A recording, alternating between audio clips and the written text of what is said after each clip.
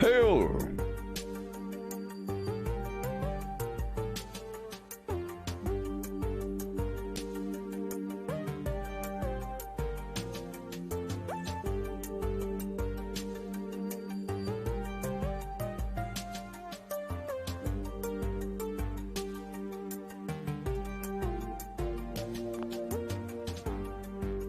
So, hello. There's a new update. Check it out. Doop-a-doop-a-doop-boop-boo. Yeah. Welcome back.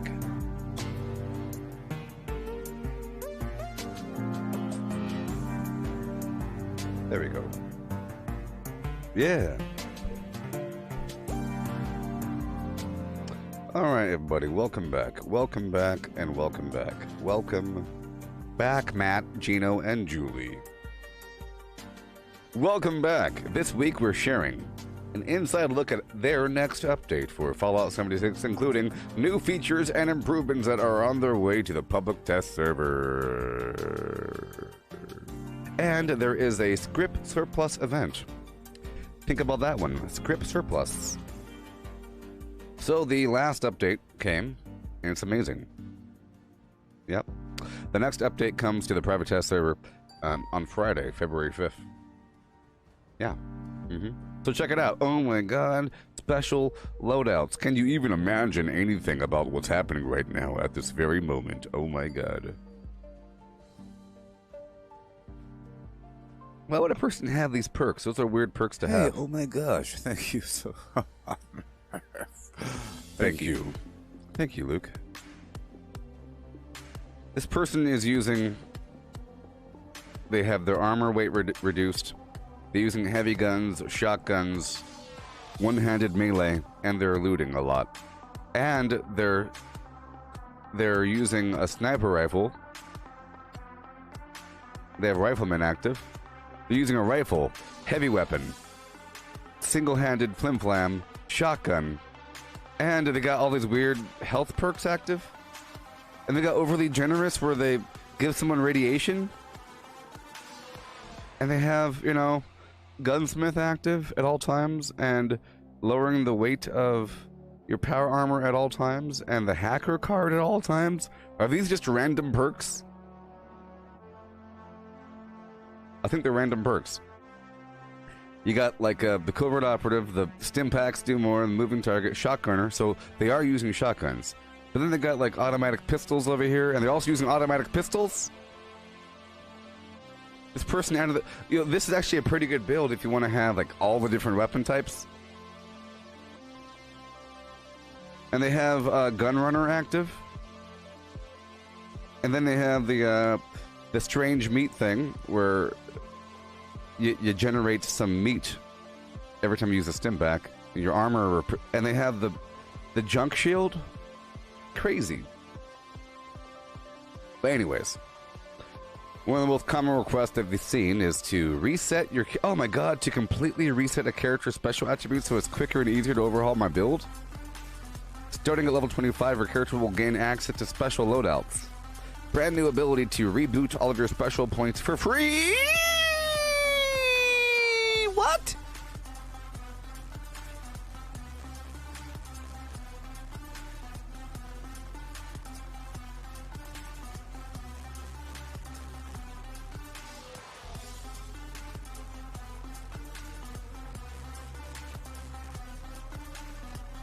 I'm still alive. Okay. You hear that? I know that you might have already read this. But look. In Assassin's Creed Valhalla, hey there, Mike, you're able to completely reset your entire build whenever you want to. And it's kind of fun, going through, hitting a button, and just resetting everything.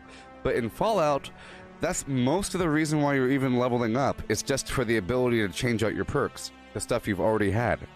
But now, you'll get the ability to reboot all of your special points for free whenever you're in your camp. That's a big deal. Why aren't you people freaking out? It's the biggest deal in the world. That's the main reason why I'm doing anything that I'm doing. If we had this a long time ago, I would have had a solid build a long time ago. Most of what I'm doing is just experimenting, moving my points over so I have to level up 10 more times, or 15 more times, or 20 more times, or 2 more times, just to move something over. But now we don't have to do any of that. It's a big, big deal. It might as well be a whole new game. It's a big deal.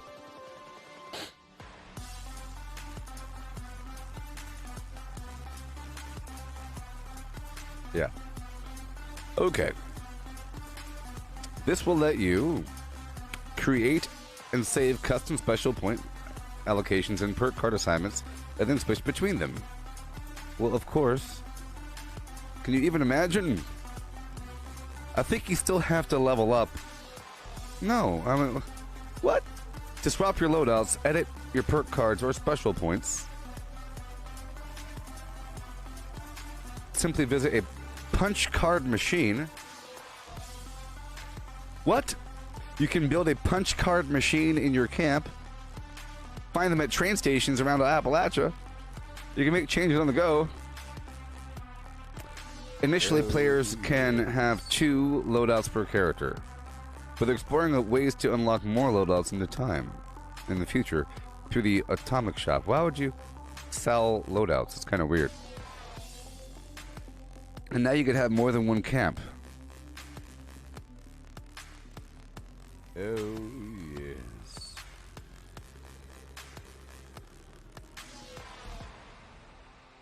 What in the world's happening? This is amazing.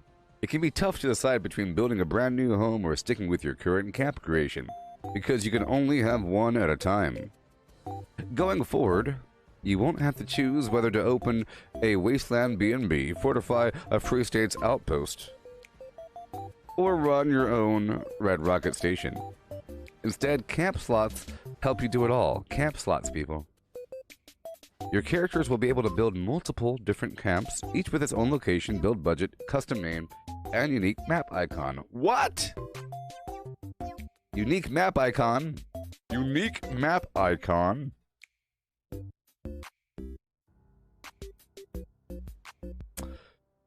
Only one camp active at a time. You can switch between them. How many can you have? What? Managing the items you want to sell is even easier because vending machines now feature a large pool of item slots that are shared for every instance. What? Across all your camps? What? Wait. Huh? Hold on. Sure. Yeah.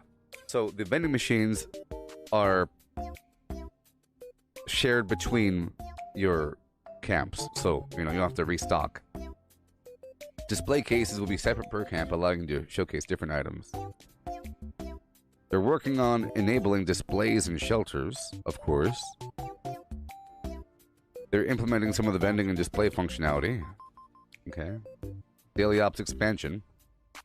A major update that will feature doubling the amount of randomized content. Okay, cool. So we'll get 3 more different enemy types and 3 more different locations and, all that garbage. To begin, you'll be able to dive into any new decryption game mode. Okay. Hunt down enemy code carriers. What? Disable radio interceptors. Pervert and dodge. What? Enemies in decryption have extra deadly attacks. Oh my god. So you have to do stealthy stuff. And they bypass your armor.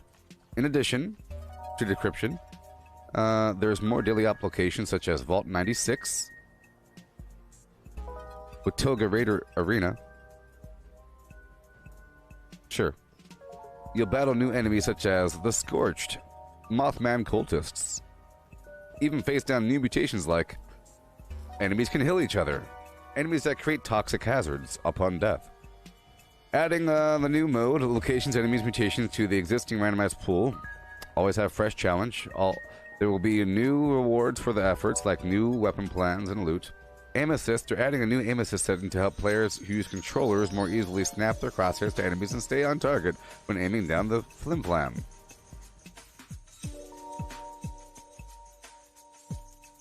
And stay on target. And stay on target. It's one thing to snap and then it just drags around like VATS. So now aim assist works like VATS. How about that? Batch crafting.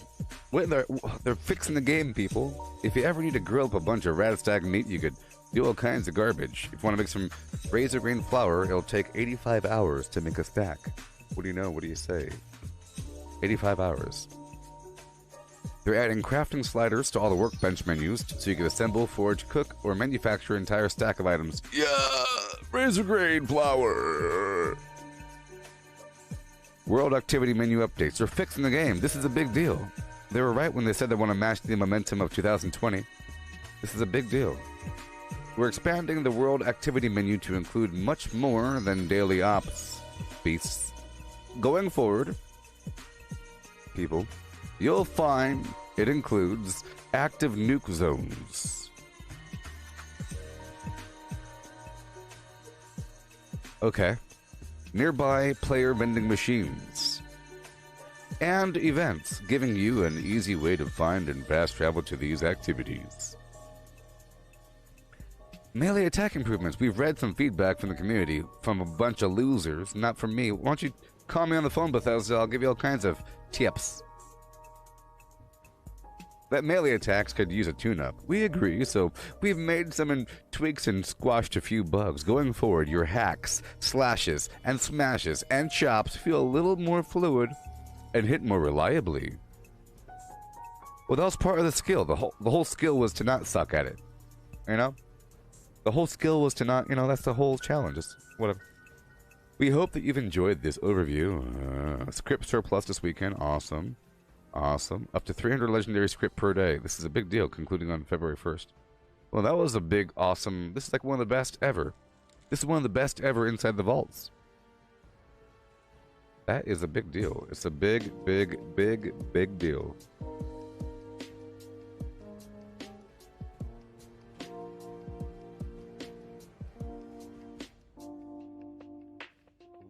Boom. Well, that's cool.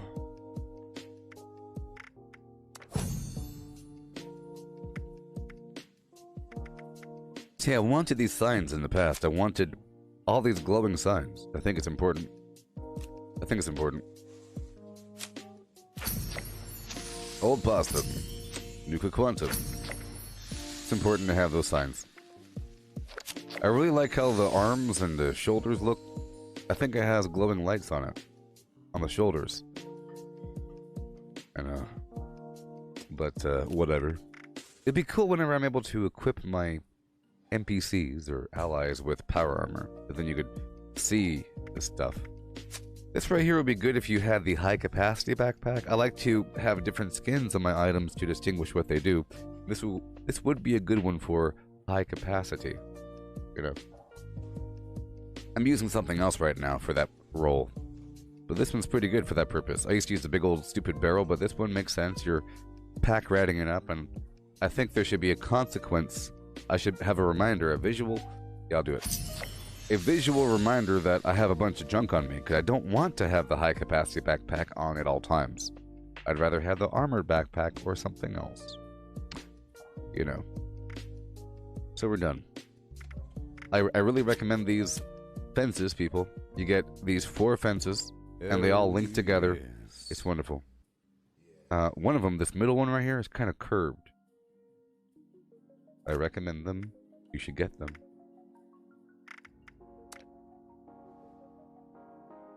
Alright, the first thing I'll do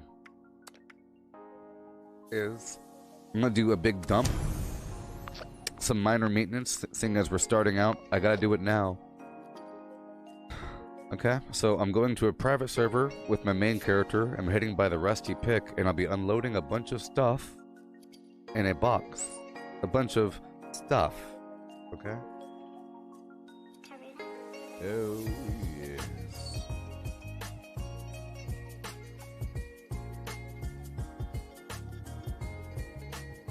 They came from behind.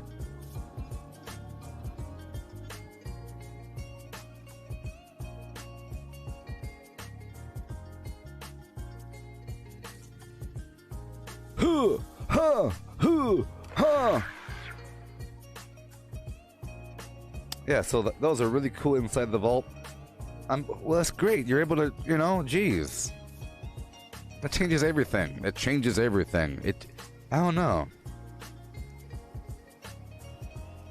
It's almost as game-changing as Fallout First and infinite junk capacity. You know what I mean? Once you get infinite junk capacity, that changes your entire dynamic of how you treat junk and what you do every day. With bulking and, you know, all that stuff.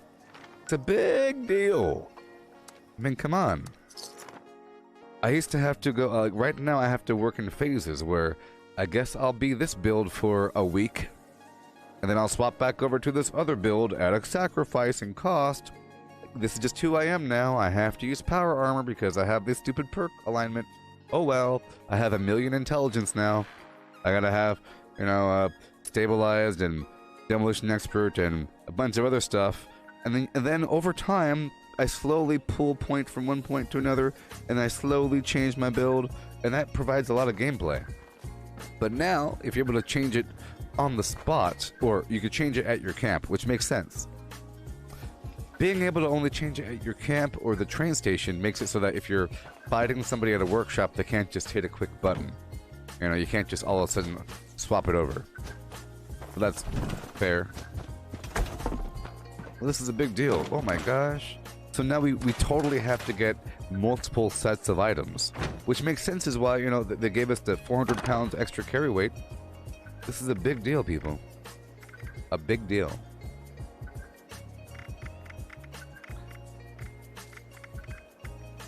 It's a big deal. Alright, I'm about to pull some stuff out. Transferring some stuff over. I think everything else is fine, though. Do I need to?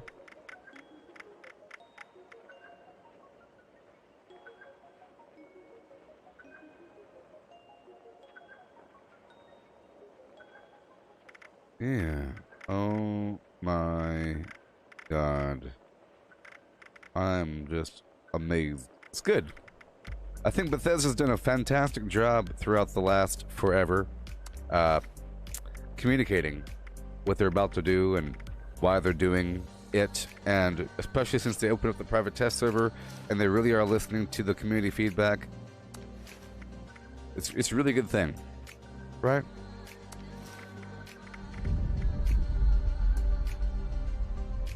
What's happening? Oh, hey, Mike. Oh, You mentioned yesterday about not being able to sleep, not getting the REM sleep. I took your advice there, and I slept in a little bit. Normally, I get up right when I get up, and it's not good. But this time, I think after I initially woke up, I went into a dream. Or at least I remembered the dream from before, you know? I've been getting terrible sleep. I think it's because of the temperature. You know, the weather. I have to stay cocooned and then I can't breathe. You know what I'm talking about? When you're trying to stay warm and you get the blanket over your head and then you wake up with your head exposed or you just can't breathe. It's terrible. This compromise back and forth with my legs getting cold. So I brought more blankets over to bury myself, but then it gets worse. I wake up and the pillows fall off the bed. Terrible. I need to get myself a better pillow or something. I have like some terrible pillow situation. I'll probably invest in that. Or I might invest in a better gaming chair, the kind that you could sleep in, because sometimes I sleep in this chair. Whenever the stream is over, I just kind of lay back, but I can't lay back enough. And there's chairs that you can lay back in, so I think if I get myself a nice gaming chair that I could just sleep in, that's the answer. Because then I'll be in the proper position, you know, like the Matrix. And if I could also use VR in that chair, like a chair that can rotate. It has to rotate freely, rock back and forth, and yeah. Like in Ready Player One movie, like a big old chair. Yeah. That's a ticket. Don't buy the MyPillow. I'm specifically thinking about buying MyPillows. I heard that there's a registry of anyone that buys a MyPillow. Sort of like in Conspiracy Theory movie, whoever bought the Catcher in the Rye movie was tracked. Or the Catcher in the Rye book was tracked. Okay, so I'm now consolidating. I'm transferring some stuff over to my other character. Maybe. Maybe. I don't need to actually right now because we have the 300 script capacity. But I will be transferring over some maybe alcohol, pre-war food, just a few extra items here and there, you know. Long-term flim-flam. All the Nuka-Colas. I gotta keep doing this, you know. All the other alcohol. For now. But it's good, you know, they announced their future changes. We get to think about it and talk about it and prepare for it. You know. Think about it, talk about it.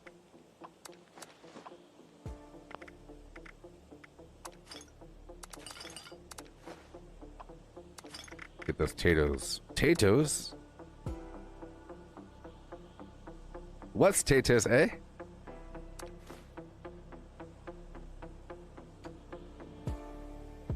That MyPillow guy. He wants that money for the heroin. That black tar opium.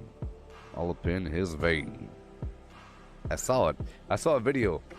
It might have been a deep fake, but he was injecting some black sludge into his arms. Smiling at the camera. Saying thank you for your money, losers. And I was shocked. Not him. He's the backbone of America. He's the success story that we all look up to. Yes. If he can make it, I can make it. If he can make it, then I can make it. Of all people. Yeah.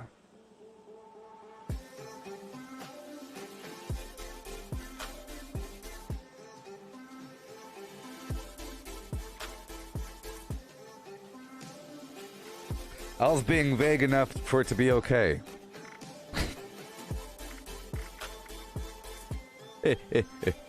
I was being vague enough for it to be okay. Just vague. Let's not get specific now. You can lie about it, just don't be honest about it. The key is to lie. You don't want to be honest. Because lying's fun. Lying is fun. Honesty is evil. You know what I mean? I mean, if you say, I heard that Mariah Carey owns 14 zebras and eats them in rotation. Can you believe what Mariah Carey did? That's wholesome and fine. Mariah Carey eats zebras. News at 11. If it's completely obviously a lie, who cares? But true things? Mariah Carey owns a fur coat. And she does? That's not good. It has to be a lie.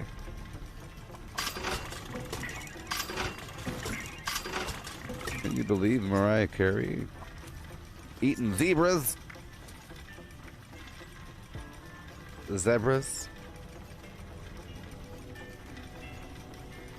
Alright.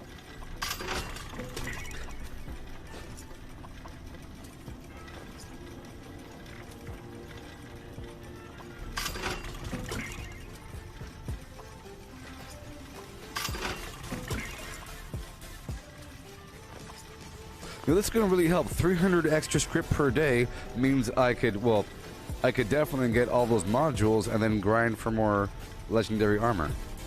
Awesome. This is a big deal. Okay, well, let's go to my other character. This is a big deal. So, let's go to my other characters, and I'll be transferring a bunch of stuff over. 300 script per day.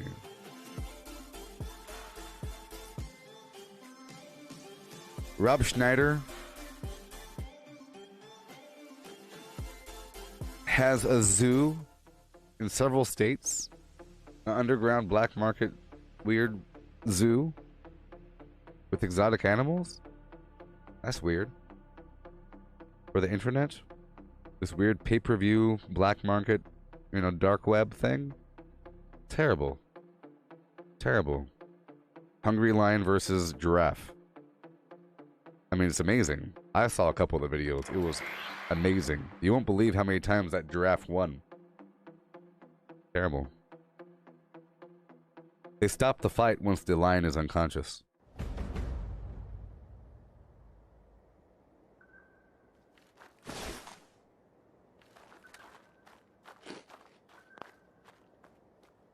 That Rob Schneider. All that Adam Sandler money. Go back in here.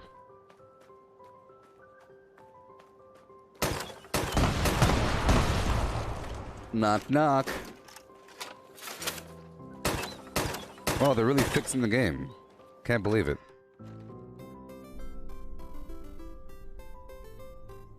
Zebras.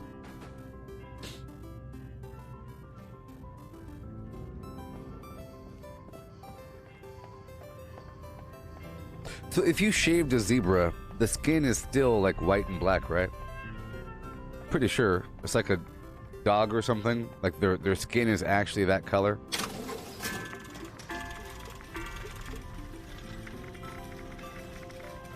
Oh wow, we're about to get cleansed. So step one, I'll go over here, really far away, and I'll get some 3 stars. Let's get some 3-star melee weapons, huh? They're always fun. Let's go for 3-star melees.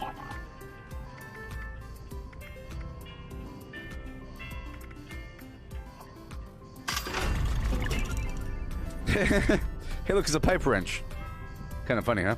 Pipe wrenches should go for a lot of money right now. Exactly right now. Furious Hatchet.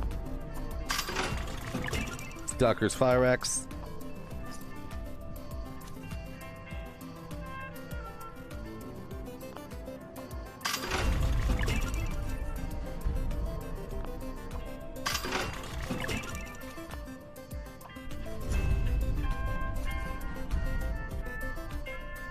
Brandon, the script vendor now offers up to 300 script per day instead of 150. So I'm pulling some stuff over from other characters. Ooh. +1 strength, faster swing speed, ghoul slaying officer sword, which is pretty cool. It's nice to go down to some place with a bunch of ghouls and use some interesting weapon. Oh my gosh, can you imagine being able to make quick loadouts? It's gonna change everything. Ah.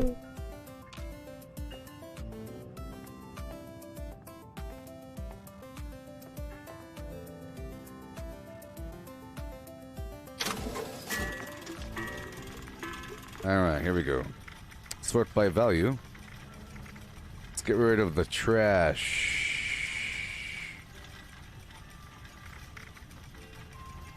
You're gone, you're gone, you're gone, you're gone, you're gone. All of you, all of you, all of you, done.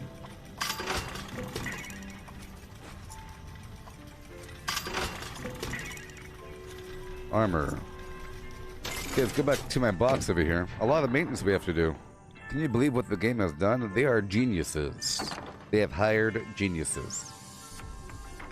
Can you imagine? They know exactly what they're doing. They know how to space out these updates. Oh my gosh. Sort by value.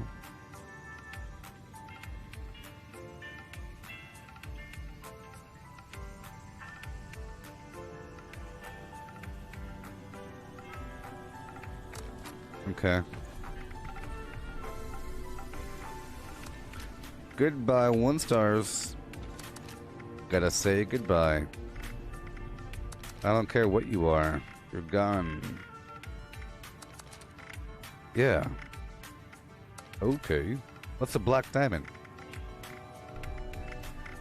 It's a pretty important weapon.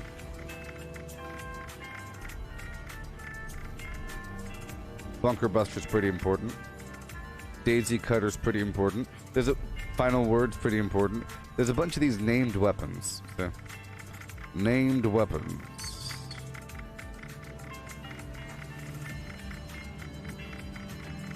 It'd be cool to have all of that on display, maybe. There you go. Armor. Stand fast. Last bastion. You see all this garbage? Yeah. I'm gonna transfer some stuff over pretty soon. What should I transfer over? A bunch of magazines? Oh my god. You wanna hold the bobbleheads? I'll give you the bobbleheads. You wanna hold the bobbleheads? Let's do it. Because, look, my stash can hold 1,200 pounds on all my mules. It's sort of a big deal. Sort of a big deal.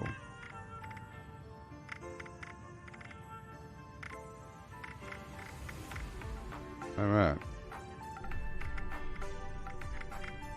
Okay, so now let's walk outside and do some stuff. Blink. Take your time, Pistachio.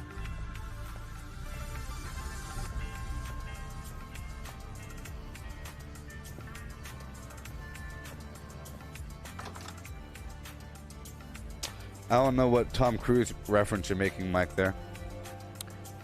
I don't know what you're talking about.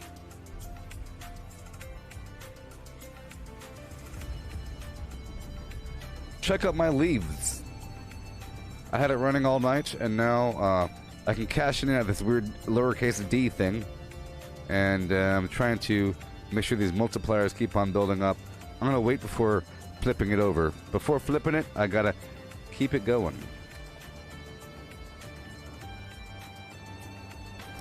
Okay, I'm going to pull everything from here. And now we're going to put in more of these choice items, sorted by value, sorted by weight. You know, I want to get rid of the really nice items. I want to sell them as a showcase so that I'm proud of what I'm selling. But I want to sell it based upon the weight, you see. The lowest weighing 3 stars. So I'll pull some other items over. Reduced weight, doesn't matter. Nocturnal, Death Tambo, if faster swing speed. Nocturnal, who cares about that? I don't care about you. Faster fire rate, reduced weight, nocturnal, plasma pistol, eventually. Some damage, you don't care. Nope.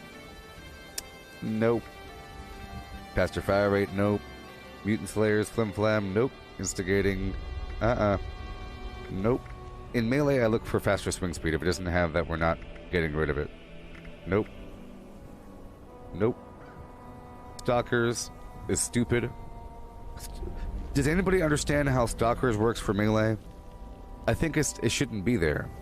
If not in combat, plus 100% VATS accuracy at additional AP cost. It's a melee weapon. You always have 100% VATS accuracy. Is it a bug?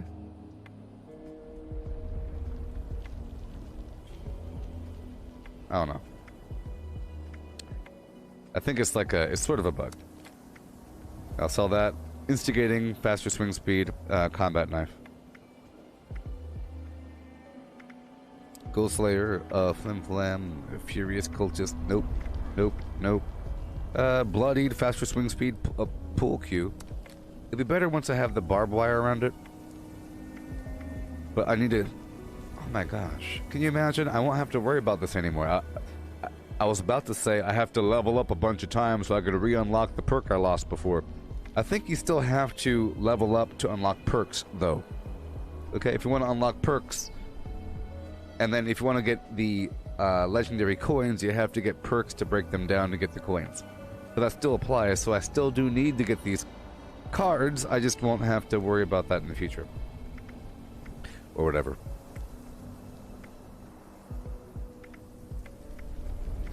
Okay, right on through, right on through. Faster swing speed,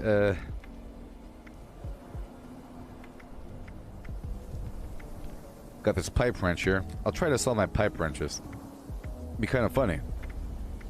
I think people will want any pipe wrench at a certain point. But I think a troubleshooter pipe wrench might be good because for the week at least you have to destroy the robots.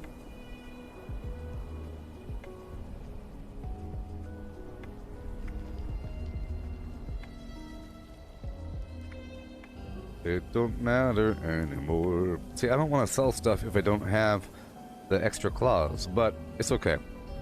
We'll just assume that they have it. So faster swing speed, anti-armor meat hook. Sure. I'm just selling a bunch of garbage. I'm trying to load up my vendor. You know what I mean? Faster swing speed, troubleshooter, +1 strength. Sword here.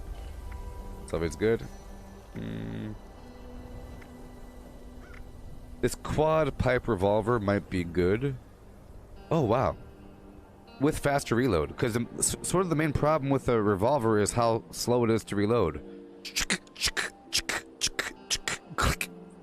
Pow.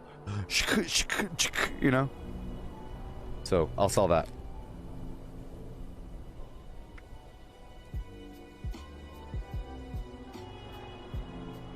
It would be cool if legendary mods worked for every weapon type.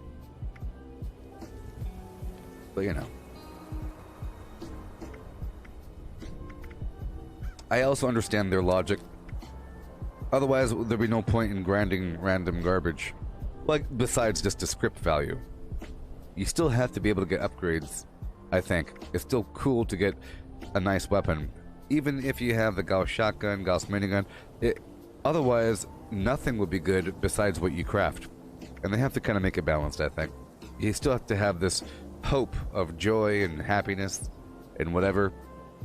For example, you can't craft legendary bows, but you can get a legendary bow once you get the plan for, you know. So it's...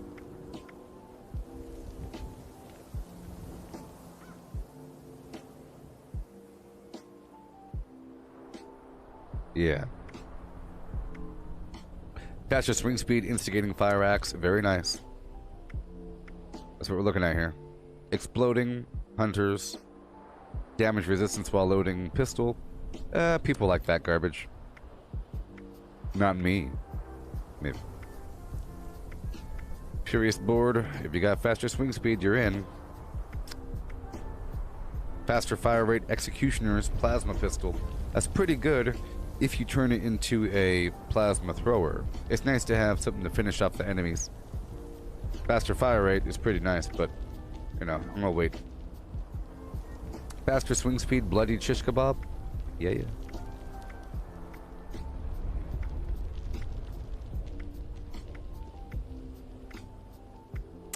Exploding and nocturnal.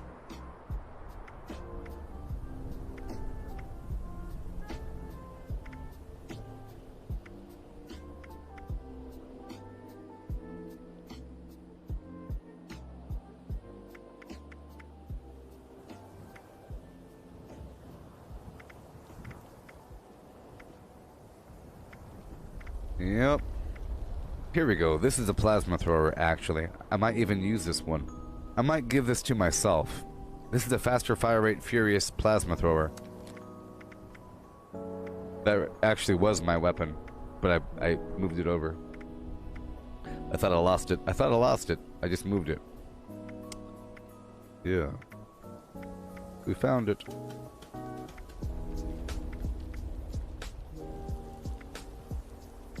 Assassins, faster swing speed, pole hook. Pole hooks are pretty cool. But they're supposed to change it up, so it's going to be pretty fun, you know? If you have a sledgehammer, it might actually feel like you're hitting them with a sledgehammer. Like, clang, boom. Maybe the enemy will respond more to the direction that you're hitting them. You hit them sideways, and they'll fly sideways more often.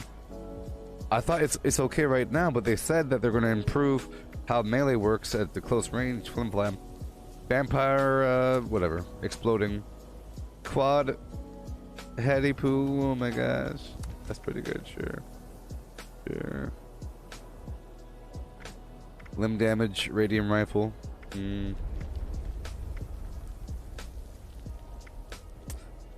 All this stuff, gotta give myself.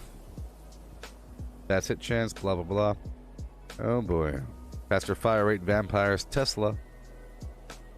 Sure. Vampires, explosive, handmade.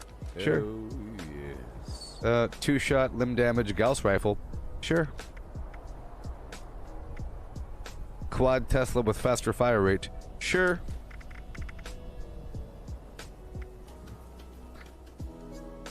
Quad, faster fire rate. Cryolate. Oh no.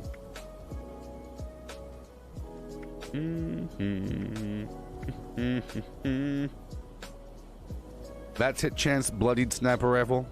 Or 50 cal. I used to use this one. So I'll sell it. It's a pretty good rifle. Bloodied, more damage while aiming, hunting rifle. I'll sell it. See, one, you run around and go kapow, kapow, kapow, kapow. It's very powerful. 50 cal, that's hit chance, bloodied sniper rifle. Very nice if you're using it with VATs, running around hitting their heads. Versus, you know, whatever.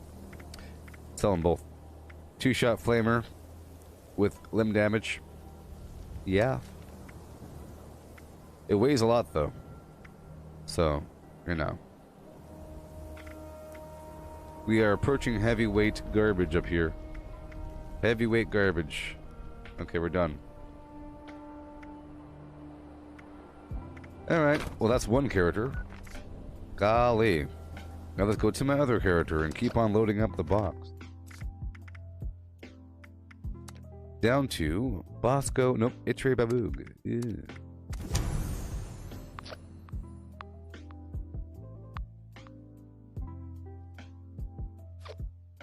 Yeah.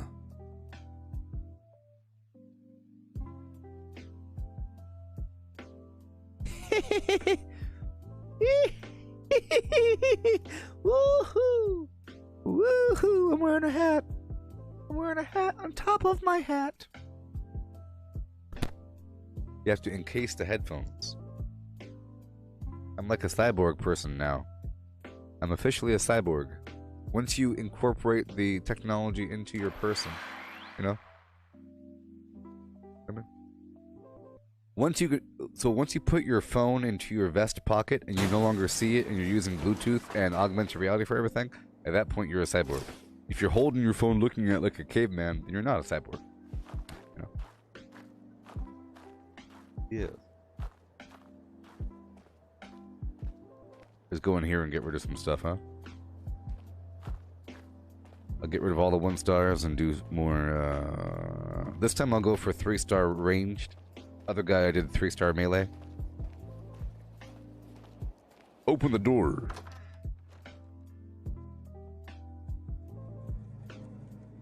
Do you? Oh no, do you? Oh no, do you?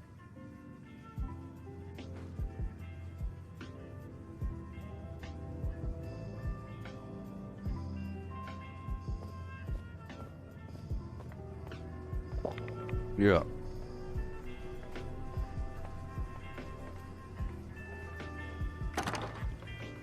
Weapons. Sort by weight. Or, yeah, weight.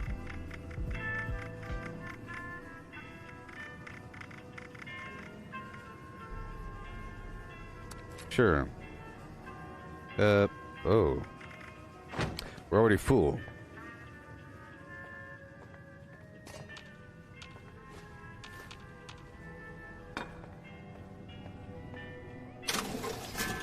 Alright, so let's sort by value.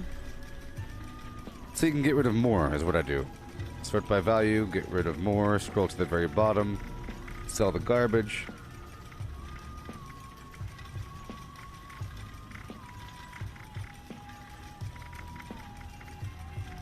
All these 1-stars. And these 2-stars. All the way up to... there.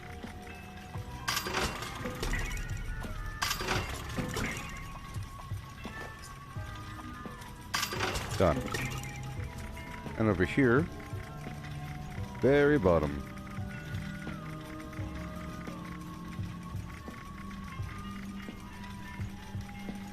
I'm sure I got some garbage. You. Nocturnal.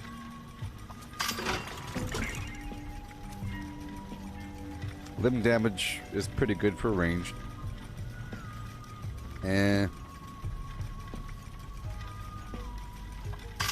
Melee weapons without faster swing speed need to go bye-bye. You know? Boxing gloves. Rolling pin. Pipe revolver. Oh. Oh no. I'll keep the shovel. It's nice to have legendary shovels from time to time. Faster swing speed. Yeah. I can just get rid of all of the melee that doesn't have swing speed. How about that one? That's an easy way to go about it. It's like a needed thing. Hey look, Assassin's Pipe Wrench. Tenderizer. I forgot all about that weapon.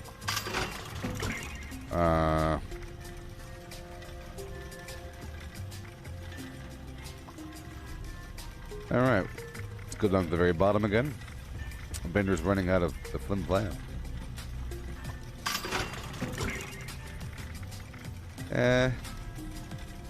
Oh no, you're exploding. Okay, that's good enough. And now we will get more.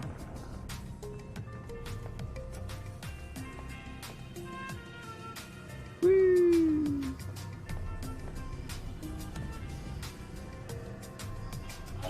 Going for 3-star ranged. Whoa! Whoa! Freund Laban. Freund Laban. Wow! Wowie zowie kapowie! Wow! It's a 2-shot exploding 50 cal with +1 agility.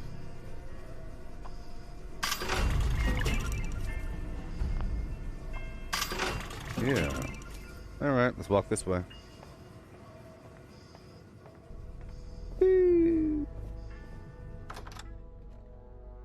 Everywhere you go, I'll follow you, all up in your face. Follow you down, all up in your face. Up in your face. Shut up. Hey there, I'm sorry.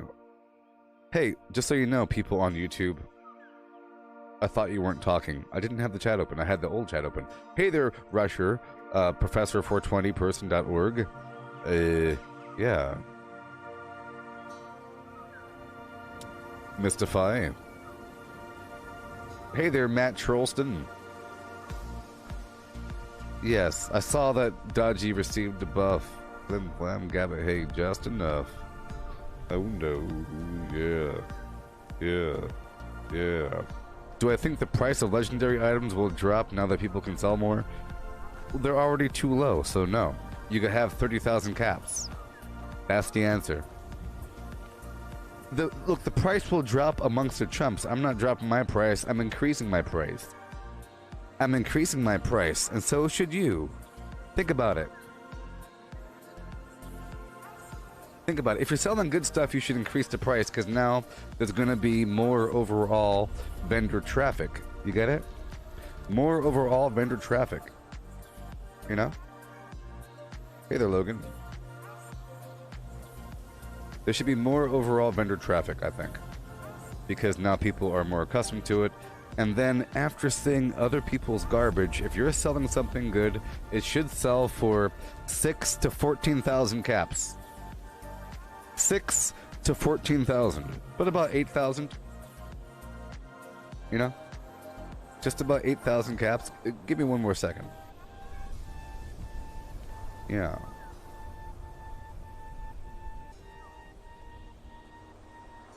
Alright. Here we go. And now I will transfer more items based upon weight. I'm trying to transfer over all the good stuff, you know. Maybe even that 2-shot explosive flim blam. It's gonna take a second, don't you know? There we go. Ghoul Slayer, faster swing speed, lower weight. I'm gonna take a second to get all worked out because I'm transferring over a bunch of stuff. So which means I have to transfer some stuff back out because I want to sell a bunch of weapons over time.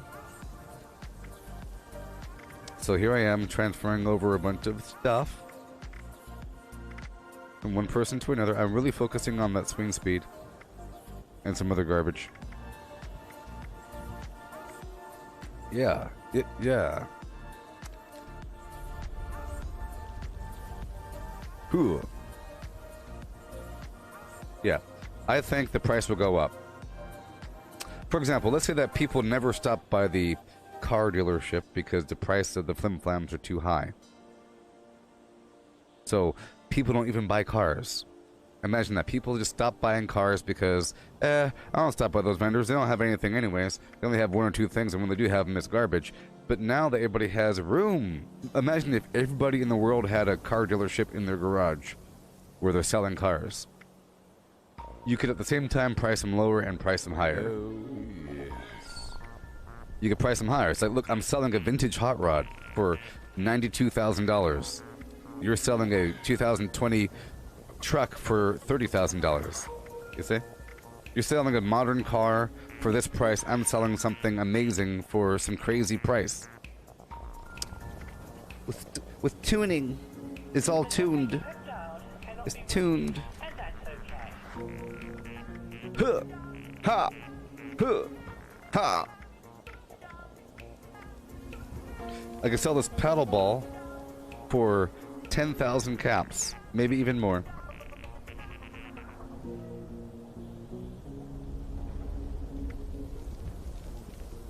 Pipe wrench.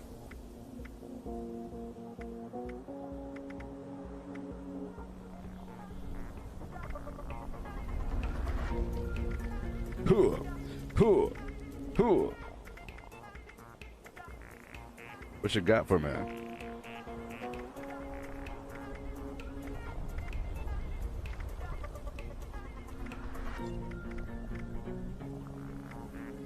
People are still talking trash about this game. And here's the thing. Let's say that you say, but no, it has all these amazing features. Their response is what? A person that hates the game will say what? It took him that long. It only took him 3 years. Is what they'll say. It only took him 4 decades to start having cup holders in cars. That's why cars suck. What? Cars don't have bumpers. Well, they do now. What? They have bumpers now. It took them 92 years to make bumpers on cars. Cars are garbage.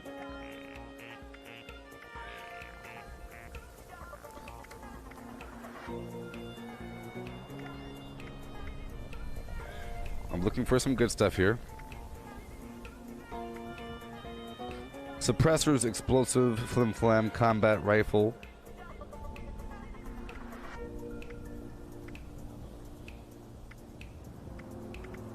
We're getting there. We're getting there. Bloodied Gauss rifle with faster fire rate. Does that mean it charges faster? I don't know. Pooh. Pooh. Pooh.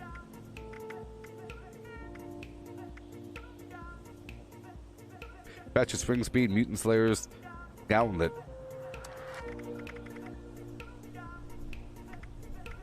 Two-shot. More damage while aiming, flamer.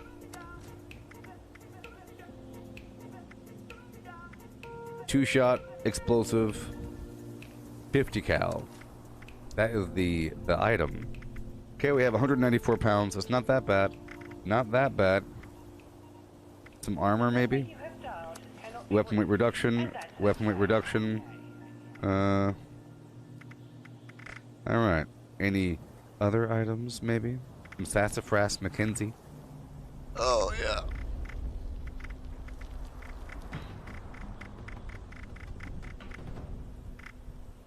Okay. Any more 8 items? Nah. Alright, goodbye. Back to my main guy. And then I'll pick and choose and do what I have to do.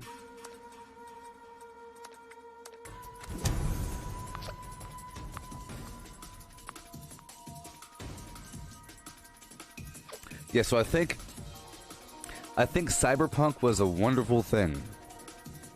It was like I think Cyberpunk was one of the best things to happen to the world of gaming. You know why?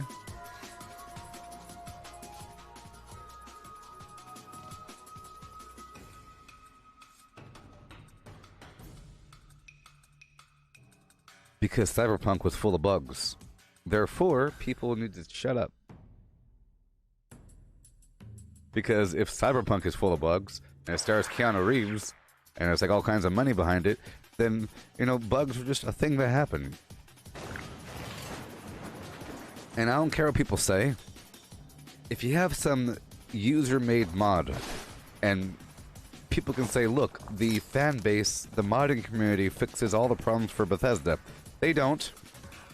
Whatever their mod has is full of bugs as well. But people ignore those bugs because it's made by a person. If a person makes something, you ignore all the flaws. If the real company makes something, you expect it to be absolutely perfect. You know, if another player made something, there's going to be some problem with it. It's going to be too resource heavy.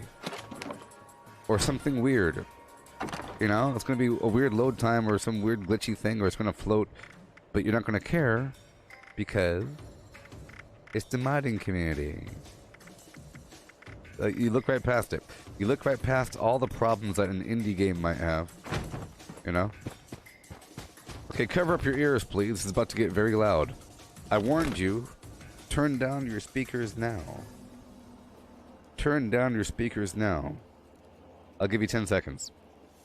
Take out your headphones. Ready?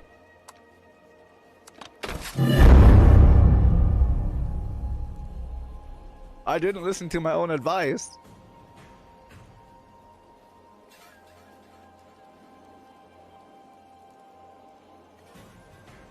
I'm damaged. I'm damaged. I can't see. Alright, let's load her up rawhide. Ride them in. Okay, we got a bunch of stuff here. Sure. Uh-huh. I'm about to see how much weight I really have to play with.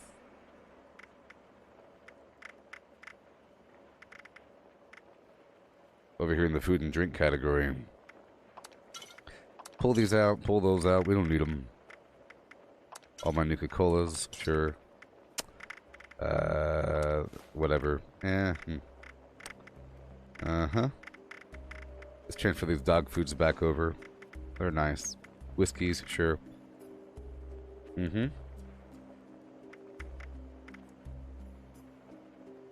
I'll stay with the serums. These other items, goodbye buff out.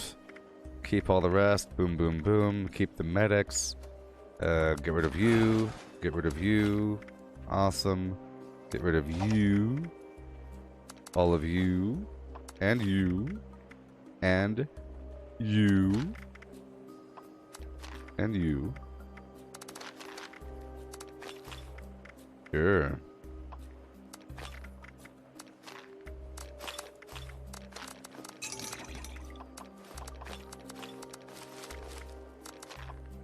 Yeah. Yep. I'm gonna put all this stuff back in the box here. This is how we do it. It's Friday night and I feel alright. The party's here on the west side.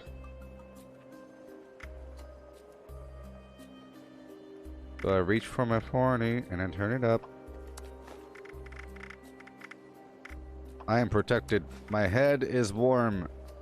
The rest of the body responds, baby.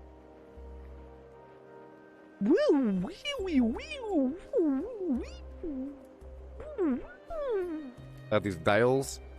I got dials in the side of my head. What do you got? Nothing. I ain't got no eyebrows. What do you have? Nothing. Okay. Alright, let's move over these hardened massacles. I'll move those hardened masses over. Get rid of all these mods, huh? Maybe. And we'll deal with what we have over here. And now, vis-a-vis ergo concordantly, I can move over these weapons over here.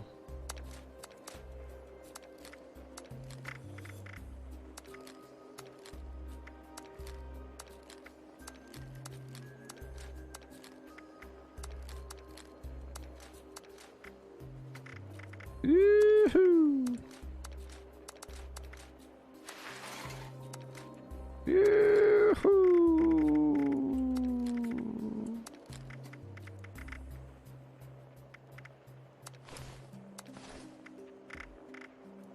That's right.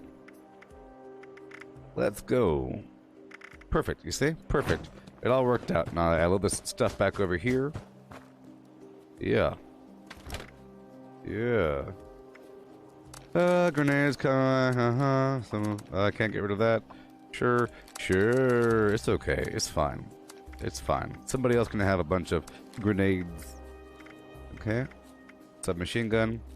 Armor, meh. Apparel, meh. Food and drink, okay. Get rid of all the beer. Canned coffee, it's okay.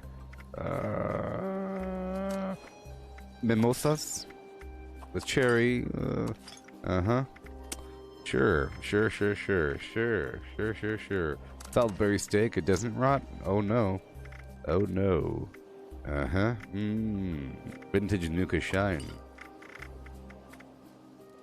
8 items. Everything. And I mean everything.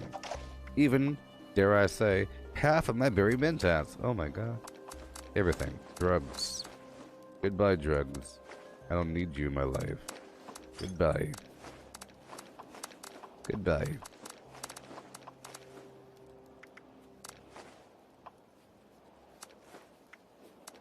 And I'll go ahead and convert, well, I'll get rid of half of these. And I'll turn these other 9 right-of-ways into pure, they diluted. Sort by weight over here. Gunpowder. Sure. And sort by weight to nothing. Junk. Harden mass. Consolidate. Mods. Goodbye. For another time when we are both cats. Done. Done. And now I'll go back to my box and get rid of all the fluff here. I have a bunch of fluff up in here. It's fluffy garbage, you know what I mean? Fluffy garbage. All this meat and whatnot, I could sell it. Spoiled meat I could smelt. Everything goes bye-bye. See that? I don't need 74 berry mentats. I'll transfer 50 into my stash. Perfect. Perfect. All the grenades I'll put back in. We have 50 pounds left. Not much, but that's what we have to work with for now until I do another processing procedure. The bonus here is I just gave myself a ton of weapons for sale. Okay, now we go to another character, namely Pistachio.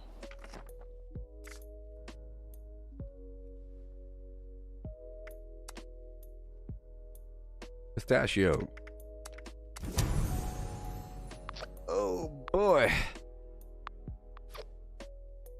I'm so cold. So very cold. It's been raining for a couple days now. It never rains here.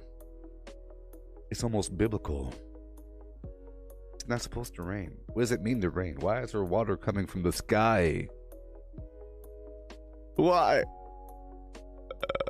Why hasn't it stopped? Is it ever going to stop? Based upon my calculations, the rain will never stop. It's been raining for a couple days now, and it's not going to ever stop.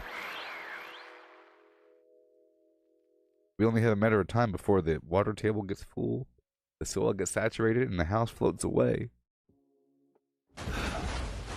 Erosion.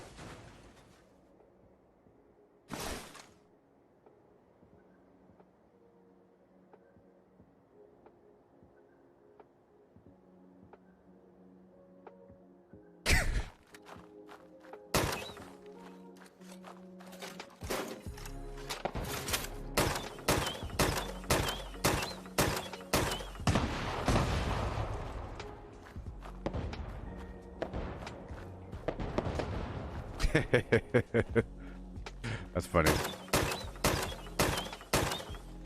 Because they should land in reverse, you know, if you shoot far away and then closer, they should all land at around the same time if you do it properly.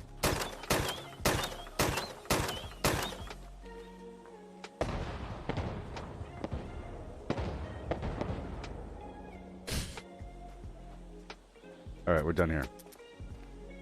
Give it to me, what you say. Alright, we're done. Back to my main character. You see, we had... Look, now we're good to go. Now we're good to go for a while. Huh? Wouldn't that be fun? You see, I had to do that. I had to do that processing right now. Now go back up to the main world.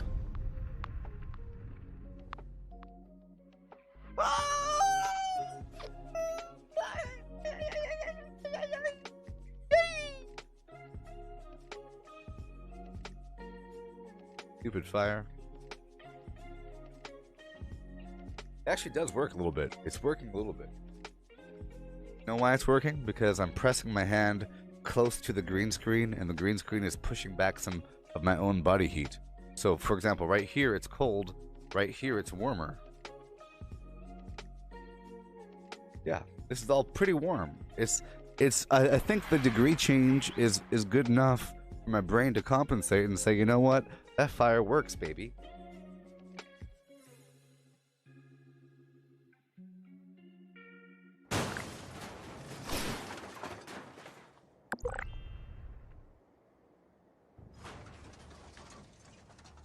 Right? Alright, here we go. I'll join some team of Mam-Simians. You gotta find the Mam-Simians, people. How cold is it? It's not that cold. It's cold enough. If you're not doing anything, if you're sitting in one spot for hours, it starts to get pretty cold. Sort of. Hey, Gorgana.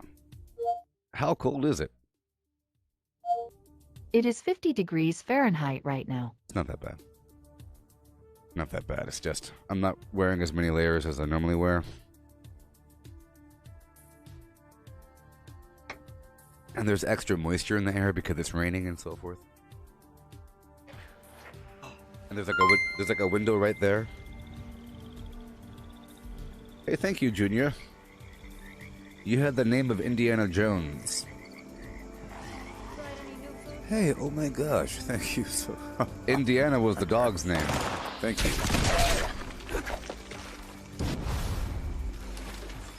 You know that Indiana's real name is Junior. He just calls himself Indiana, even though that was the name of the dog. Of the family dog.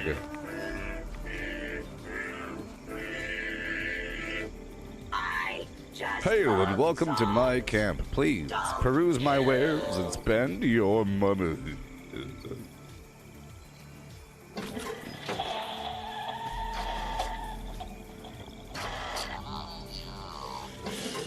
Spend your money. Yeah.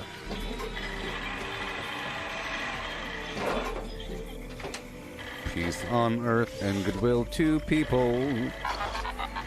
Sort by weight. I want to sell the heaviest stuff first. Oh, yeah. This two-shot. This two-shot. This two-shot. This bloodied. And this bloodied. And this quad thing. That thing. All this garbage. Really good. This thing. Bam. This thing. Boom. My prices are out of this world. Quad Tesla. Two-shot explosive. 50. La, la, la, la, la, la, la, la, bam. 14,000. You. Bam. Two-shot. Oh. Bam. Vampire explosive, a flim flam.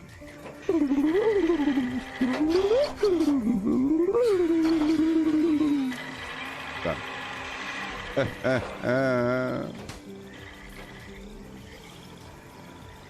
Which weapon plans are worth getting from Vault 79? Well, do you have the mods that you need for the Secret Service armor? It's good to get that stuff. And maybe you can start getting some T65 garbage and the mods, because there's a bunch of different mods, you know? As for the weapons, nothing. The vendor doesn't really have a bunch of weapons. You have the Gauss shotgun and the Gauss minigun, which are the good things, but that comes from the Raiders and Settlers. you know? Raiders and Settlers sell that stuff. So you have to get it from there. The Gauss pistol ain't all that hot. The plasma caster is, you know, whatever. You know, these things are so-so items. But it's really about that armor. All the Secret Service stuff. And you want to have the bolstering mod for the armor. And it's nice to get like the hardened mod and the jetpack. And then for the legs, it's nice to get the custom fitted or the sleek. Custom fitted is like a free marathoner effect. Sleek makes you move faster while stealth. The arms, it's nice to get the stabilized mod so you could have this effect. You see how tight that is? See how it's not moving? See how it's just not moving? Watch this. You see how it's just not moving?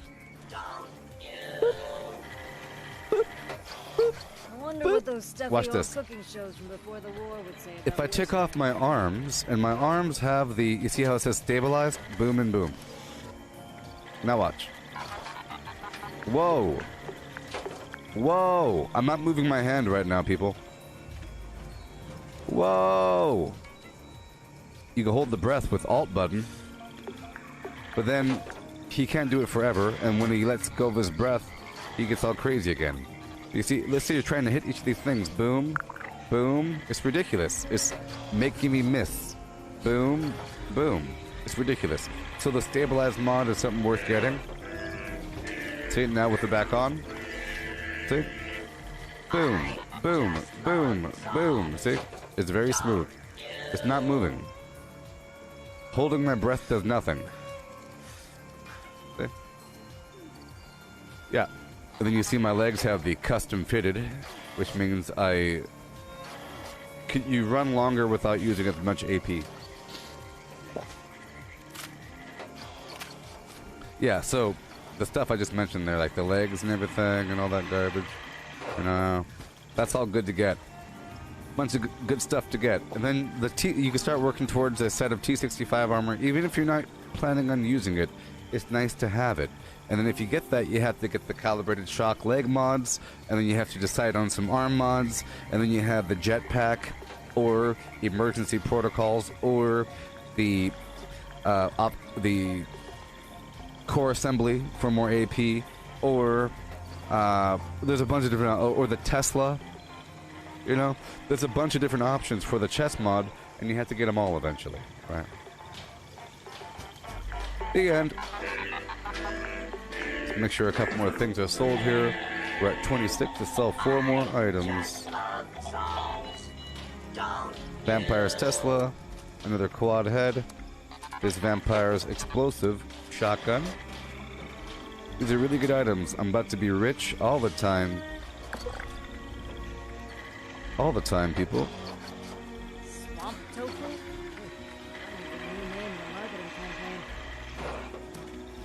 I got these 2 armor pieces that have weapon weight reduction, so I'll sell them for like 4,000. They're not the best, but they're pretty good. Alright, we're done there. And now over here, with my little vending machine. Do you have anything else to sell? I can sell berry mentats. I'll sell half of my berry mentats for 55 each, or the default. It's nice to sell. Yeah, I'll sell them for 55 each. Because I don't want to sell them all. But I want to make it where if a person has some money, they'll buy a few of them. But not all of them, because I still want them. And I'll sell some of that right away. Doesn't matter. As for the food, there's nothing really to sell. But there is. I'll sell the canned dog food. Here, I'll add to that stack of 25 apiece. 25 a pop for that canned dog food. And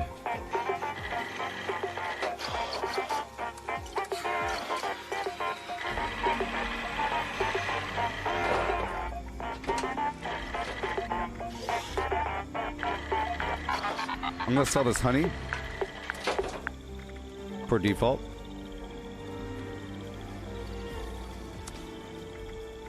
And the whiskey, I'll add it to the stack for apparently 30. That's kind of expensive, but whatever. Alright, we're done. Are you done? 5 more items. Let's go sell 5 more items. Shish kebab, this, I'm not gonna sell this. You know what? I'm not gonna sell this plasma rifle because it's really good. Make a fresh pot of sweet potatoes. Let's put it on my hotbar, actually.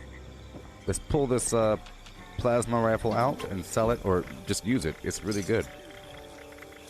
You know, sometimes it's nice to spray down an enemy. Right there in number 5.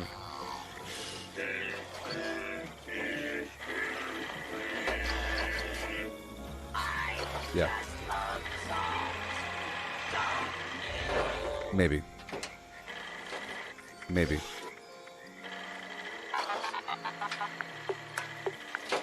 Maybe. Okay, let's keep on selling some stuff.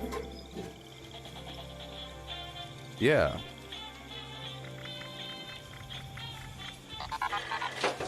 Hey, look, pipe wrench. And this instigating weapon here, and this, There you go. The pipe wrench I'll sell for 8,000. It's not all that good, but, you know, people might want it.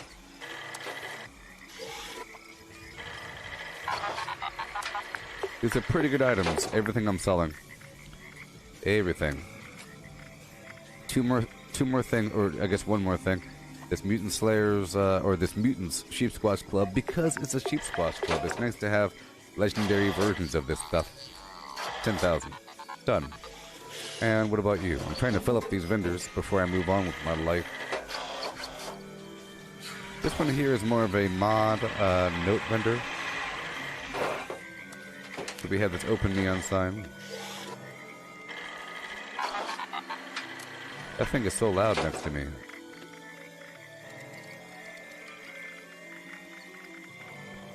Alright, I'm gonna sell some garbage items here. For default, for a full vendor. Alright, done. Vendors are stocked up. Let's make sure that everything is put away. 1145. Okay. Break down what I can break down. Armor. Put it all away. I have to make another backpack, you know? Ooh, Vampire's Tesla. I'll put that away as well. Okay. Boom. Food and drink. Alright, so we have to do some chemistry and maybe some repairs. Let's check it out. And I have to make that other backpack. So I'll slap on Super Duper. I'm still good on ammo. Oh, I need a bit more ammo. So I'll put on Ammo Smith. I'm just going to make a tiny touch of plasma, whatever. I'm not going to put on my legendary perk for this, because it's just a little bit... Just what I need. Yeah.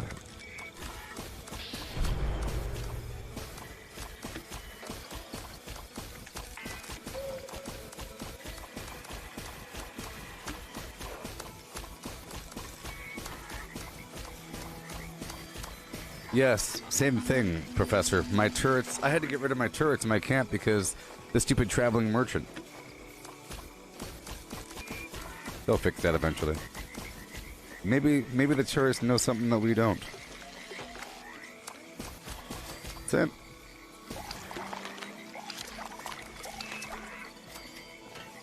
Alright. Plasma. Energy ammo, yeah. 1, 2, 3, 4, 5, 6, 7, 8, 9, 10, 11, 12, 13, 14, 15. Done. I'm really excited about those new changes. Oh boy. They probably won't come until March, you know. They'll probably exist with the private test realm for like at least a month, don't you think? At least a month of private test realming before anything else. Okay. Here we go. Repair.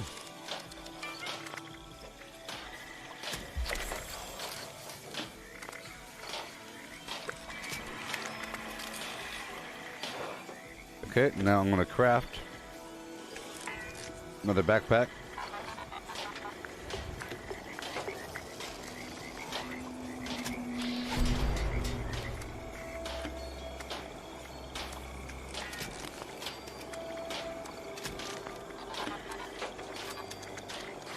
Back red. Oh no. Cool.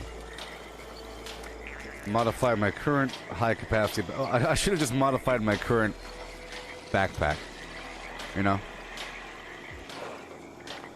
To be honest. So this one right here is gonna become the armor-plated backpack.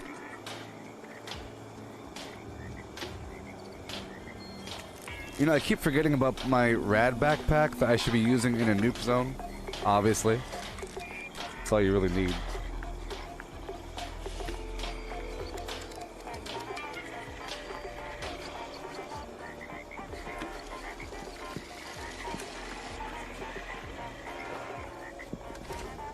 Okay, take this off and put it back on.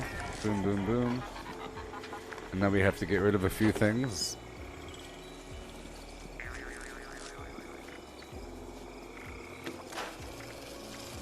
I wonder what those stuffy old cooking shows from before the war would say about wasteland. Alright. It doesn't look that bad. Tried any new food? I was concerned that it might not fit in. But it kind of matches the color scheme. It has a little bit of red. You know. Just a little bit of red. There it goes. Yay. So now we're about to go out there and play the game. After all that preparation. Well, part of what I have to do is also I have to go back by the vendor now. I have to go by the vendor now, people. And I have to spend my money because I have too much. I've got too much money. Let's see how much plasma I have. 990. So now I got this. And this. Right. And this.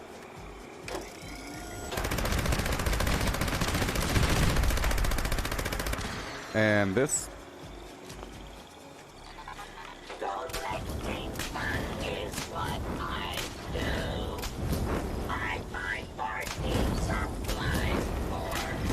Right. And now we have this.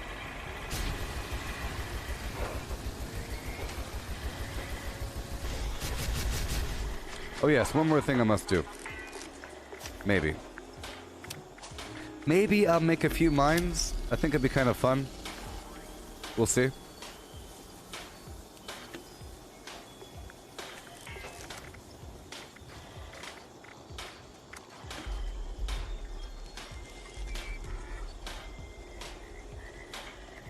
I'll make some nuke mines. Is officially on hold until I have a way to make cheese. It'll come in handy. 6, 7, 8, 9, and 10. I hope I have the super duper still on me. I do. Cool. I'll put the nuke mine up here. Just so that we know that it's equipped. Down here we'll have the dirty water. Collecting fun is what I do. I find party supplies for you.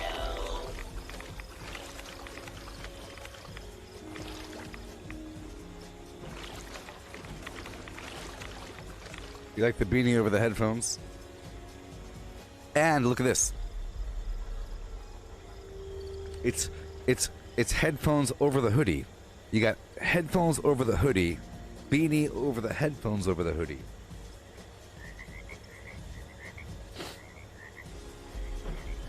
In the future, you'll have classes about how to dress to keep yourself clean from infection. And I think layers with overlapping layers, like you tuck your pants into your socks, and then you wear another pair of pants over that. You know, you wear pants over the pants inside the socks, and then you wear boots over the pants, and then another overcoat on top of the boots over the pants. You know what I mean? You have an undershirt, you put gloves over the undershirt, and then you put a jacket over that, and another pair of gloves inside of that, like big old gloves. You have gloves inside the gloves, right? A mask inside the mask. Goggles inside the goggles. Inside the goggles. Right? Mask inside the mask. Hat inside the hat. The gloves inside the gloves. We already wear socks inside his shoes. He's gonna have a few more layers. The revolution. I just love songs. This is how hippos wipe their butt.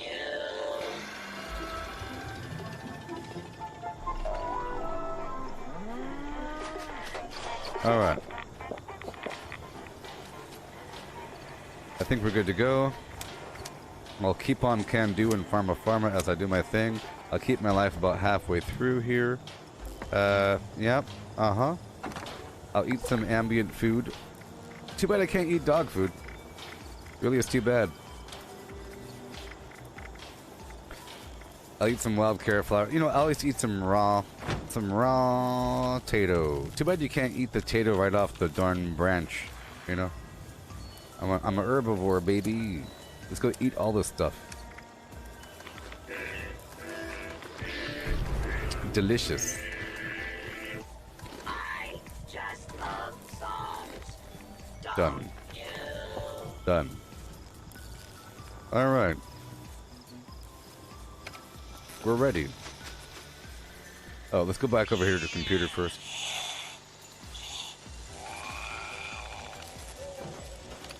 There it is. My daily planner. Meet.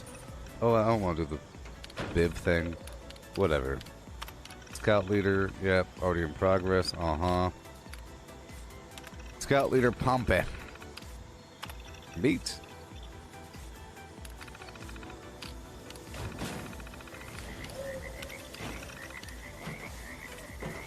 No new alerts. Alright. So I think we're all good to go. Alright, we're about to go out there and do our thing. A customer's here. My next step is to clear up my caps. I have to go down to the vendors. So probably I'll be going down to White Spring.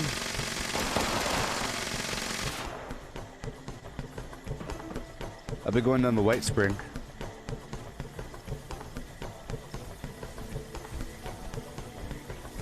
You know?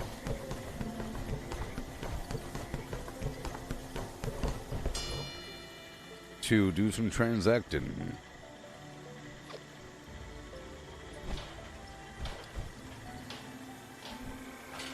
Beedly boo. With a beedly boo. I just love songs. Don't you?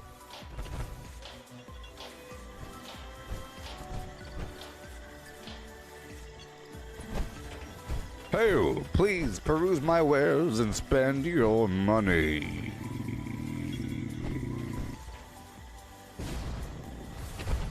Peruse my wares, spend your money.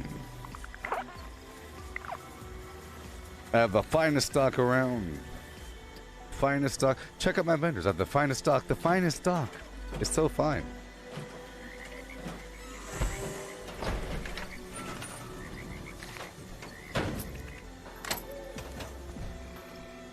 The finest stock around.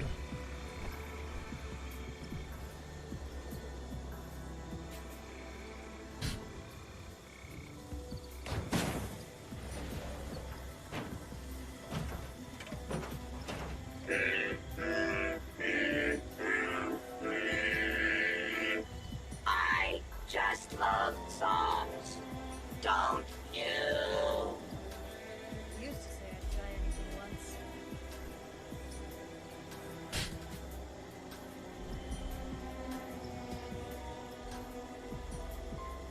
Yeah.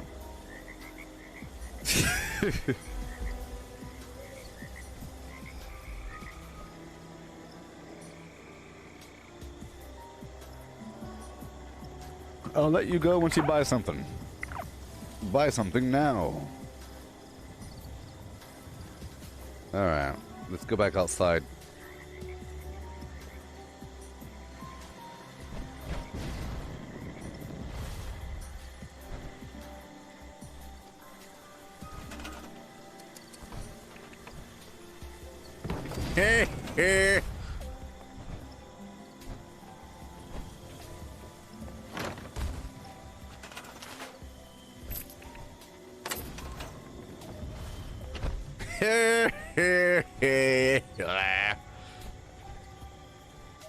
Peruse my wares.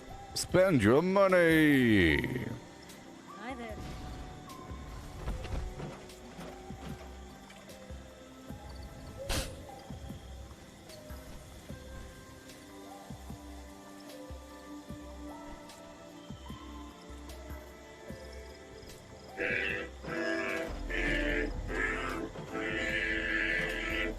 I just love songs.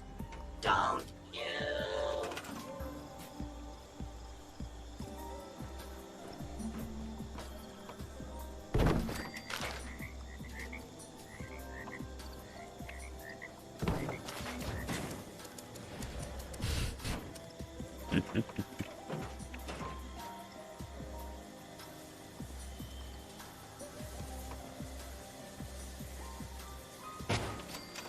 Hamburger? I'm not sure that recipe can be rescued.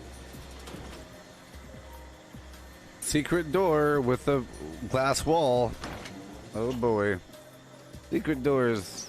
Peruse my wares. Sensors calibrated for detection Spend your money. of sparkles.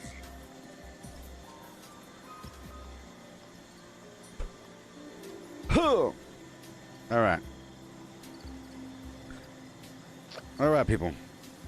I'm really excited about that inside the vault. It's so cool.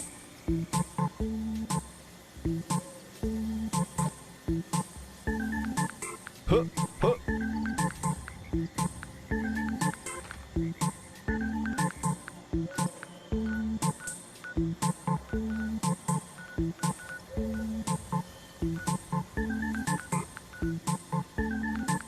Huh, huh.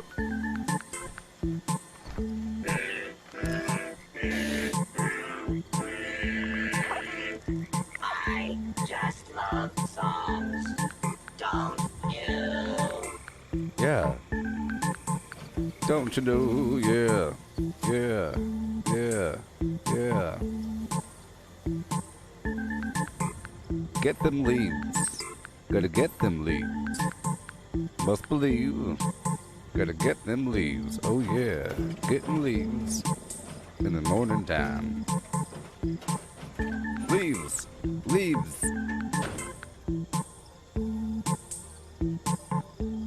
I recommend Craft Leaf Blower legendaries Revolution. with module. Leaf Blower Revolution. It's free on Steam. Tell your friends. Get them leaves. Sell to NPC vendors. Daily quests. Workshop conquest. Lucky Hole Mine. Power plants. Farm fusion cores. Public events. XP run. Toxic tree harvest. Rebuild camp. Leave camp. Repair armor. Repair weapons. Craft ammo. Lift weights. Sleep. Play music. Stock refrigerators. Stock vendors. Transfer items between characters. Bury Mentat money. Dump caps at vendor if over 20,000. U.S. requisition holiday. Garahand building farm. Reputation root farm. Iron or south ash heap. Multiply crops at workshop. Purified water at workshop. Tanagra Town crickets. Faction dailies. Spend gold. Razorgrain flower farm. Scorch beast farm. Grafton monster farm. Sheepsquatch farm. Convert ammo at the ammo converter. Deathglove farm. Snalligaster Farm, Tarberry Farm, Flatwood Silkbeam, check keyword status, Nuke Findingo Colossus for a cursed weapon, Sugar Run, Nuka-Cola Farm, Concrete, Latent Monomer, Abandoned Bog Town Secret Floor, Farm Mole Miners for aluminum, Top of the World Aluminum Farm, Ski Poles, Enclave Code Piece, Code Search, Somerville Bookhouse, Watoga High School Plastic Farm, Chem Farm, Enclave Events, Wood Farm, Dogwood Farm, Smelt Ore, Smelt spoiled vegetables and fruit, Cook food close to spoiling, Mirelurk Egg Farm, Mothman Egg Farm, Nuka-Cola Factory Farm, Sunshine Well Farm, Daily Ops. Get a high bounty by picking locks. Lure player to camp with a high bounty to force vendor transactions. Hunt down wanted players. Honey Farm. Convert perks into coins. Purchase lunchboxes with gold. Harvest flux from a legitimate nuke. Purchase gold with treasury notes. Purchase gold with caps from Smiley. Stock Nuka-Cola vending machine. Candy Bowl and Punch Bowl. Refine camp and workshop blueprints. Craft legendaries with modules. Sell to NPC vendors. Daily quests. Workshop conquest. Lucky hole mine. Power plants, farm fusion cores, public events, XP run, toxic goo harvest, rebuild camp, move camp, repair armor, repair weapons, craft ammo, lift weights, sleep, play music, stock refrigerators, stock vending, transfer items between characters, bury Mentat run, dump caps at vendor if over 20,000, US requisition holotape, Garahan building farm, reputation root farm, iron or south ash heap, multiply drops at workshop, purified water at workshop, Tanagra Town crickets, faction dailies, spend gold, Razorgrain flower farm, Scorch Beast farm, Grafton monster farm, Sheep Squatch farm, convert ammo at the ammo converter, Beefbell farm, Snalligaster farm, Tarberry farm, Flatwood silt beam, check keyword status, Nuke Findingo Colossus for a cursed weapon, Sugar Run, Nuka-Cola Farm, Concrete, late at Monorail, Abandoned Bog Town Secret Core, Farm Mole Miners for Aluminum, Top of the World Aluminum Farm, Ski Poles, Enclave Code Piece, Keycard Search, Somerville Bookhouse, Utoga High School Plastic Farm, Chem Farm, Enclave Events, Wood Farm, Dogwood Farm, Smeltboard, Smelt spoiled vegetables and fruit, Cook food close to spoiling, Mirework Egg Farm, Mothman Egg Farm, Nuka-Cola Factory Farm, Sunshine Well Farm, Daily Ops. Get a high bounty by picking locks. Lure player to camp with a high bounty to force vendor transactions. Hunt down wanted players. Honey Farm. Convert perks into coins. Purchase lunchboxes with gold. Harvest flux from a legitimate nuke. Purchase gold with treasury notes. Purchase gold with caps from Smiling. Stock Nuka-Cola vending machine. Candy Bowl and Punch Bowl. Refine camp and workshop blueprints. Craft legendaries with modules. Sell to NPC vendors. Daily quests. Alright, now I'm ready. Now I have a couple more layers. I gave myself my loungewear. Songs, don't you?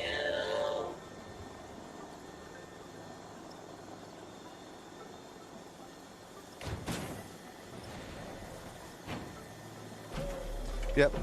I have my lounge, my bathrobe thing. And my vest. And a scarf. And now I'm all layered up, ready for the apocalypse. I don't know how Rainbow's got their name, but I'm gonna make a batch.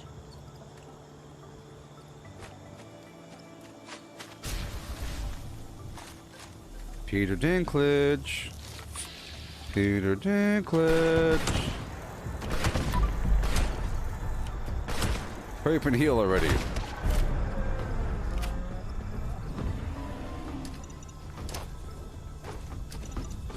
Run away!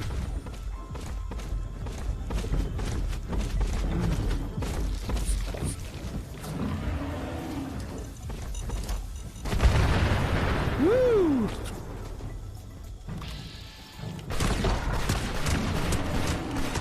Lay down. Golly.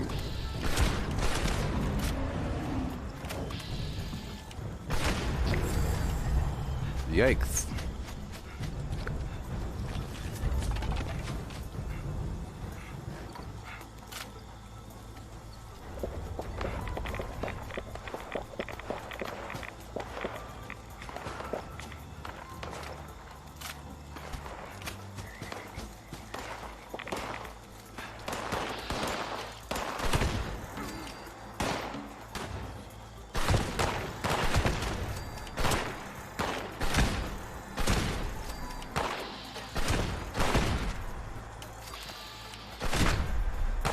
Make sure. All right.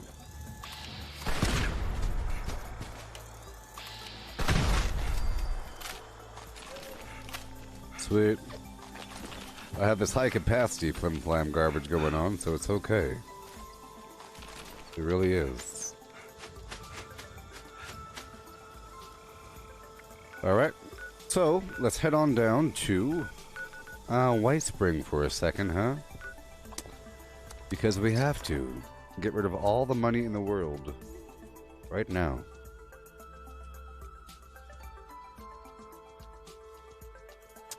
Yes. Layered, overlapping, ongoing, a flim flam.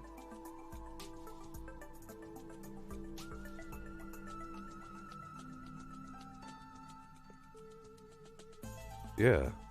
Yeah.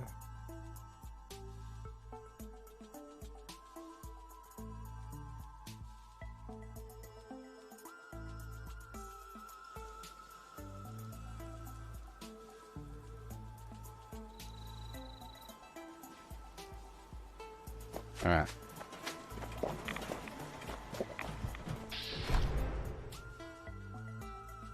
I'm so warm.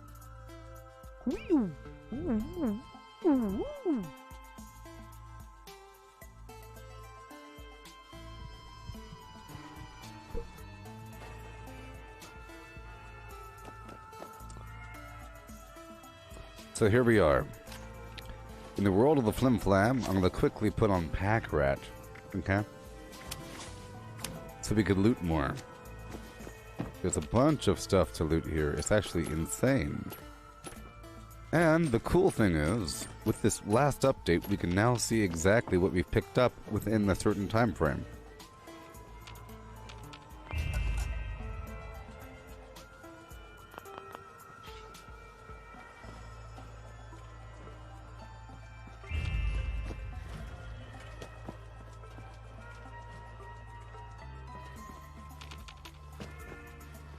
Yeah.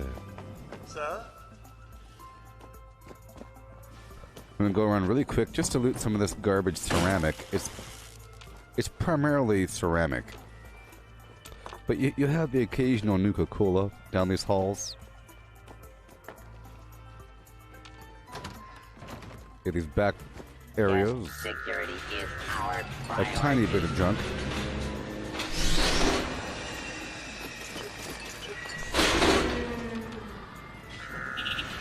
Please refrain from theft, looting, assault, murder, or trampling the flowers.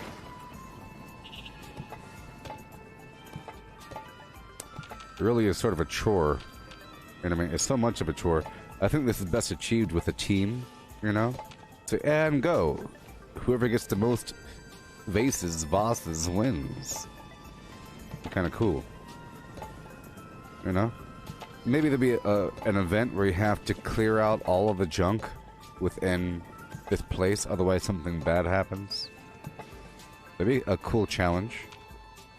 Or you know, with 8 people in this building getting as much junk as possible, and then you turn it all in at the very end. Something like that.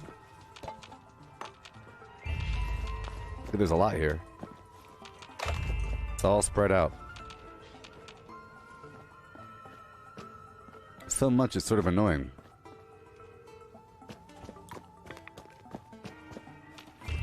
This is the alcohol vendor.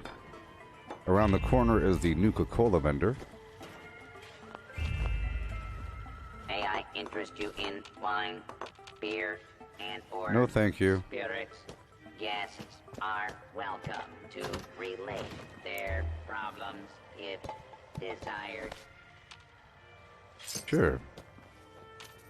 So, last night I streamed Assassin's Creed Valhalla. And usually whenever I stream that, I turn the graphics up, or I turn the stream quality up. You know? Where... yeah. The bitrate I increased to 6,000, and the frames per second I increased to 60, when normally I have it at 30 and 4,500. And we're living with that right now, and so far so good, but I do notice a tiny performance loss. A little bit. But it could just be the game. I'm pretty sure it's the stream, which is good because this entire stream we're sort of preparing. It's just like a big prep stream. Prepstream.com. I have nothing to really sell this dude because I just processed everything a second ago. I'll sell my bobby pins just to make some room, you know. the vendor needs to have less than 1,400 caps here. Like an ice cold Nuka-Cola. What has to happen? Yeah. So, let's see what you got. I'll buy everything if I could. Hopefully. As long as you're under 1,400, we're fine. And they are. See? Boom. Done. Fruity? Perfect. Try Nuka Sherry, Grape, Okay. or Orange. Let's go downstairs and do what we have to do. Right downstairs is where we gotta go. Right below our feet is where the vendor row exists.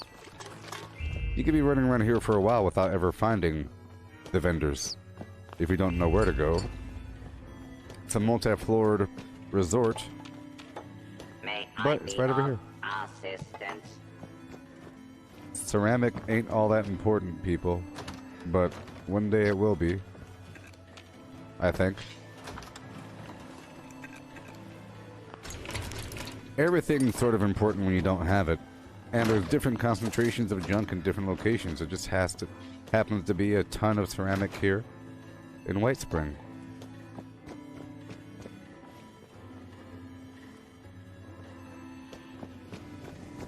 Alright. I know just the thing for So that. the next step is the special step. I have to produce things to sell to get the... in order to get all the money from the vendor, I have to sell stuff, you know. So in this case, I have to craft these helmets.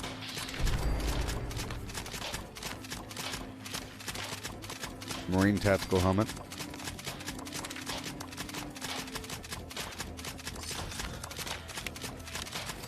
Well, I gotta hurry. Someone just purchased my Charlie the Moo Moo outfit, which I'm sure cost a lot of money. So I might even be at 30,000 caps right exactly now.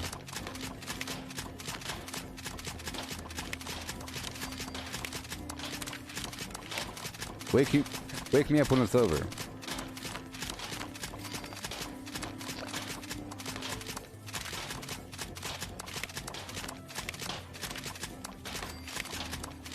Okay.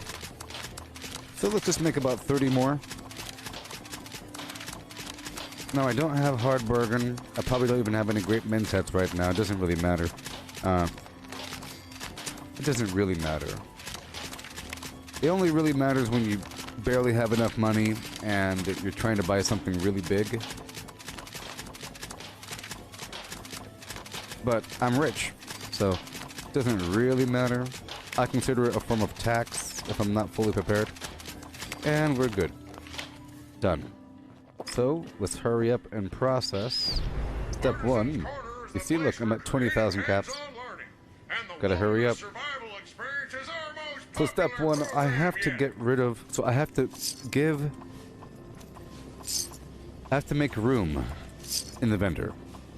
They can only hold up to 1,400 caps. So if my goal is to get rid of my own money, because I can only hold 30,000 caps, I have to first sell a bunch of stuff to the vendor until they have no money, and then I buy a bunch of stuff, getting rid of my money, which gives them money that I then have to dump by selling more stuff. I know it's complicated, but ooh-I-E. What you see. Okay, let's see what you got. Prepare for danger. Prepare for adventure. Alright. I'll buy the acid. I'll buy the leather. Doesn't really matter. The oil. Pretty much everything. I'm trying to get rid of my money here. So I buy the junk. You can buy the plans. If the vendor happens to have plans. You want the helmet? I think the plan it's a plan. It's a plan. I think I got it from maybe in here, drop site V9. Let's find out exactly where you get the plan from, because I got it and I just forgot. Marine tactical helmet. Here. I'll Google it. Boom. Is it random? Okay. So, there's locations. So it could be found anywhere in the Cranberry Bog, at any place that might have a random plan. Okay? The internet gives examples such as Drop Site Charlie 2 or Fort Defiance. You know, drop site Charlie 2. Right over here. So you can check that building, server hop, you know. But whenever I sell it, it provides about 30 caps. About 30 caps per helmet, you see? Yeah, 31 caps here for me. But it only costs just a minimal amount of flim-flam. And I think it's the easiest thing to make money. Versus something else. In the past, a very long time ago, I would sell bulk junk. Before Fallout first. Bulk junk of one type or another. Okay, so now that we're here, I like to check the food and drink area, and I like to buy the Coca-Cola, pepper, something like that, but I really buy the junk here, like I mentioned. You people need to purchase all of these notes here. All these plans here, you see, until there's nothing else to buy. That's what you gotta do. Whenever you're done with that, then you could freely purchase, you know, what you gotta purchase. If your goal is to dump your money because you're getting too high, if you have too much money and you have to dump it, you might as well spend that on this sort of completionist system of getting all the plans. And then you could start spending money on junk, even though it seems like it's a big waste. Even though it seems like it's overpriced, it's not when you have to get rid of your money and then you end up with a ton of junk on top of your farming. So I keep going until the vendor hits 1,400 caps. You see, I have to stop now. I have to sell more stuff. You see? I buy until the vendor has enough money, and then I have to sell until the vendor has no more money, and we go back and forth until both of us have nothing. So I have to go to all of the vendors because I have to buy stuff from them. And I only buy their junk. They only have so much per vendor, so I go around to all the vendors until they have nothing left, and I have nothing left. And then I like to hit bare minimum nothing. I mean, I like to hit the darn bottom. Because I appreciate earning money again. I'm selling a bunch of good stuff at my camp, in case you didn't see that. I pulled a lot of, for example, a 2-shot explosive 50 cal with +1 agility. That's pretty good. I just, you know, a bunch of that stuff is on sale. Something in gold, perhaps. I'm buying all of this because it's a bunch of crystal, gold, and whatever. Okay, move on down the list. These green boards have the different factions. This is the Free Stater vendor. Our signature sulfur baths will leave you feeling rejuvenated. Is there a way to see stuff you don't know? Well, I don't know if there's a hotkey, but it'll just say known or not known. You just won't have that label. Welcome you just have to scroll to through. The White Spring Spa. Please take There might be a any sorter, of the spa suites but in the back. just go to all these Someone vendors should and be just with check. you eventually. Just check. Each faction, for example, the Free Stater vendor here is the same vendor that's found over there, out there in the bog, you know. And see, Free Stater, the Free State vendor has a listing of certain things that they sell, which is different than the Raiders, different than the Responders, different than Brotherhood of Steel, and so on, right? And they all sell their own little thing, like fusion generator, you see, whatever. The handmade rifle, all that garbage. So if the internet says you have to go to the Brotherhood of Steel vendor, you can come here and buy the stuff.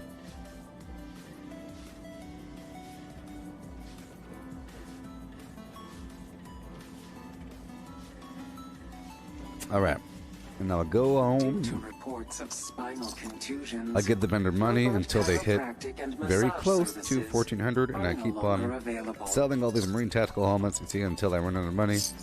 So much fun. But this had to be done, people. If I plan on playing the whole game with a bunch of stuff in my inventory for sale that I want to sell, I have to be prepared for that by getting rid of all of my money. You know?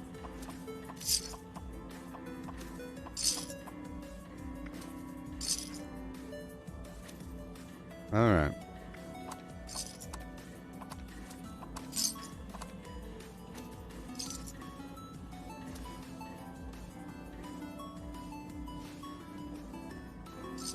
Alright. Okay. Moving on. Rawhide. The stream's gone fuzzy. There's no problem on my side. According to my... I'm looking at the video bitrate and all that garbage. And my stream, there's no drop frames and everything's fine. It could be your connection speed wavering.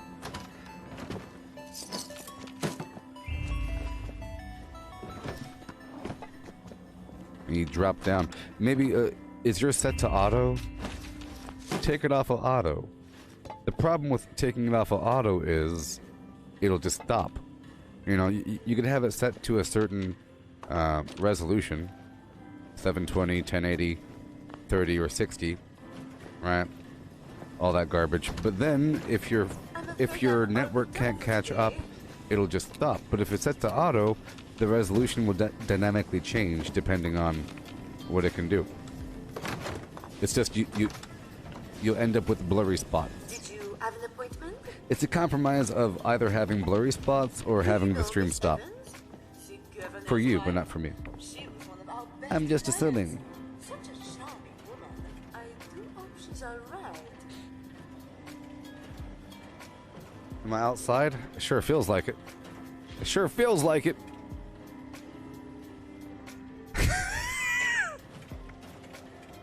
There was this live streamer I was watching, or this person that would make videos, but he was doing it in his back area of his house in the woods with a fire, with actual fire with logs he was throwing in. You know? I guess it seems like that if I'm dressed like this. It sure is cold.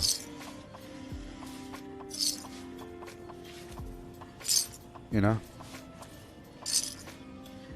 Jesus, it's so cold. I'm in the woods. These owls.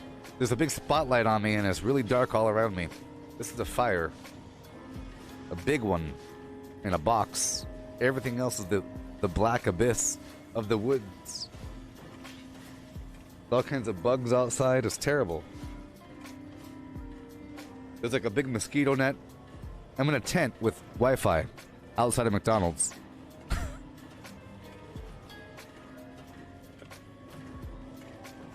I'm using the free Wi-Fi from the Starbucks, and I'm in a tent in the woods. They'll never catch me.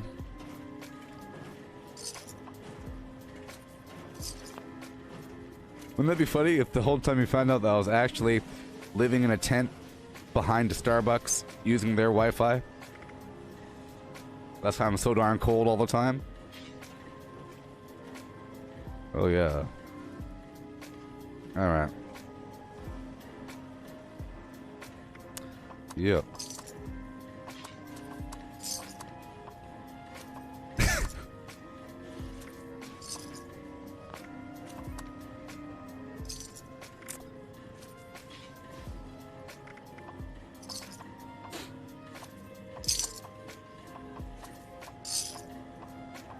That's why I come back with a cup of coffee all the time. They keep checking on me. Are you okay back here? Do you want anything? Want some coffee? Coffee?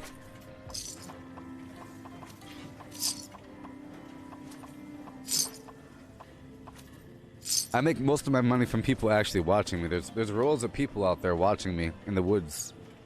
I'm sure of it. I see them out there. Sometimes they get up to go to the bathroom and I see them in the wood line watching me.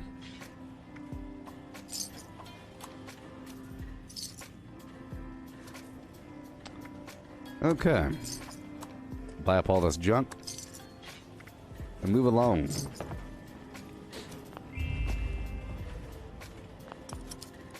I'll tell you what though, I'm warm. I'm warm. I saw a video yesterday on YouTube about why New York City has a bunch of steam coming from the ground. It's all because of steam heating, you know, because to heat your house. And I'm thinking, just put on more clothes. What's wrong with you people? Do you have to have this whole system just to heat houses? What the heck are you talking about? Put on more clothes. Jeez, put on some furs. Like an animal. Ridiculous. Heated houses. You know how much that costs? Ridiculous. It's compromise. Either you get heat or you get high-speed internet. Which one do you want? High-speed internet or heat? Huh? Scanners detecting sentient life. Alert level elevated.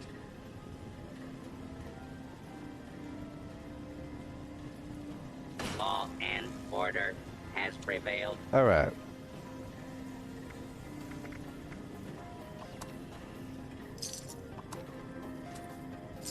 Yeah.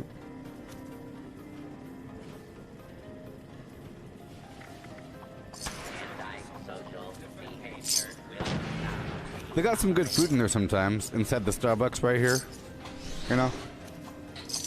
They got like these little sandwiches. I dig through their garbage from time to time, and I find complete, encased, you know, I'm not some savage. I'll dig through the trash, and I'll find something that's sealed. I make sure it's sealed. I check the date, and I go to town. You know? That and chocolate. So I got my chocolate, and I got the garbage from Starbucks.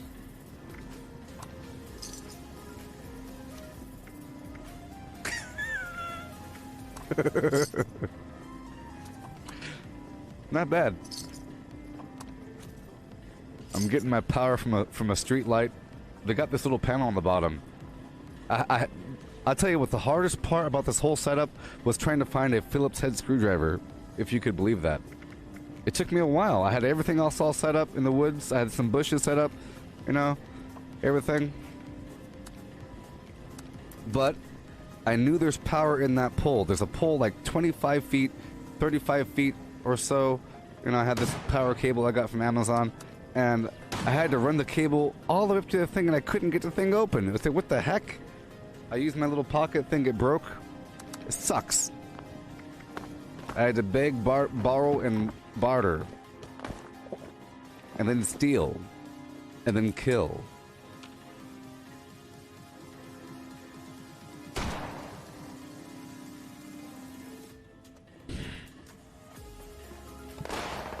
It took a while to get those images out of my head. It was so visceral, so raw. The bone. I still feel it, you know? The chunks of bone. But I got the screwdriver, and I got the power. It's great. All the power I want, high-speed internet, coffee, and little sandwiches. And now the problem is the temperature. Now that it's wintertime, kind of sucks. I wish it would snow, because then I could build like a igloo, a tunnel leading out to the road. I could live in the snow. I think if I line the walls of the snow with blankets and stuff like that, it'll be really good. What you think? I don't know.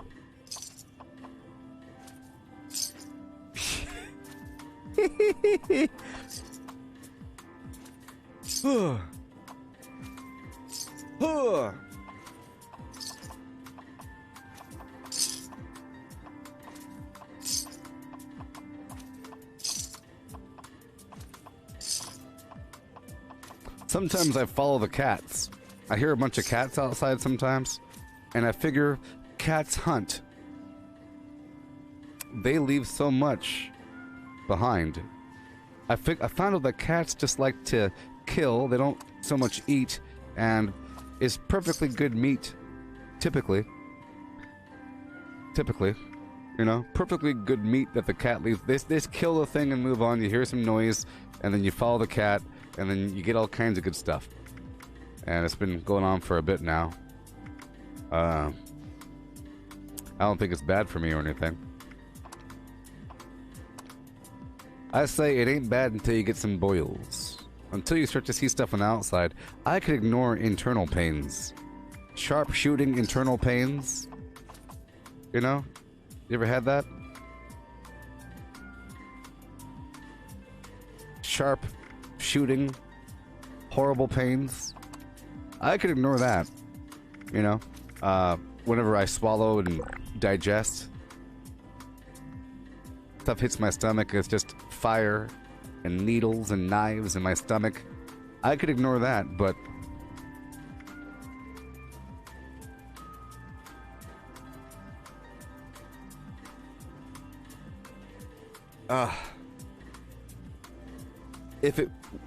if you know, if I start to get lesions, like open lesions on my body, I don't want open lesions. Open lesions are bad, people. Boils are bad. I heard all about the boils. We don't want boils. Everything else is hypothetical until you get boils.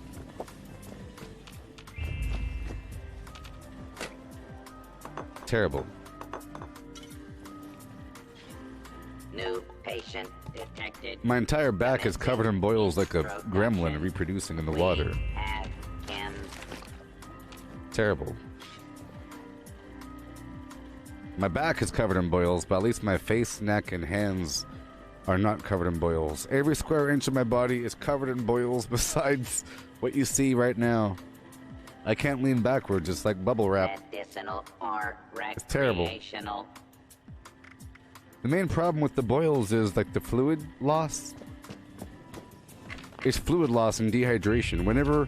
Whenever I have a boil pop, I just lose up to a liter of body fluid.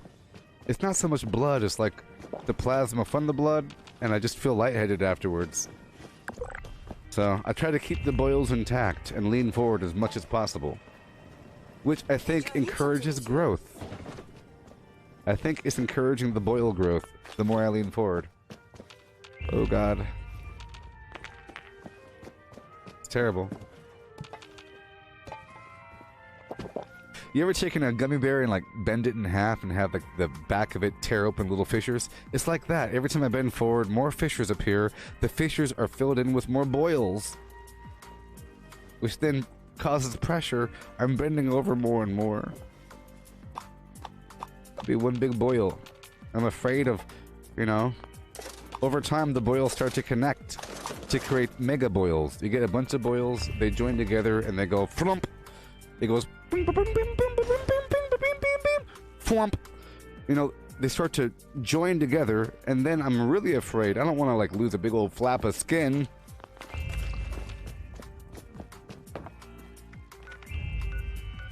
What's one to do? What is one to ever do? The boils, but at least they're not visible. That's why I put the scarf on.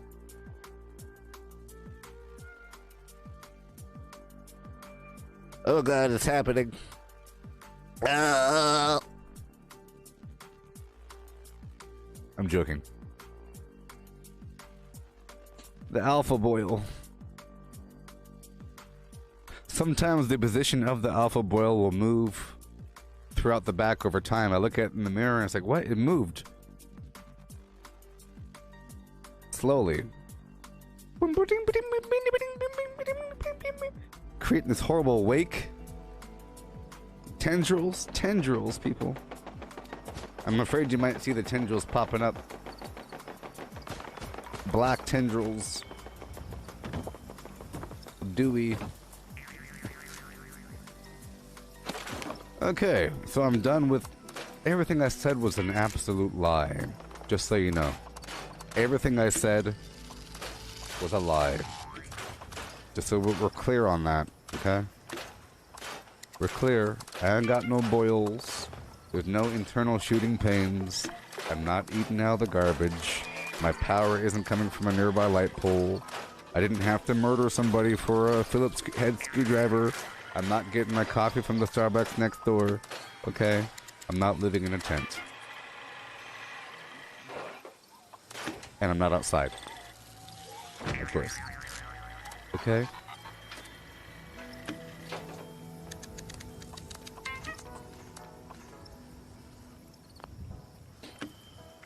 Alright. Almost ready.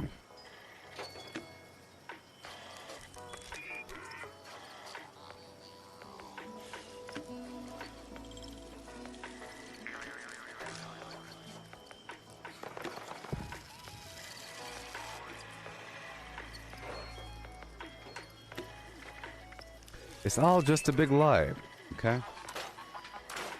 The boils. Okay, I'm gonna load off, or unload all these little helmets over here.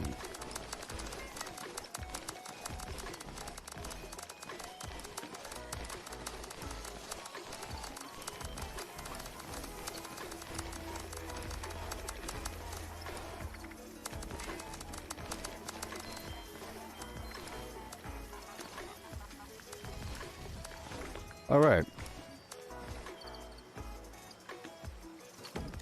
Cool.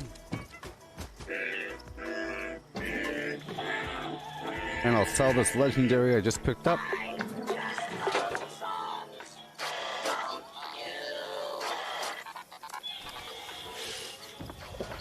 Cool, and now I'll play the game. Ain't that fun? We're about to play the game. It's so cool. So cool. I'm ready. I'm ready. I am ready.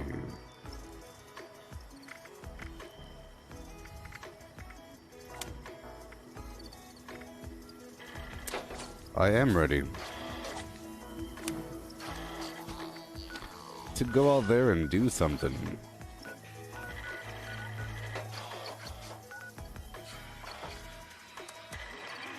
Collecting fun is what I do. I find party supplies for you.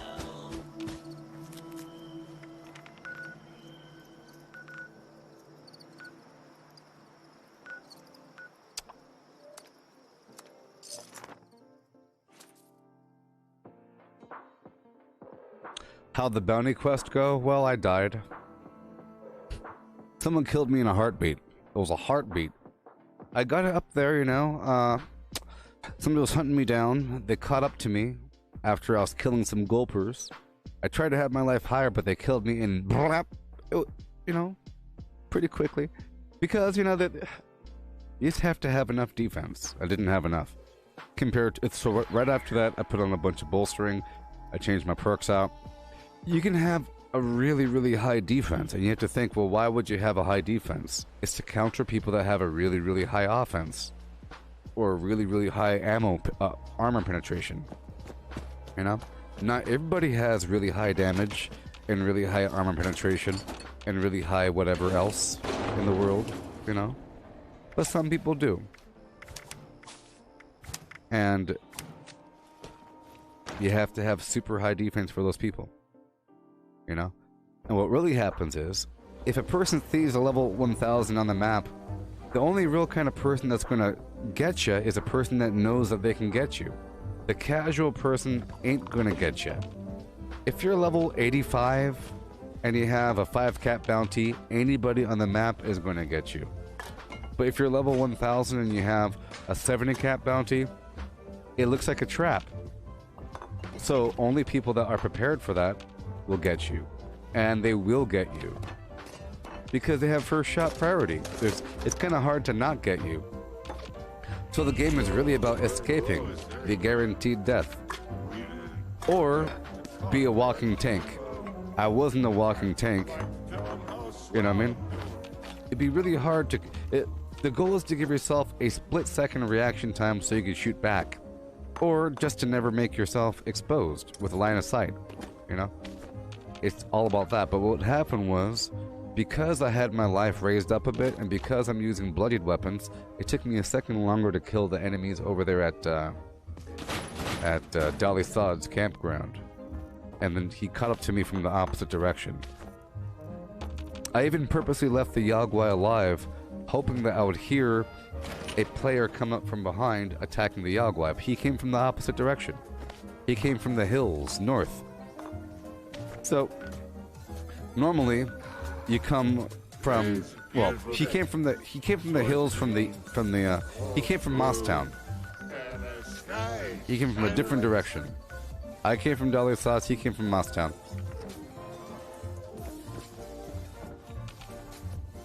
So,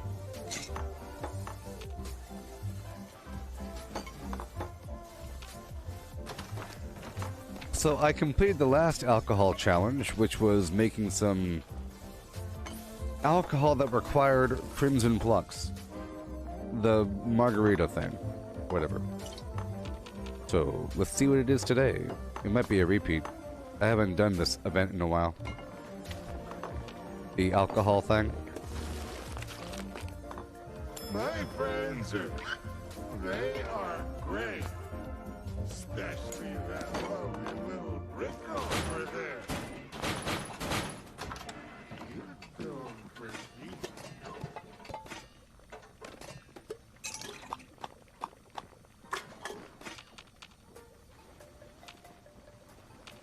Did I try again? Well, sort of. By trying again, that means, well, not for the same person. That's just stupid. I put it in the back. I realized to go down that route, I would need a few more perks that I don't have. So I'm trying again, but my try again phase is a long-term thing. So, which means I'm prepared.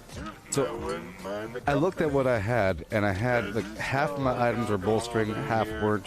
You know, so it's like a long-term progression because I still need evasive again and dodgy again, and a few more things again before I'm prepared for doing something like that confidently. You either have to go all in or out. You know what I mean? There's a threshold that you have to have, and I'm under that threshold. But I still do. I'm still happy to get. If I happen to accidentally get a bounty or whatever, then I'll do it again. It's fun. If it happens to happen, you can kind of play with it. Meaning, instead of the best way to, it's sort of a game to see how fast can you die. You know, people sometimes.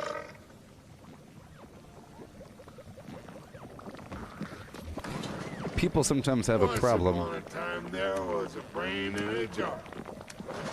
He lived happily ever after.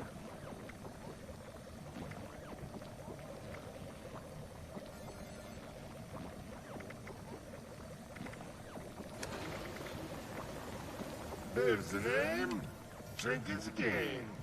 I am in first place, old boy.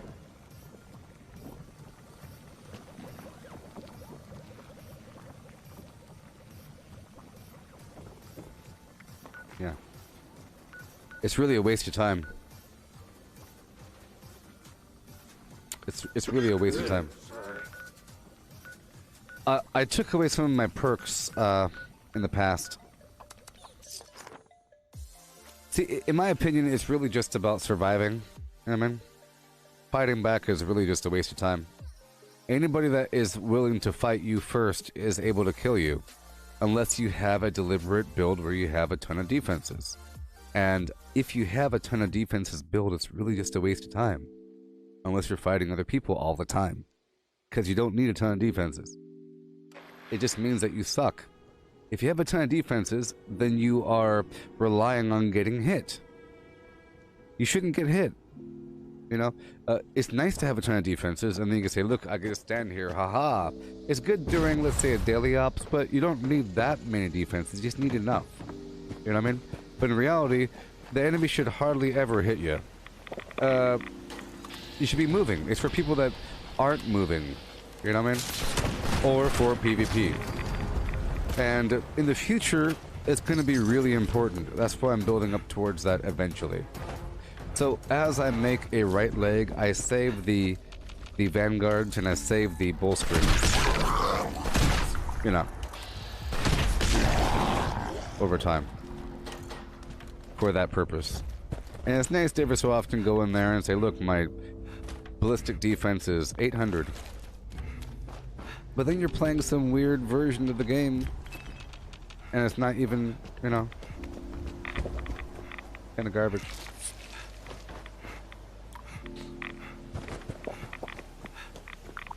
Okay, here we go. I just think that you end up making a lot of compromises to get your defense really high, and you lose overall functionality. And for most of your gameplay, it never even comes up unless there happens to be a little bit of PvP every so often. Then it'll come up.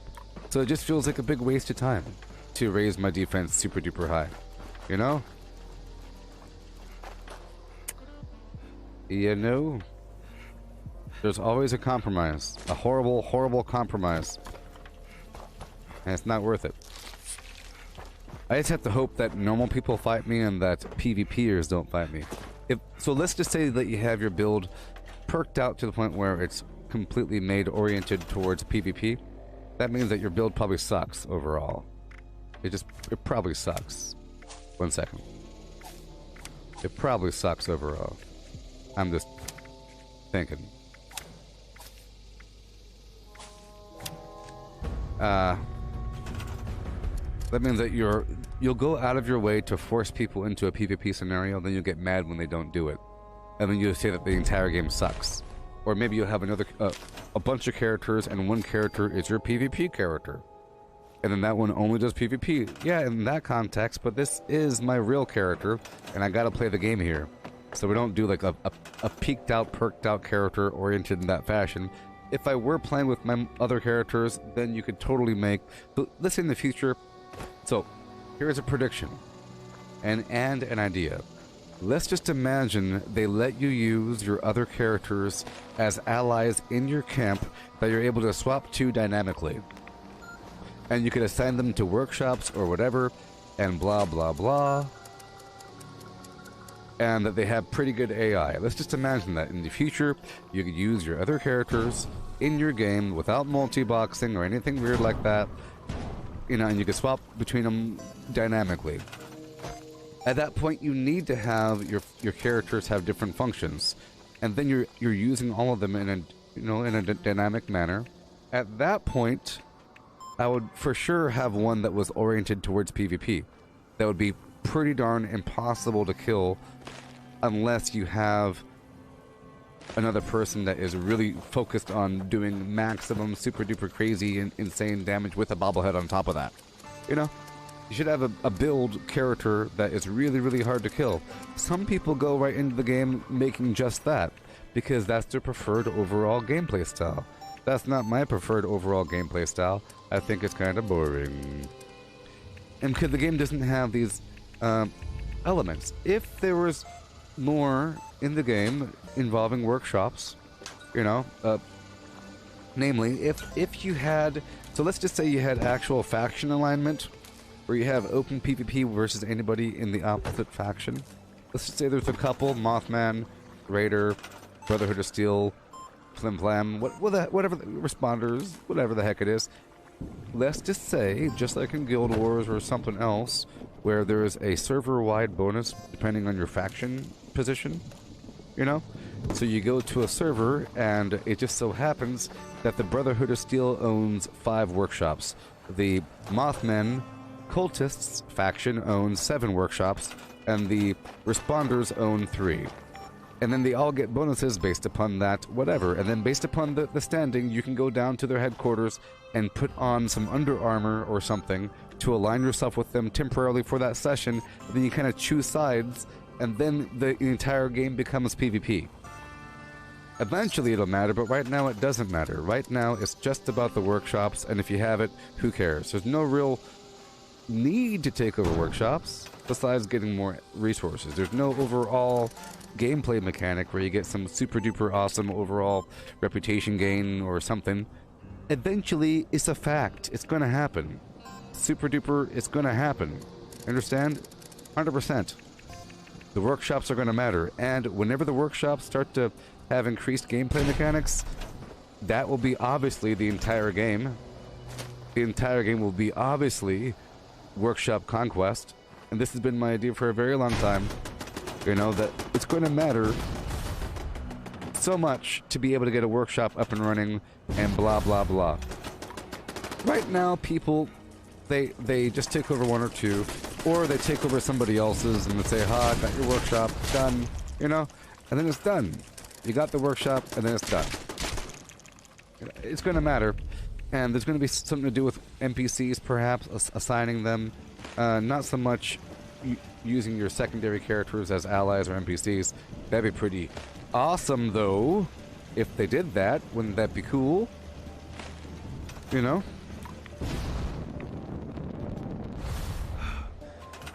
But they're not going to do that, maybe. But they will do But whenever they add more functionality to workshops, it's all going to be about workshops. That's it.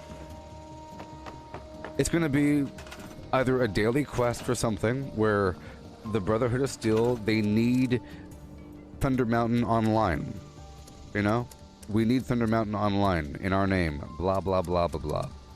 And we need Dolly Sods. So, for example, we want to get Harper's Ferry back online to make it civilization again. But it needs the nearby food of Dolly Sods Campground and the Dabney Homestead and Thunder Mountain. It needs all three of those workshops online for full functionality. You know? It'll have certain requirements. It needs this, and then you have to have so much food growing. And once you have that, it'll start forming a convoy between these points. Blah, blah, blah. It's all going to matter eventually, but right now it doesn't matter. And it really is just a total waste of time. Just like if you have some, let's say a person comes and takes over your workshop. You can go take it back from them. You take it back from them, back and forth, and that'll be your entire gameplay session. For hours. Until one of you signs off. And that's kind of garbage and stupid. Just imagine you're playing chess with the ability to respawn a pawn. And you're fighting with just two pawns back and forth, back and forth, back and forth, back and forth, back and forth. Back and forth.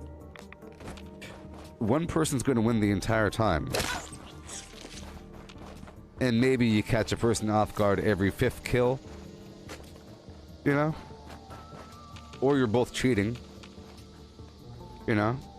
You're both cheating, or one person's going to be better than the other person.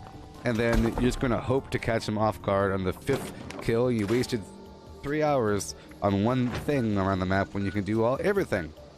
I think it's really about the overall balance. And then you happen to have conflict on occasion. So for example, if you have 10 workshops, and one person owns 4, one person owns 2, there's no conflict. You just don't go over there, okay? Because you have, you know, you have a bunch more. You have 6 more workshops, so then you take over more and more and more, right? Now, if there was an overall effect where you know that if the enemy gets too many workshops, something bad happens. You'll be forced to capture more workshops to stop them, and then at a certain point there'll be conflict because, let's just say, whenever one faction has 5 workshops, this thing happens. They get a buff, you get a debuff. You'll be fighting over the 5th workshop, not over workshop 1 like a stupid idiot. Okay? You don't fight over workshop 1. You can if you want to, but it's really a waste of time. Because if you could take over a workshop in 1 minute, you sort of play cat and mouse with one person wasting their time trying to run up to you as you capture all the workshops, and all of a sudden you capture the 5th workshop. It's really about Connect 4 of doing workshop, workshop, workshop, workshop, stop you, workshop, workshop, oh no, we're at the 5th stalemate, and then the big fight occurs of, it should be balancing back and forth at who gets the bonus and who doesn't get the bonus. There'll be conflicts all over the map at different workshops, but not just over individual little things for no darn reason. For vengeance or something. Personal pride or some garbage. There's ways to make sure that you never die, but at certain consequence. Yeah.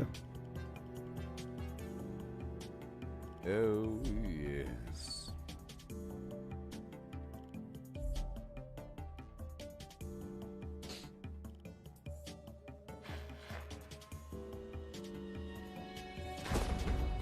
Why would you say that the ghoul would have great aim but poor melee when all that ghouls do is wouldn't ghouls have terrible melee, terrible aim but fantastic melee because that's all they do? And they happen to have a higher chance to inflict disease and radiation because all they ever do is, you know. Well, I get what you're saying. It would be a good idea to have maybe even in the build, when you start a new character, you could be the Vault member, or any. They could do that totally. That'd be really cool. You could be a ghoul, scorched, maybe even a mirelurk, and all you do is just eat some plants in the water. And you could have a separate leveling tree and quest line. You know, You speak to the king of the Mirelurks. Different language. We, the humans, taking our eggs.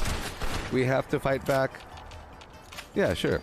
You have a whole mutant storyline where you have to start in one spot, you level up, get some abilities. Sure. And then, if you are a mutant and you're fighting around other mutants, they automatically get a buff, and you fight together, and you can have like this army of mutants around you.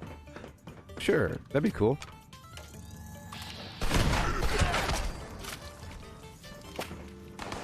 Yeah.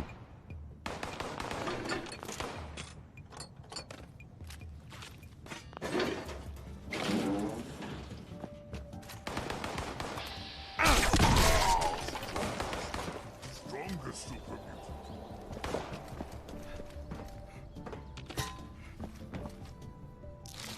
I'm just in a worse position because I'm a very high level, so if people, and I'm known, or whatever, so if I'm like a trophy kill, you know, and trophy kills bring about trophy hunters. It's like, it's not a casual thing. A level 42 might not attack me, but a level 42 might attack a level 85. You know what I mean? Because now they're confident with their build and blah blah blah. Or sorry, a level 45 at least.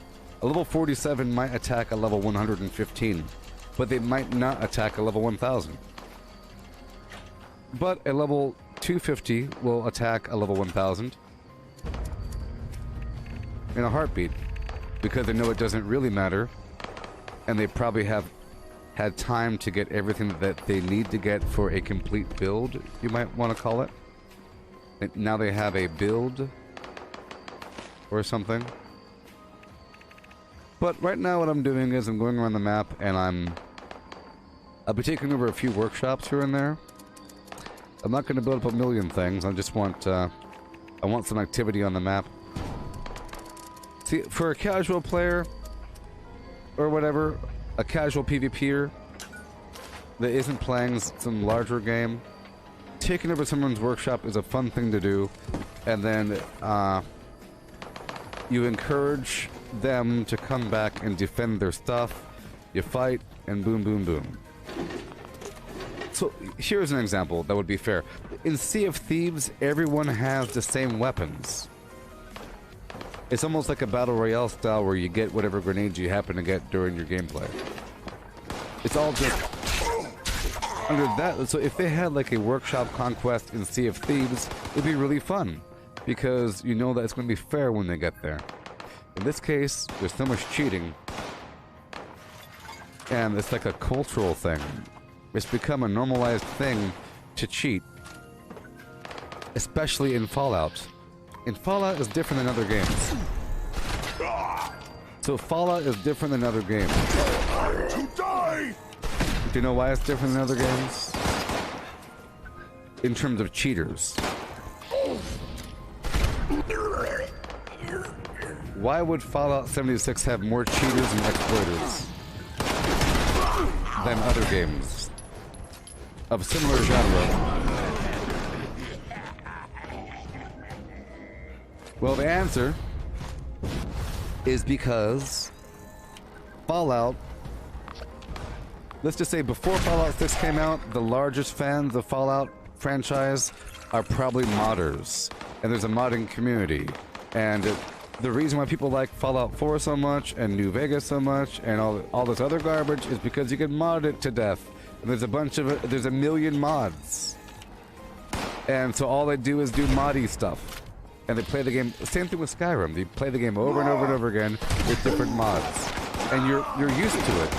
And then having freedom in that is a good thing. Losing freedom is a bad thing. So you go out of your way to cheat in a system where you think that the overlords are evil, that they're trying to take away your freedom, you know? Because you're used to having more freedom. In a world where you can make your own weapon and import it into the game and change the color of anything, having a game where the game owners say you cannot change the color of your anything, you have to buy it with real world money because we're evil, is what they think. Therefore, it's okay to use a hacked weapon. You know? So this game encourages that sort. It's not encouraging, it's just the fans are evil, corrupt, nasty old people. Nasty fans. I wish there was an example in Star Wars, but there ain't really. If there was a community of people that would always write fan fiction, let's just say that every time a Star Wars movie came out, people would go out of their way to write very long blogs about how the movie could have been. And then let's just say that those blogs are really popular, and then people go out of the way to film those blogs and make them into movies. And let's just imagine that the fan-made content is more popular than what Lucasfilm puts out. Of course they're going to bootleg. They'll be the first ones to bootleg. If you could bootleg, they'll be the first ones to bootleg. You know? It'll be expected. Because it's a part of the tradition. In Fallout, people mod. But modding in a multiplayer environment is called cheating. Or hacking.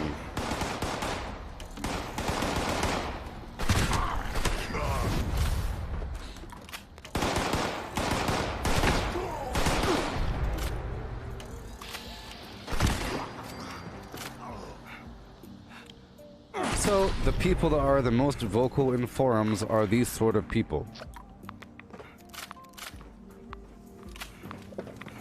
Mommy? Pretty sure.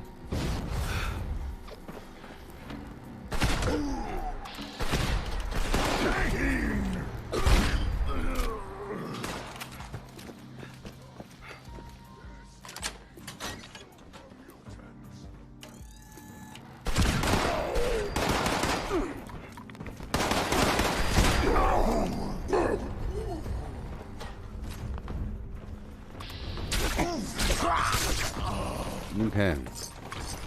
So what I'm doing is I'm killing all the bad guys over here in the Grafton Steel Yard. There's a bunch of supplies here. I like to keep on the scrapper perk, you know?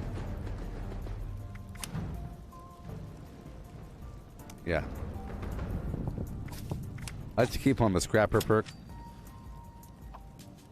It's great.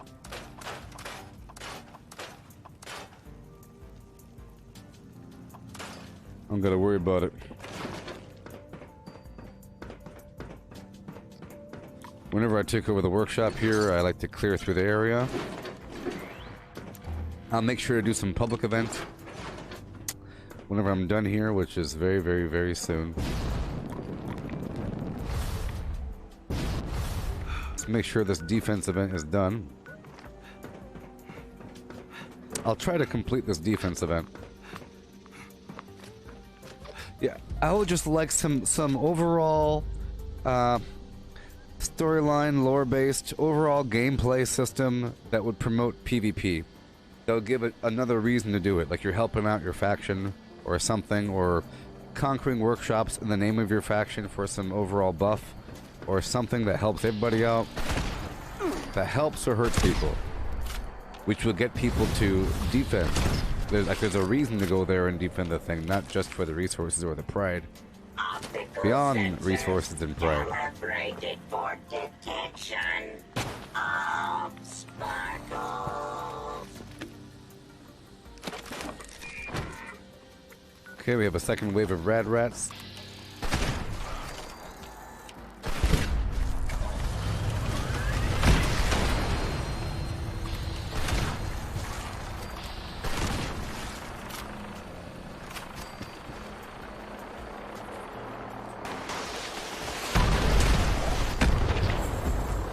Okay, let's go.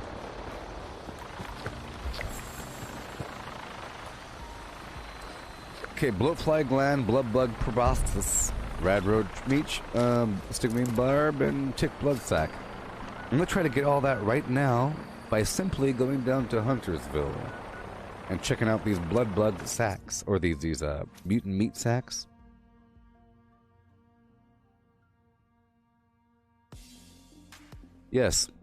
Yes, I agree, Mr. Bed Zeppelin. I really hope they continue this this weekly or bi-weekly or whatever the heck it is. Hopefully it's not just for like St. Patrick's Day or some garbage, you know? St. Patrick's Day, for 2 weeks you get to have this thing. I want it to always be there, this additional thing. And like what you mentioned, having less used weapons, that's pretty cool. The pipe wrench. You mentioned a rolling pin. Maybe some ranged weird weapon. A cannon.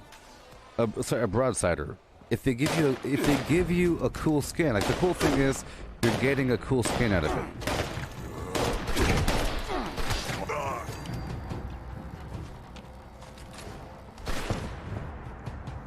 You're forced to use some weird weapon.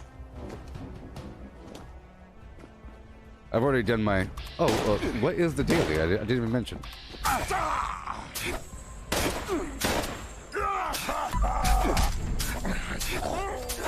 Let me check. What is the daily? I've already completed the weekly.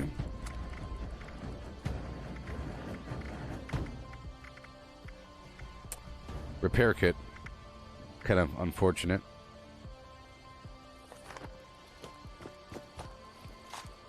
Yes, they need paint skins for every weapon in the game. I agree. I think the fact that they release them really slowly, you know what I mean? Super slowly, to the point where whenever they, I think it's a good thing that they are releasing these skins so slowly. Otherwise, you wouldn't buy them. But if they never release weapon skins, the second they release anything, you want it. Perhaps you want it. You not belong in Huntersville. Okay, so now I'll slap on some garbage here. Some Gorbachev.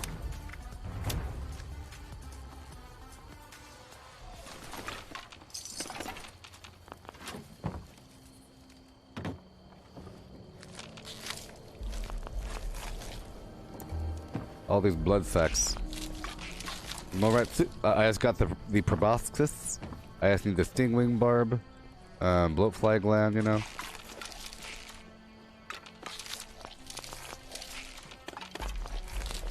There's a bad scorpion stinger.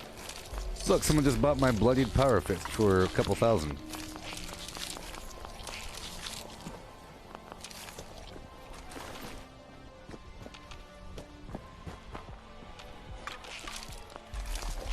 Yep, bloatfly gland.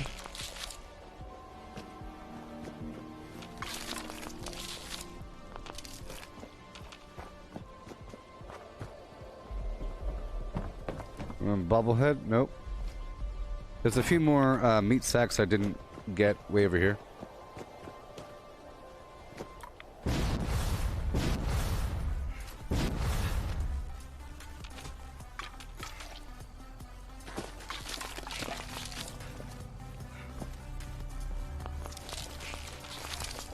Okay. Alright. There's a few more. See, it's nice to come here with a purpose. It's one thing to come here just to kill some bad guys. The other thing to kill them while you're looking for something else. That's what I like to do. I figure there's a reason to go anywhere on the map. With the dailies.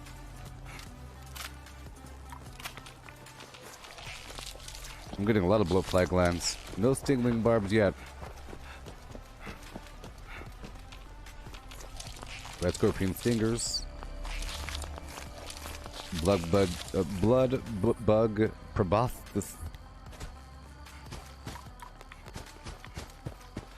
Yeah.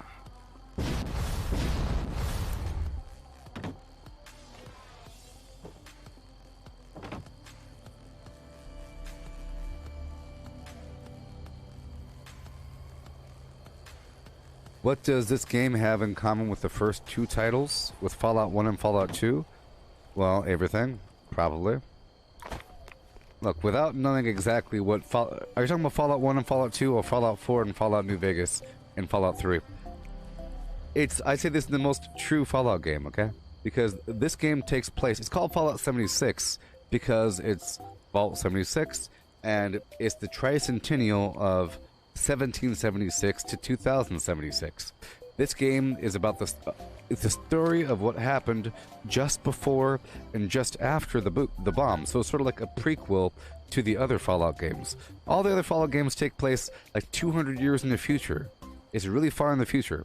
This is just before. It's a story of what happened just before and just after the bombs. In West Virginia, home of Robco, home of Westech, home of it's the origin of the Raiders, the origin of the Brotherhood of Steel, origin of the Enclave, origin of sort of like robots taking over the automation. It talks a lot about like Robco, like I mentioned. It's here, and the Vault Tech University is here. So it's tons of lore all about that, all about the core aspects of what it means to be Fallout 76. Of course, mentions of power armor, new power armor, all kinds of garbage. It talks about turning into a ghoul, like discovering what that even means, you know? Not just, oh yeah, ghouls exist. Pretty bad. It's people turning into ghouls, sort of. So it's everything that you might think about in terms of having a prequel that breaks down all the core aspects of what it means to be Fallout. I know the name it should just be called Fallout. If it was Fallout Online, you might think it's a MMO. It's not really an MMO.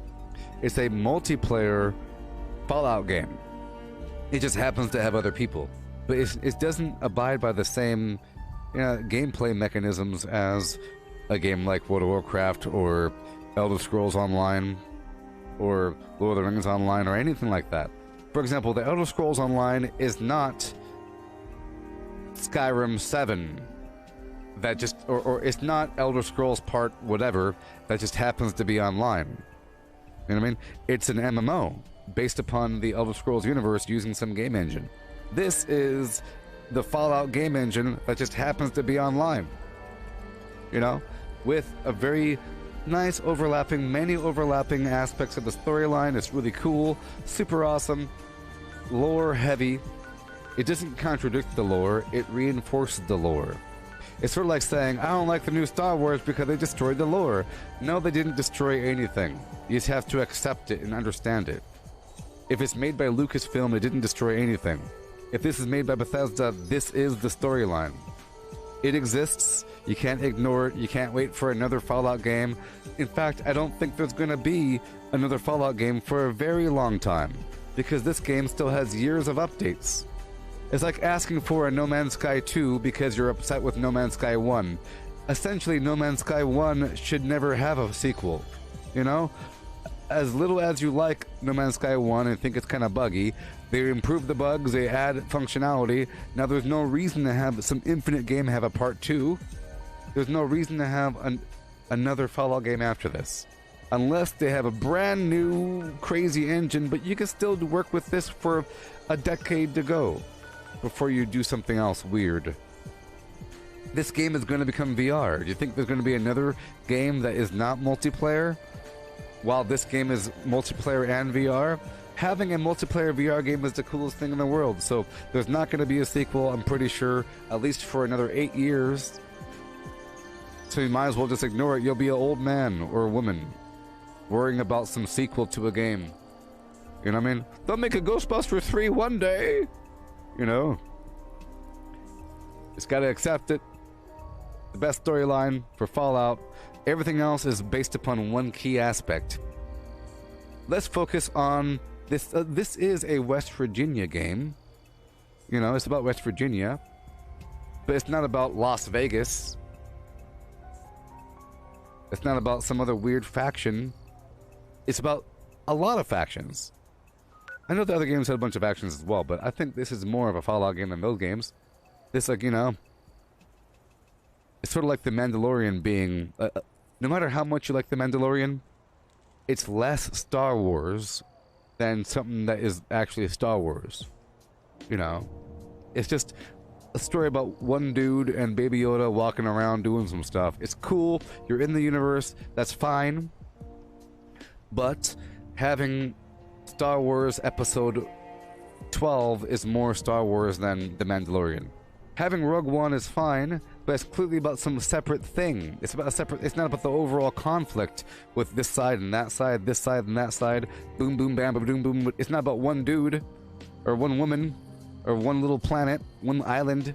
You know, the other games are about one little thing, sort of. And you're told who you are. You are this person. Look for your missing son, Sean. You know, that's less. Someone shot you in the face. You had a stripy suit. Go ask people around town. This one, you are a random person that belonged to the test vault, the control vault, where there's nothing done to them, and you're out here to rebuild the world after the bombs dropped. At America's tricentennial thing, Vault Tech salutes America. So that's your goal. You go out here, you encounter the problems, and this is humanity's first, encounter with monsters and mutants. It's not like you're entering a world where everybody already knows about monsters and mutants for the past 200 years.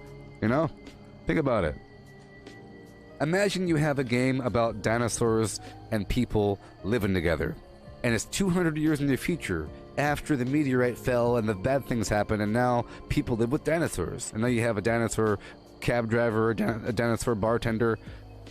But what if it's the game where it just happened 10 years ago, and now you're dealing with the conflict of people dealing with dinosaurs, driving cabs, and talking, For example, Planet of the Apes Part 1 with Charlton Heston, where he comes from a different time, and he's trying to figure things out, and whatever. That's a pretty good Planet of the Apes movie. When you have... And now the apes go back to the 70s to discover the pop culture, and that's less of a Planet of the Apes movie. Even though it is sort of a origin story about Caesar and the whatever and the apes, it's not really... It's a different story, This one is more of a Fallout story than something else. Okay? Yes, it's a RPG. Here, I'll show you right now. One second. I just need a stingwing barb. Give me a second to get a stingwing barb, please. Please. Here. I'll show you some... I'll be nice. I'll be a nice person, and I'll show you something right now, okay?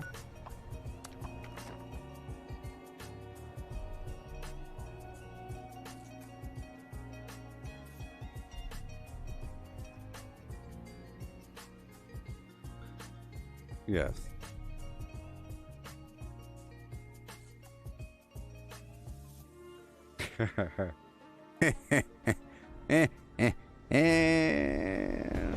So if you've only played Part 1 and Part 2, let's remind the world what Part 1 and Part 2 look like just for a second, okay?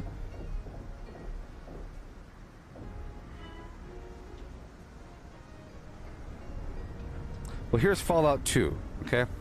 Fallout 1 looks like Fallout 2. This is Fallout 2. Okay? Is it like this? No. Is it like this? Not so much. But very close. Okay? But very darn close. Is it like this? Sort of. Look, it's sort of like this.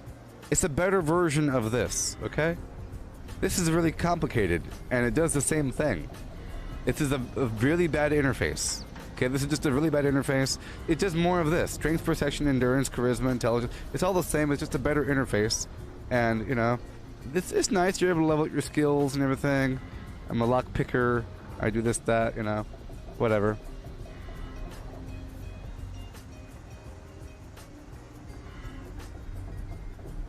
You got this head here. Congratulations, Chosen One. You have survived the Temple of Trials. Are you ready for your quest? It's probably better than this. Okay, it's just better. But now here we are. Now that you saw the past, welcome to the future. Trying to earn your keep? You better. What is this place? Crater is what you outsiders like to call Raider territory. You want to be welcome here? You earn it. Huh. How long have y'all been here? Long enough to know we got a bunch of people trying to take what's ours. settlers, blood eagles, even some damn cultists. We may not all have been here back in the day, but Meg sure was. So we're just back to collect. Collect? What do you mean by that? How'd y'all build this place? I ain't got a clue. Fisher and his crew put this place together. The only hard labor I do is raiding settlers. It's crazy.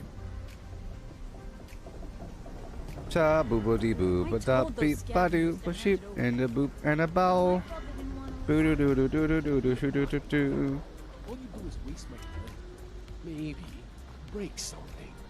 Bunch of humans. Hey, I know you're into mint condition and like news. How you doing? Here's the name. Got a bit of a head start on you, but I think you can catch up.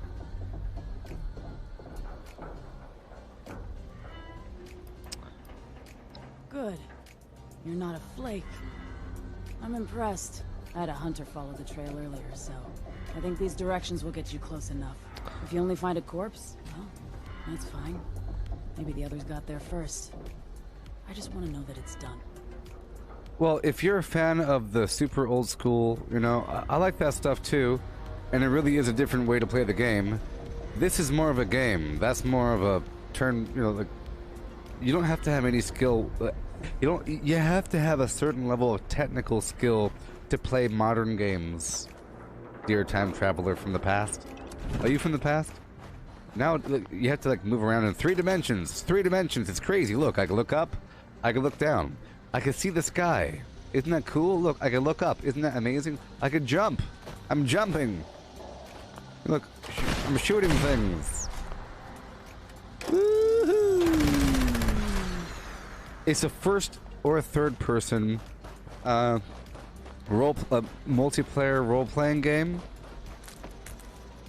It's a role-playing game though, you know, because you have all the storyline and you have your. This is how the perks work. You have, you know, your special, and then you have perk cards that you unlock as you play the game. Blah blah blah. You can swap them out, and then you have these legendary perks as well. On top of that, then your gear is very technical, you know, and then you have a team here. These public teams. It's pretty cool. You get bonuses by playing with different people. You don't have, like, I'm on a team with people, but I'm benefiting from them in special little ways. Special little ways. Oh, yeah. You see, my teammates are sharing perks with me. That's one factor. Another factor is I have mutations. It's a thing in the game, and my mutations are amplified because I have teammates. Yep. So here we go. Moving on, ride. Riding them in.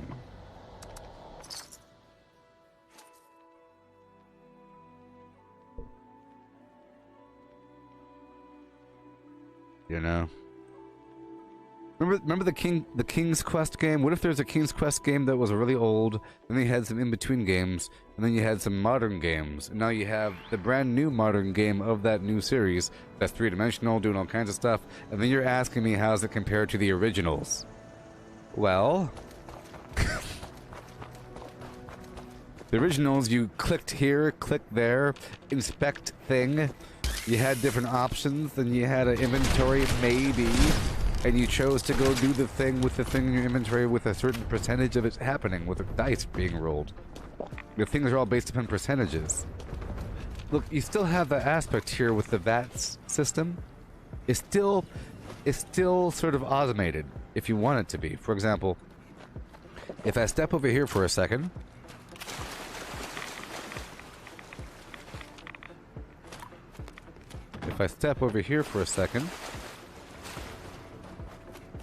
I guess not.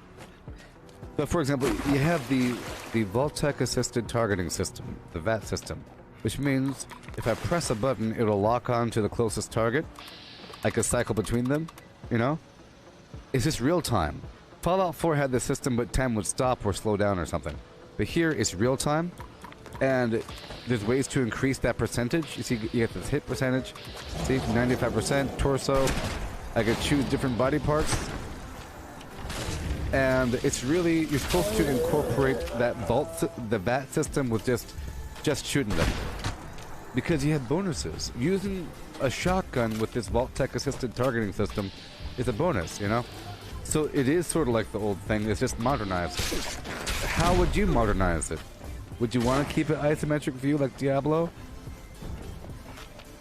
I mean, would you expect Diablo 5 to be a first-person, third-person shooter? Wouldn't that be kind of weird? Do you think eventually Diablo has to change the view? Because right now it's always been an isometric view action role-playing game. They might make it into more of a role-playing game, less action, Are you still a tad more first-person, third-person okay. shooter. I won't judge Eventually, it's a Even different if way to you play are the game. oldest tadpole I've ever seen. You know? Just imagine. It seems a pioneer scout's Imagine the work is gameplay. Look, the gameplay style of Diablo is left-clicking and right-clicking really quickly. Click, click, click, click, click, click, click, click, click, click, click, click, click, click, click, click, click. Right? Here you have to use all kinds of buttons to move. You know? If I was playing Diablo, I would click up on that cliff and the character would just find a path. They automatically find a path. And I'm sure the same thing happens in Fallout. You click and they move. You click and they move. If there's no path, they can't go there. You click and they walk over there. Here you have to actually control your character. You know? But then there's all kinds of nuance involved there, with jumping and shooting and whatever.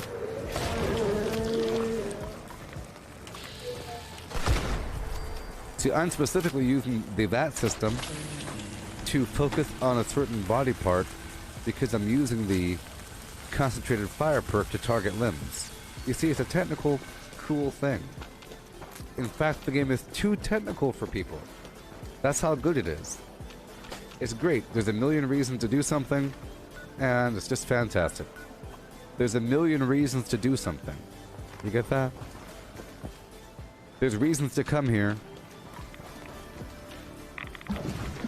I'm just gonna say is, without knowing too much about part 1 and part 2, because maybe I played it, maybe I didn't, but there's a million more things to worry about. You know, there's more items to possibly loot. You know, there's more things to loot and more things to do with that loot. You know, there's more bushes, there's more berries, there's more trees and little things on the ground. Maybe you had a couple things you're looting in part 1 and part 2, but without knowing too much about it, I guarantee the list wasn't as long as this list. So now there's more reasons to do everything that you're doing. You're not just going to some place for a part or some garbage. There's parts everywhere. It's dense. The mirrors have chems, you know. It's a super technical looting, nitty-gritty maintenance sort of game, you know. So here we are. Right? See, they chose to make Diablo 3 an isometric top-down view game. And all they gotta do is just improve their overall gameplay and mechanics, and you don't have to change that. Because if they made it like God of War or something, it would have to be so good. Because I agree, Diablo is meant to be played top-down. How about this? If you're able to switch views, if you could cycle between views, I think it's okay. If there's Diablo 5, not Diablo 4 because they're making Diablo 4 right now, but if Diablo 5 had the ability to go third person, or to zoom the camera all the way in, you can do that right now with Diablo 3, you know? You can zoom in the camera a bit, and Diablo 2, it's just still top down. I want to be able to like, kind of like angle the camera a little bit. But you still have to have the original view. You can't take away that view. This game here, Fallout, probably ever since Fallout 3. Ever since Fallout 3, they took away the isometric top-down view of Fallout. So you no longer have that view and that graphic style. You know? So it's been different for a long time. But it's still Fallout. You know? Minus the view. You know, minus the view, how would you even describe Fallout? Come on.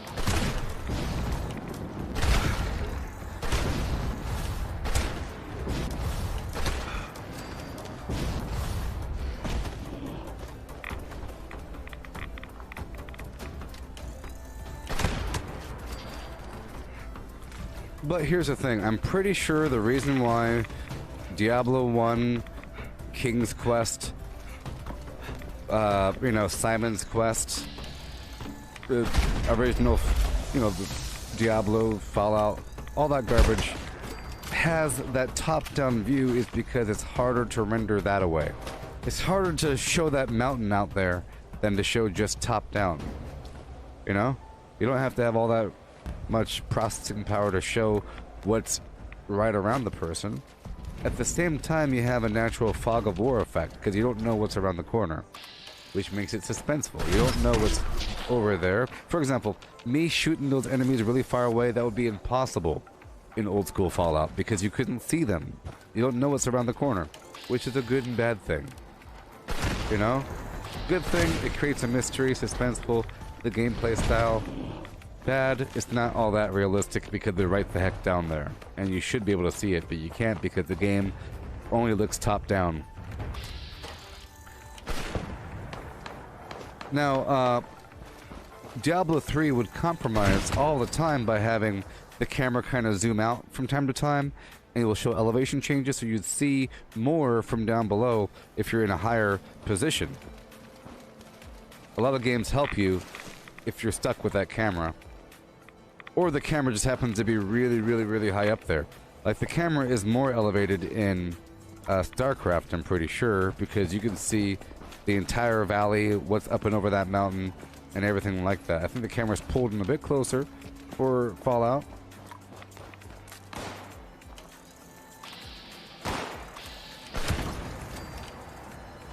But look, I'm both agreeing and disagreeing right now, you know? I'm agreeing that there is an appeal to have the same view like Diablo. Diablo's a fantastic example of how even Diablo 4 is still the same top-down view, you know? But Fallout specifically deviated from that top-down isometric camera view with Fallout 3, and that was a long time ago. A long time ago.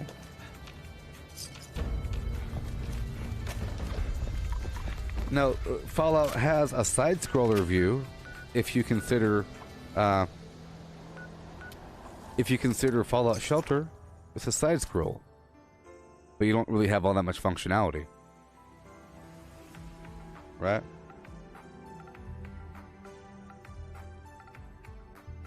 But I think you really enjoy. So if you're already a Fallout fan, meaning the genre and the lore and just the skills and the concept and the technicality, you'll really enjoy this game, and this is probably the best game that you can get. If you're still playing games in 2021, I mean, what else are you playing? If you're already playing some other game, you might as well play this game. Because are you playing anything else right now in the world? So you might as well play this game. Time to die. No.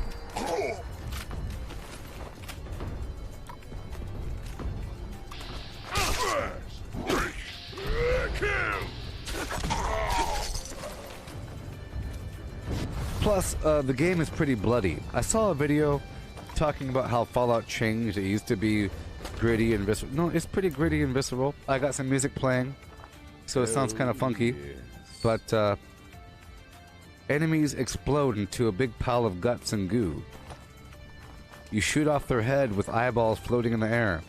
You shoot off their arm, they explode into a big bloody mess on the ground. You know? When I was talking to that raider back there, there was a very detailed head on a stick, a dead head staring at the camera. You know? I saw somebody talking, and they showed some example of how the enemies were dying. You know, a little pile of goo. The same thing happens here all the time. Here, I'll show you. I saw a video showing the enemy dissolve into a big pile of green goo with their bones standing there. The enemies would have interesting ways to die. The same thing applies here. Not as obvious, though. You just gotta pay attention. It's so realistic.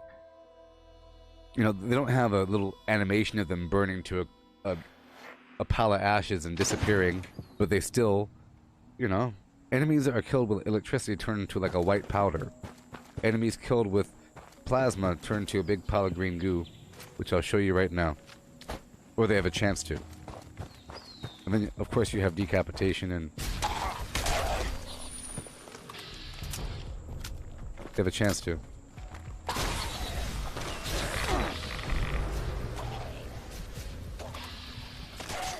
Like that guy, you see him? For a second you saw his bones and everything. Big pile of green goo because I melted him. And you could easily shoot off heads and shoot off arms and shoot off legs. It's a, you know, normal games don't let you dismember as easily as this game. To the point where it's part of the gameplay style. Like, I specifically try to shoot off their legs.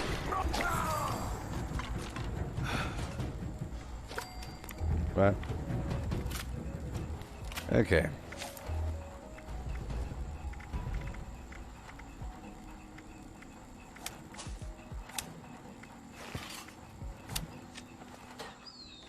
Alright. Oh, Melissa, your PC is good and healthy? That's really awesome. I was concerned for you. I could tell that it really affected you. And that you're concerned. And then I felt your concern. Because I'm a human with empathy. You know?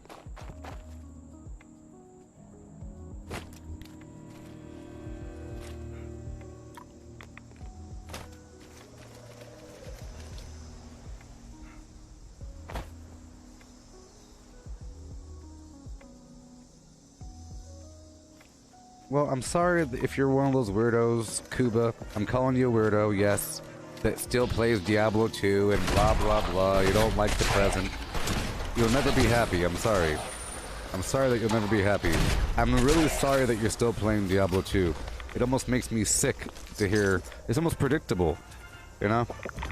It's terrible, it's a terrible thing. It makes me sick to hear that you're still playing Diablo 2. Sick. You're over here asking if this game compares to your original. No, it doesn't compare. Because you'll never be happy. It doesn't compare to a person like you. Make me sick. Alright, moving on. You might as well keep your opinion to yourself. Because it's not going to work out. And if it does work out, a person's just lying to you and smiling to your face. Yep, good opinion there.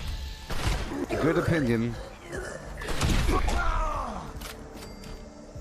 It doesn't make you more of a fan of a franchise to only like the originals. For example, the most diehard Star Wars fans actively boycott the new Star Wars. It doesn't make him more of a Star Wars fan. To say, not my Spock. That guy isn't Spock. No, it makes you a weirdo. Okay? Actively boycotting things and say that you're more of a fan because you like the original? Nope. Not gonna fly here.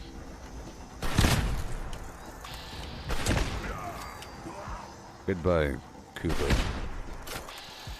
Enjoy Diablo 2. Ridiculous. Makes me sick.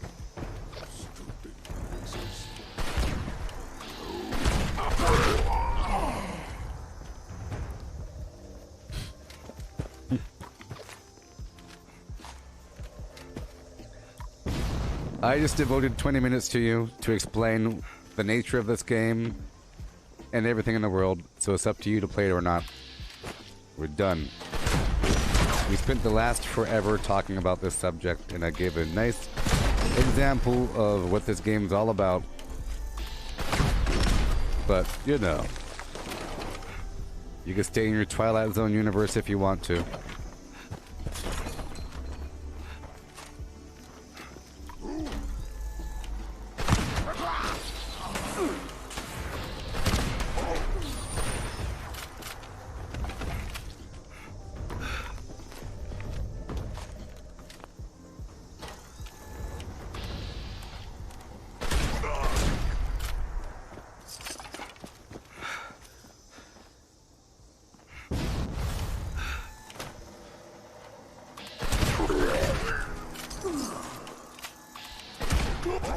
Yep.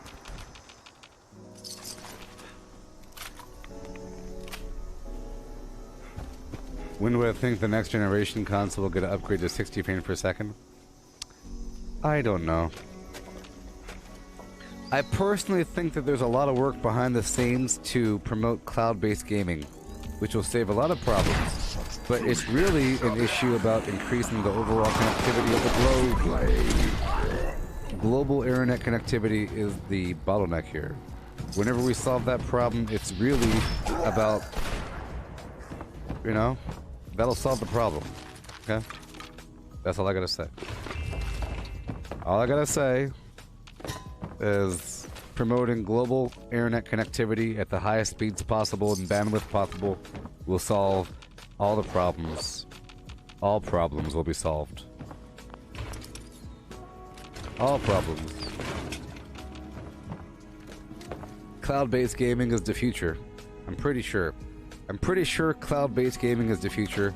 I'm pretty sure worrying about how much RAM your console has, or whatever, is the past. Eventually. It's not yet. Not yet. It's not the past yet, but it will be. You know? Worrying about how powerful your system is out of the question. It's really about, does your display show enough colors? Do you have 3D sound in your headphones? Do you have the proper keyboard and mouse and joystick? And VR inputs. It's all about that. It's going to be about the inputs and outputs, not about the processing power. And that's going to come soon. It's going to save the planet, people. You're going to have a couple gigantic factory warehouses around the planet with all kinds of servers and super duper high speed everything, where you don't got to worry about how good your CPU is and how old it is. It's just about, can it run the stream? And I think that will happen before, look, I think all that garbage I just said is going to happen before you're going to have 60 frames per second on your console.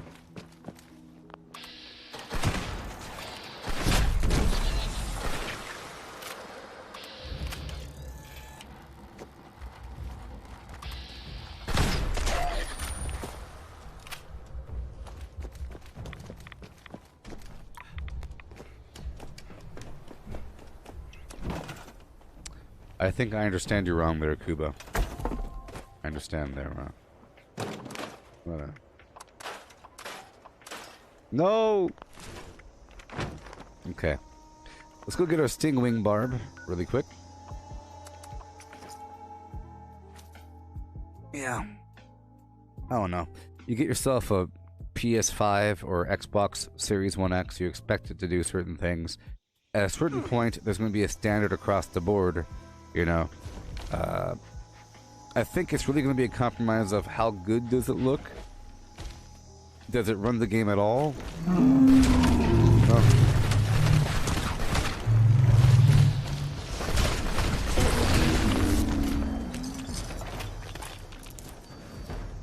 So you got like Xbox 4, sorry, you have PlayStation 4, then you have PlayStation 4 Pro, and then you have PS5.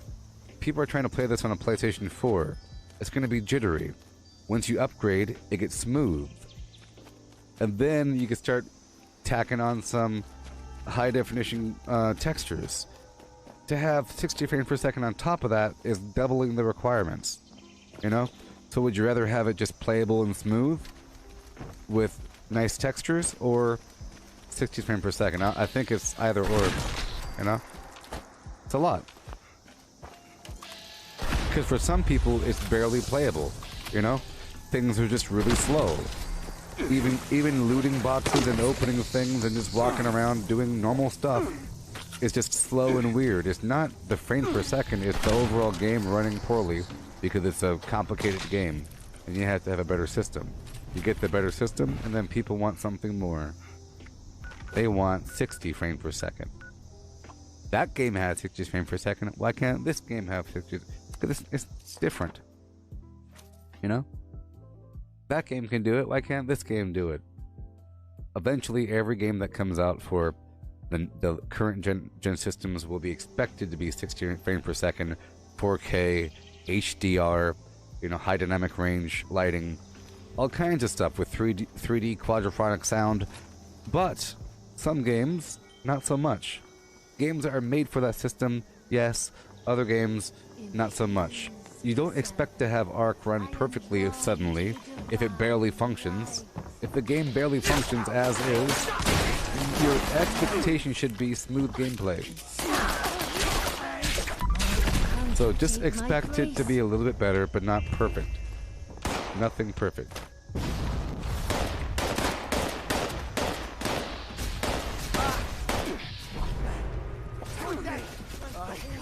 Divine light.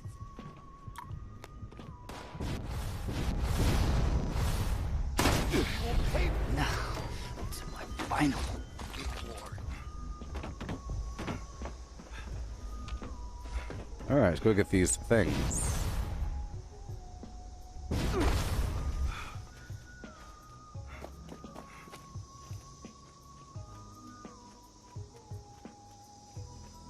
Hey Kuba, can you please try to rephrase what you wrote there?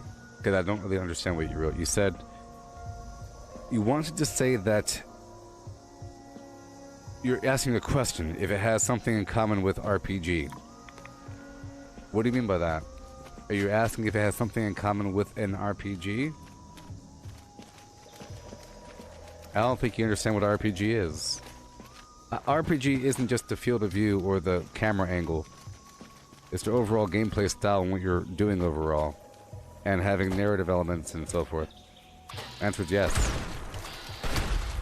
I just explained things. So clearly you have a different definition. Clearly you have a different definition of RPG. If I just showed you a bunch of stuff, I went down to the creator, we talked to some people, you know, I showed you all that stuff, and you still are asking if it's an RPG. Gotcha.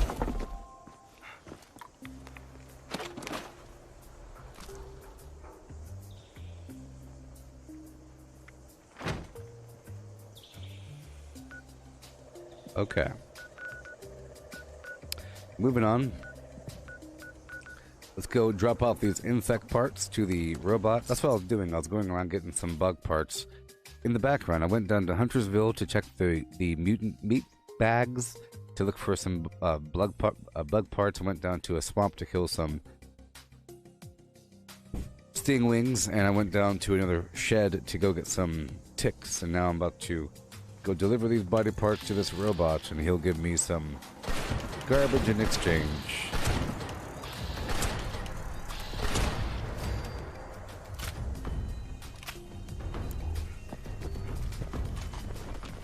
Well, here's the thing. Eventually, all first-person shooters should become RPGs. The line between a first-person shooter and an RPG... A first-person shooter just happens to mean that you shoot guns from time to time, and that the field of view happens to be first-person. But the second you're able to change it, now it's a first-person, third-person. A first or third-person shooter. And you're shooting things. But the second you have inventory and skill points and you level up, the second you get XP, level up, there's a bunch of different story decisions, it's clearly an RPG. A lot of first-person shooters start to have an inventory over time, you know? Even Doom Eternal starts to have role-playing elements over time as you upgrade your suit. But really, you're just getting stronger over time. You're just getting strong, but there's no real decision in your build. For example, Assassin's Creed isn't just a third-person shooter. It's an RPG. Because you have a skill tree, and you're getting XP, and there is a dialogue option from time to time, and there's NPCs. There's a bunch of requirements for RPG, and most first-person shooters start to have those aspects to a degree. At least the good ones do. At least the good ones do. The ones that take shortcuts, like some first-person shooters, just tell a linear story, and you have level after level after level, and then they happen to have multiplayer. So, for example, Call of Duty or Battlefield. The single-player campaign for Battlefield is not an RPG. The single-player campaign for Call of Duty is not an RPG. You have to get between point A and point B as things are happening. You know? So those are first-person shooters that just happens to have a multiplayer mode, usually a deathmatch arena. This one isn't like that. This one isn't just a first-person shooter that just happens to have some This is an RPG that just happens to be online. And just happens to be first or third person. But it's thoroughly an RPG because you have to eat and drink and repair your weapons and craft ammo and make meals with your garbage and cure your radiation and watch out for your diseases and your mutations and your skill points, and this big old long list of garbage we're looking at right now makes it an RPG. If you didn't have any of that, if you're just going beat the game isn't beatable. You can't beat this game. You know? You could beat the main boss, but you're living in it's a world that you're living in. It's more of a simulation. And simulations are by nature role-playing games. It's a simulation where you have to survive in the wasteland and thrive and make it. You know, insect repellent. These are all role-playing things. Versus, go kill the bad guys, get the red key and leave. Go kill the bad guys, get the blue key and leave. Oh no, the yellow key door is locked. Go find the yellow key. You got the yellow key. You beat the game. You know? Some games will give you more weapons over time. It doesn't make them RPGs. Just because in level 1 you have nothing and level 10 you have a rocket launcher. It doesn't really make it an RPG. It just means that now your character has a rocket launcher. You know? Some games are just looter shooters. A looter shooter with basic RPG elements. That's the key. Like a Borderlands game is more of a looter shooter with basic RPG elements because the gameplay is really about getting the loot and going around and whatever, you know. And then it has a storyline. And it's more of a first-person shooter because you beat the game, it's over. You can go back to certain places, you can kind of grind, but it's really about that. This game ain't like that. This game is a survival game like Ark or Minecraft or one of those with a pretty in-depth lore storyline world that you're dealing with, and it happens to be living because it's online and it's server-based, so you're obeying the rules. For example, another person can come in here and see me kill this roach. This roach is real. Versus a single-player game, the roach ain't really real because it's just on your computer, whatever, you know? Here, if I loot this clipboard, somebody else will see the clipboard disappear, so it's a part of this living world, you know? Yes.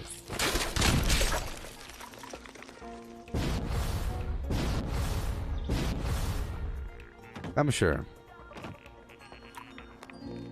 I think he understands what I'm saying, but we're trying to break down. I understand, but I think even with the language barrier, if you have to ask, I was trying to ask if the game is an RPG like Fallout 3. How do you translate that differently? We have to break down what RPG really means. You know? You know what I mean? We have to talk about the... And I'm trying to talk about how this game matches something from the past, even though the camera angle has changed, even though you're controlling it with different buttons, the overall gameplay system is basically the same. It's survival in the wasteland with all kinds of dangers and problems and nitty-gritty technical things. This is a nitty-gritty technical game with all kinds of things you have to worry about along the way. You know? Alright, let's go back up here.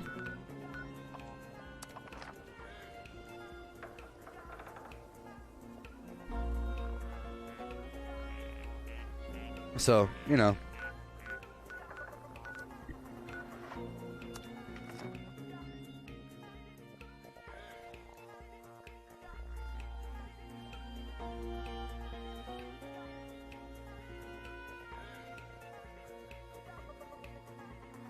Boom, boom, boom, boom, boom, boom.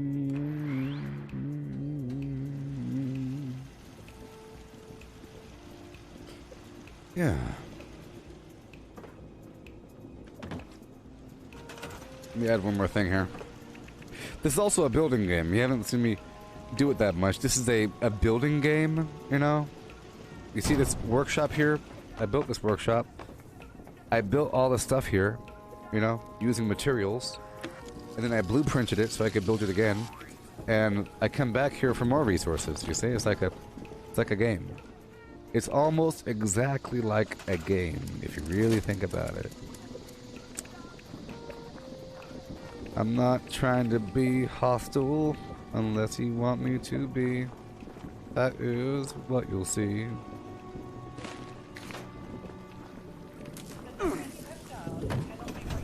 Toxicity. Alright.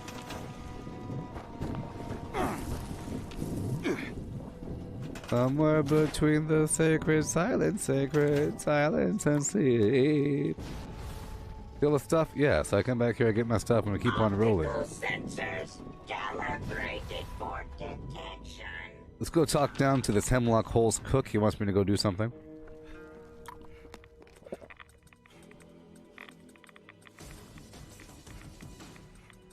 Come for the cookout? I hope you brought Sacred silence and sleep. Oh, world, something, and lyrics, indeed. Lyrics, and words, and words, and words, and lyrics. Alright. Rat stag meat. You can also find outline meat and depth Aerials in the sky when you feel small when you realize. Oh.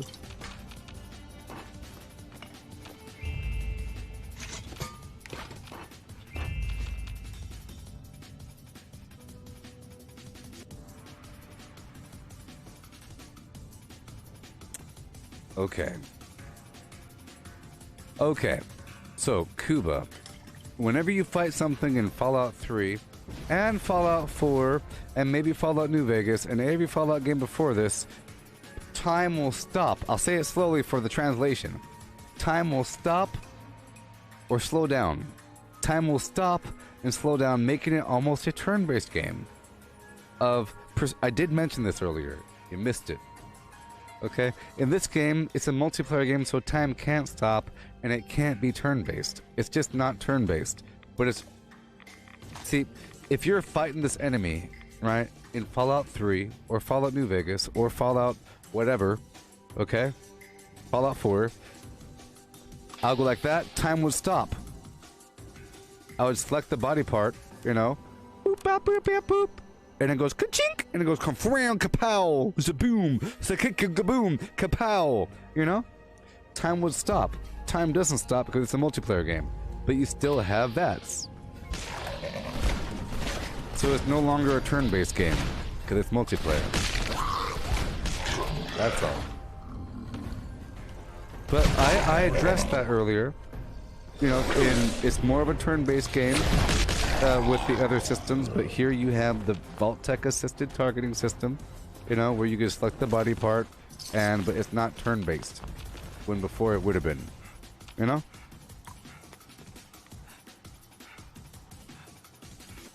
But it's not slow. Yes. But it's not slow. It's not slow mode. It's not slow at all. I think in Fallout 4 it was slow. Time slowed down, or whatever. Here, time does not slow down with VATs. Nothing happens with time. Time is just normal time. For example, it's just targeting. It just targets and gives you a percentage, so you don't have to aim. But the percentage is based upon other factors, like your perception, so it's like a role-playing game. So let's say that you're playing a tabletop role-playing game like Dungeons & Dragons. You have a dungeon master and a bunch of players. Dungeon Master says, you see yourself before a clearing. Mountains on the right, trees to the left, and as far as I can see in front of you, there's a shimmering city made of emeralds. Way down there, there's a yellow brick road, and what do you want to do? I travel down the road? Okay, you're traveling down the road, everything is fine. Doop-a-doop-a-doo, la-la-la-la-la. Oh no, you hear something lurking out of the woods. Before you have time to react, what do? I do a saving throw? Alright, cool. Saving throw. You detect the creature and you quickly raise your shield. The wolf bounces off the thing and breaks his teeth open. Roll dice. Roll dice. What do you do now? I want to attack him. Cool, you attack him. Here's the same thing. You walk down the road, there's a wolf, you go fight him. There's percentages and things happen. Percentages are still in play here. That's the cool part. It's sort of like a role-playing game, old school role-playing game, like tabletop, where you have dice. You have imaginary dice. It's based upon your perception. So perception governs your VATS accuracy, plus a couple other factors.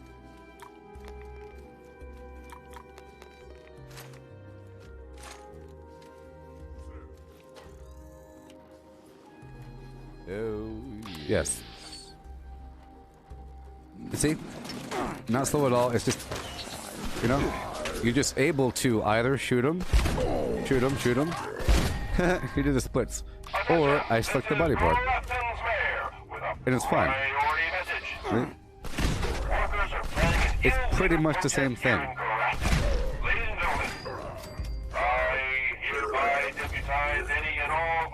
Hey there, Misty. Contributor to my campaign, and therefore could not possibly be guilty of everything they're saying. I'm leaving this place. I don't like this quest. Shut up. Alright, I just wanted to show you that it's still sort of your old school turn-based, sort of. It's just the turns happen really, really quickly. Sometimes it's more turn-based, you know? But, that's what the VATS system is for. Target selection with accuracy based upon your perception. And you can take a drug to increase it, so it's just like a role-playing game.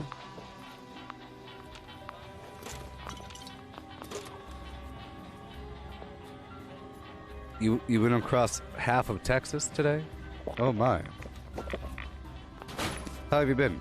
How's the weather? Was it a safe drive? Were there fog, snow, and ice along your travels? Plural? Alright. I'm here at the vendor. We'll do some more transacting. I'll lower my life a bit. And I'll do something. Sorry, I had to explain all that for you, friend.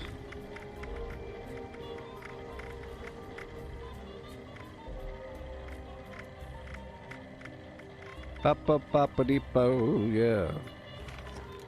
Don't face the wasteland without the proper Sunny but cold? Well, that's good. Boom. Goodbye, grenades. Yeah, we've had a good run so far. Mild distractions, but we got to explain what the game is all about for the people. We got to explain. I can be of service. Oh, Misty, just so you caught up what's happening. Someone that doesn't speak English too well, it's okay. They're asking some questions and we're trying to clarify, and we're talking about the nature of this game. They're big fans of Fallout 1 and Fallout 2. You know? Welcome, Fallout 1 and Fallout citizen. 2, turn-based. I am authorized to You know? trade And they're asking if supplies. it's similar to that. So we have to explain, you know, the difference between that whole gameplay style and this. It's a big void to cross, but I think we crossed the ocean of understanding. And we're safely on shore, drying ourselves off with towels. Requisitions now available. I think it's all safe and sound. The final question was, does it have the turn-based combat style? And I said, not really, but it has VATS, you know, which is very similar because it's based upon percentages and everything, but not so much upon, like, time stops. What do you want to do? You know, it's not as extreme. Someone just gave a Pokemon example, talking about a wild mystery appearing. When you play Pokemon, like the Game Boy game, or even Final Fantasy, you run around in the circle and then all of a sudden, combat! Combat! You know, and then all of a sudden you're fighting some thing in the bushes. Stock up now. And it's turn-based. Supplies Or with Final Fantasy. available.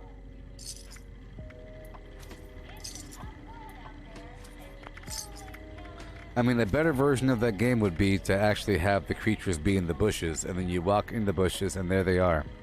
Versus randomly appearing creatures in the bush after standing in the bush for 10 seconds. And other Nope. supplies. I mean, it's it's here. interesting, it's relaxing to have turn-based, but it's not the most realistic thing. And it doesn't require any... It requires mental skill, but no tactile skill to play turn-based. So there's an extra challenge of actually having to run away or jump. I mean, having the time limitation, you have to run away. Supplies You know? and equipment. In a turn-based world where you have AP might govern how far you can move every turn, and then if you don't have enough AP, the thing will catch up with you, and there's nothing you can do about it. You know what I mean? Here, in real time, there's something you could do about it, because you could, you know, jump on a rock. Authorized to trade supplies. It's 3 and dimensions. Equipment. 3 dimensions. And I've restocked my store. So we did all that. Restocked my store. I brought a bunch of stuff over from other characters, just some maintenance. I got rid of more of my money because I sold more stuff. To trade, I can be of So, service. doing good so far. Doing well so far.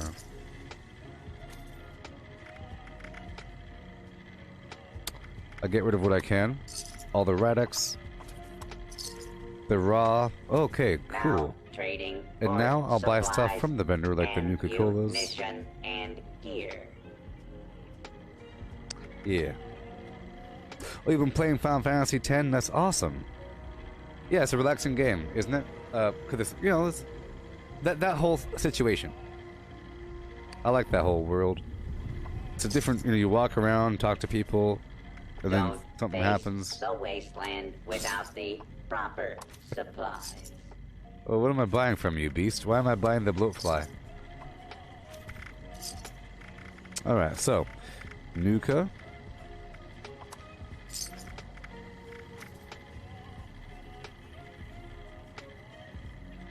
Yes, Misty was one of the train. Misty, yeah. Supplies are available. Misty was that girl. You know that one girl? You know that one girl in the game? Or should I say, not that one girl, but you know the girl? Oh, besides the Red Rocket team, the other girl. Usually the trainers were women, and was it Brick? Was Brick his name? He would be nervous around the ladies or something. All these trainers are ladies at these gyms. Ammunition and other Hey there, supplies Fallout News. How's it going? available here. Let's buy some aluminum, some concrete. See, I have to get rid of all my money. So cool. So if you're just getting to the stream, be aware that right now until the future sometime, there's a double script event. A double script sure to event is a big deal. 300 while script you is can. available in the vendors. What? I've already went through my other characters and did it. Fantastic. I don't think I did it with this character yet, which is funny. But you know, we'll do it. Welcome, citizen. I am authorized to trade And supplies. the inside the vault for the day.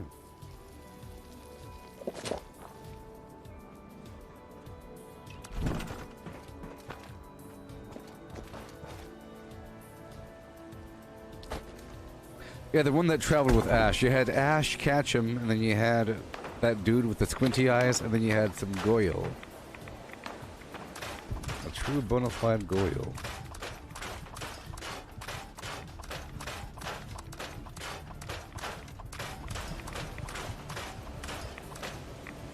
At the beginning of the stream, I went over the latest Inside the Vault, and it's a big deal. It's a really big deal. Did y'all know what I'm talking about?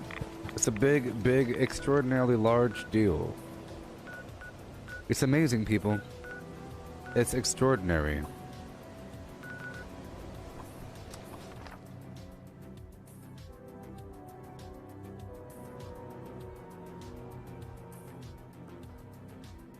Exactly. It's a big deal. They went over the perk loadout. It's a... Here, I'll show it to you all one more time, okay? One more time. Look. It's a big deal. Oh my god. First of all, special loadouts. Look. First of all, look. You could reboot all of your special points for free.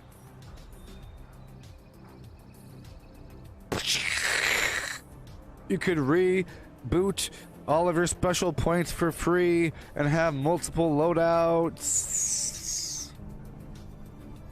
Changing out your stuff at camps or train stations. What? That changes everything. That's like all my gameplay. All my gameplay is trying to level up more to get some points to move left and right. Dang it. There's that factor, okay? The second factor is you could have multiple camps with different icons. Pre-made. So that if you, for example, you could have a house, a rec center, a vendor here or there, or different, you know. For example, it'd be nice to have multiple camps, you know? Sometimes you want to move your camp because of an event. This gives you the option of making a second camp without destroying your first camp. And you can swap between them at any time. One active, and they share the same vendor stock. What?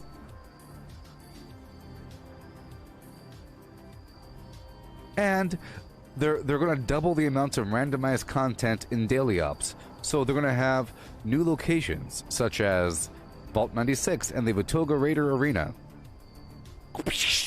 And enemies such as Scorched, Mothman Cultists, and new mutations such as they heal each other, they create toxic hazards upon death.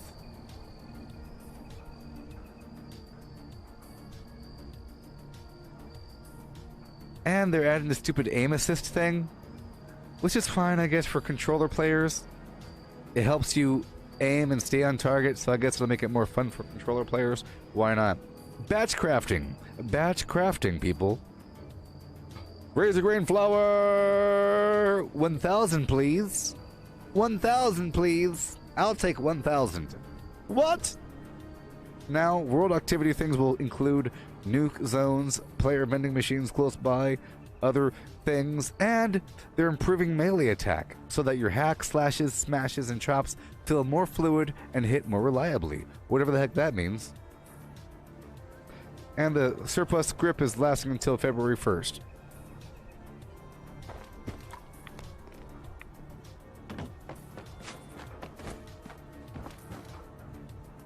Oh my god.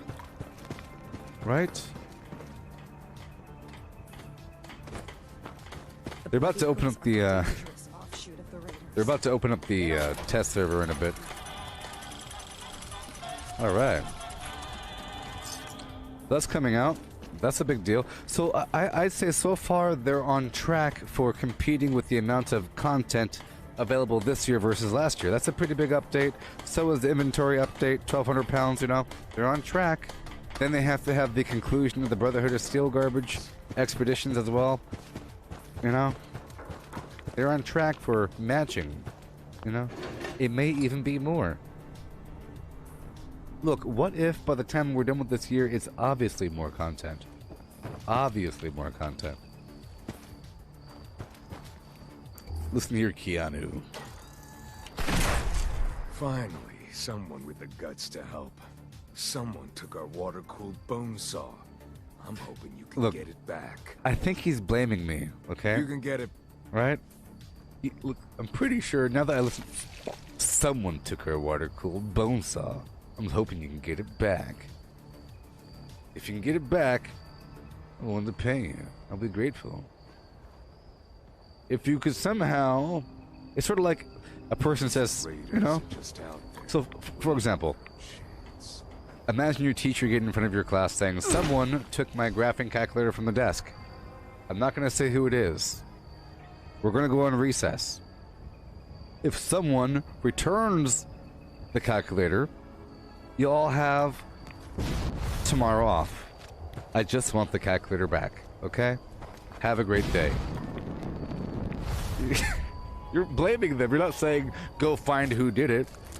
Now, everybody, go be a detective. He's saying, if you took it, please return it. I need it a lot, and I'll pay you for it, please. So, now that we understand that, listen to this guy again. Newcomers make me nervous. See, look, I'm a newcomer. I've got my eye on you. He's blaming me. Offense. He's blaming me. I got my eye on you. Finally, someone with the guts to help. Someone took our water-cooled bone saw. I'm hoping you can get it back. If you can get it back, we'd be very grateful. Grateful enough to pay you. You know, I love the help, but right now I'm sort of in the middle of something. You know? Seriously? Can't even count on the mercenaries these days. It's nice to relax to some music at the end of the day. Finally, someone with the guts to help. Someone took our water-cooled bone saw. Bone saw. You can get it back. Don't you squint at me. If you can get it back, we'd be very grateful. Grateful enough to pay you. Grateful enough to pay me, huh? So, Disney has been working on speech-to-lip movement technology for a while now. And I'm pretty sure it's for all their upcoming games. Because, like, for the Indiana Jones game, for the Star Wars game, there's a bunch of stuff that is related to the Disney friend. Here, I'll show you. Watch. Watch. Watch. Watch. Here, I'll show you something. Watch. Watch. I'll show you something. Watch. Here's the Disney Research Hub YouTube page. Okay, you should probably subscribe to them because they're great. Why are they working on this? Check it out. Why are they working on this? Look at this. Watch. Real-time facial details on mobile. Okay, right? Analytically differential dynamics for Flim Flam Jones. Routing of muscle fibers for soft robots. Look at this. Crazy garbage. Look at this right here. Look at this. What are they doing? This is Disney. What are they doing? What is this?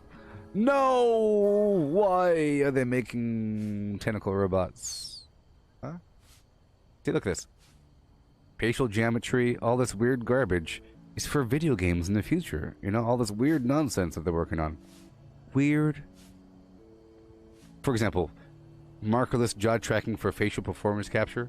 It's for motion capture without a bunch of dots on your face. Right now you gotta have a bunch of dots, but now you can really capture that jaw placement, baby.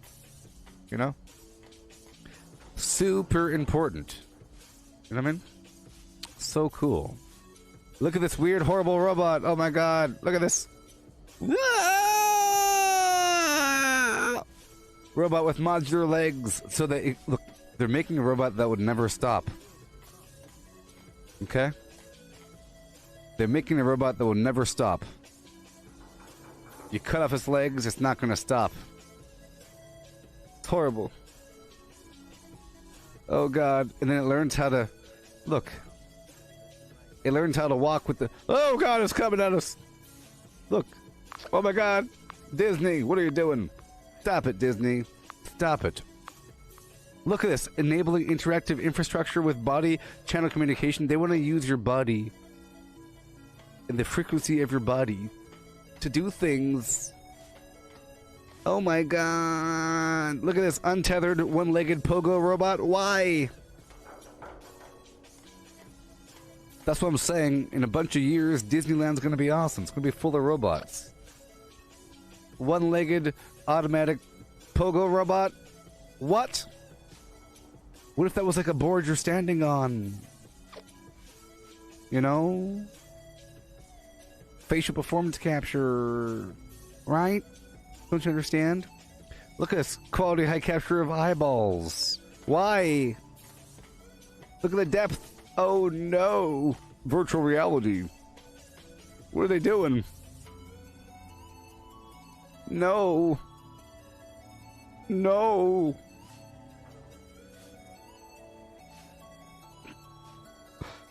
No. Playing catch with a robot. Why? I got the ball. I'll give you the ball. Catch the ball. No! We'll be juggling human hearts. Human heart juggling. Why?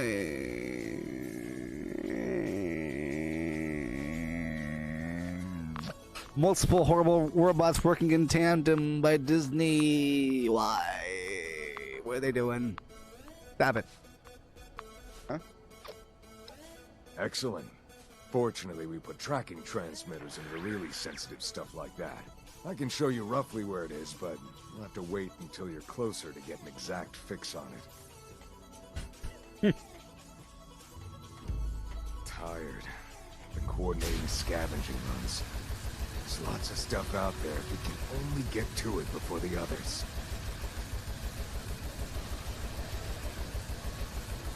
The quicker you recover on missing equipment, the better.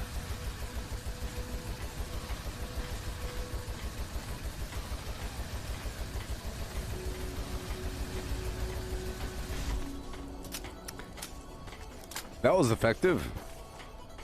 All right. I'm so glad to be away from the pit. Yeah. I should go buy some food from Sunny. Let's continue with the game. Yeah. Okay. Why, Disney? Why?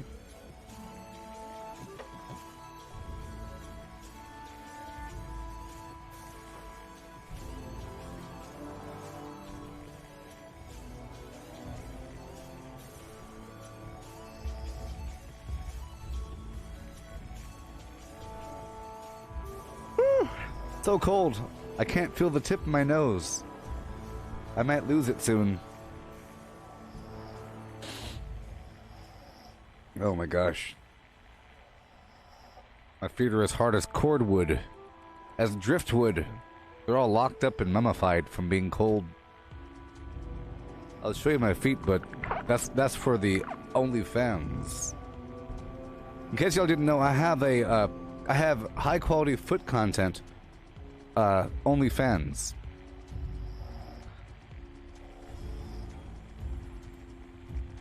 I'm stepping in mashed potatoes.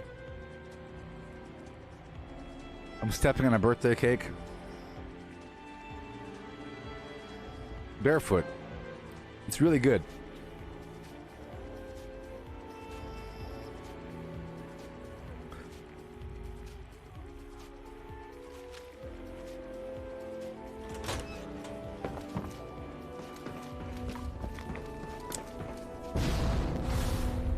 Yeah. Really I'm thinking about doing, you know, it'd be like a combination of mukbang mixed with high quality foot content, you know, for those kind of people. It's on the edge of the perverse, but it's not. It's just a foot. It's just a foot, you know.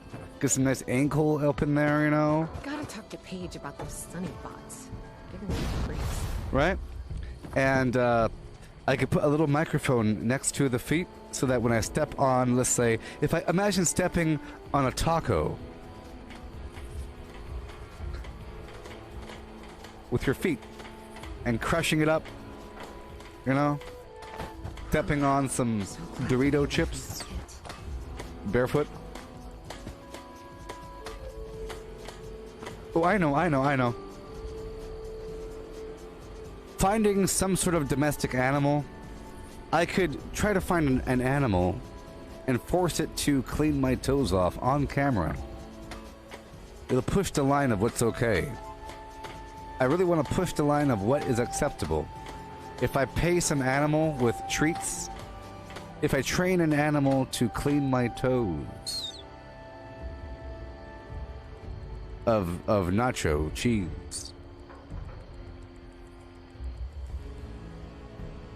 But that's borderline illegal. It might be considered some sort of, you know, pornography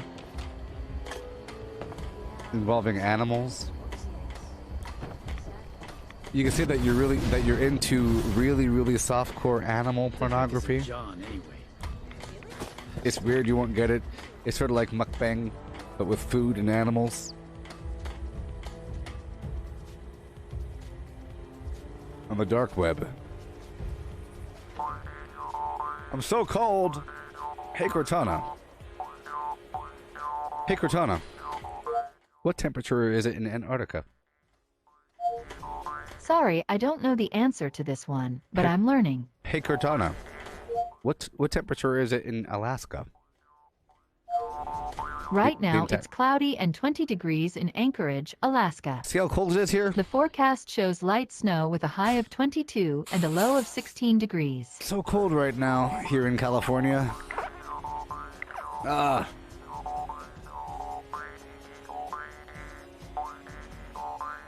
Hey, Cortana. How cold is it in Norway? It is 1 degree Fahrenheit right now in Oslo. See how cold it is here in California? Woo!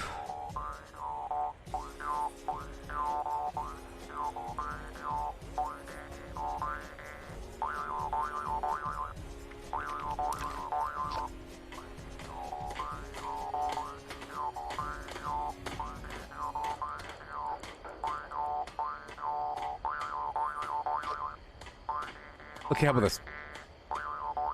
I could do my elbow. If I did my elbow, if I dipped my elbow into paste cat food, you know, I get some cat food in a tin, I get it all fluffed up with a mixer, I aerate it, I dip my elbow in it, and I force the cat with a leash and yanking, lots of yanking, and I force it to lick my elbow. And I put that on OnlyFans. Because of the yanking.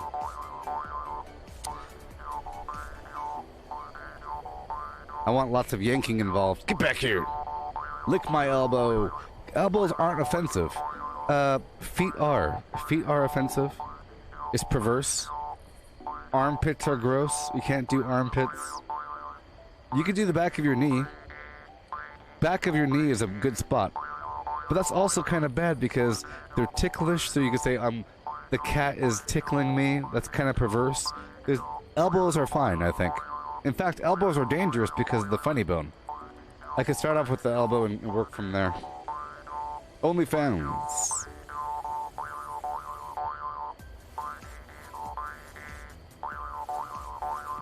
Craft legendaries with modules. Sell to NPC vendors. Daily quests. Workshop conquest.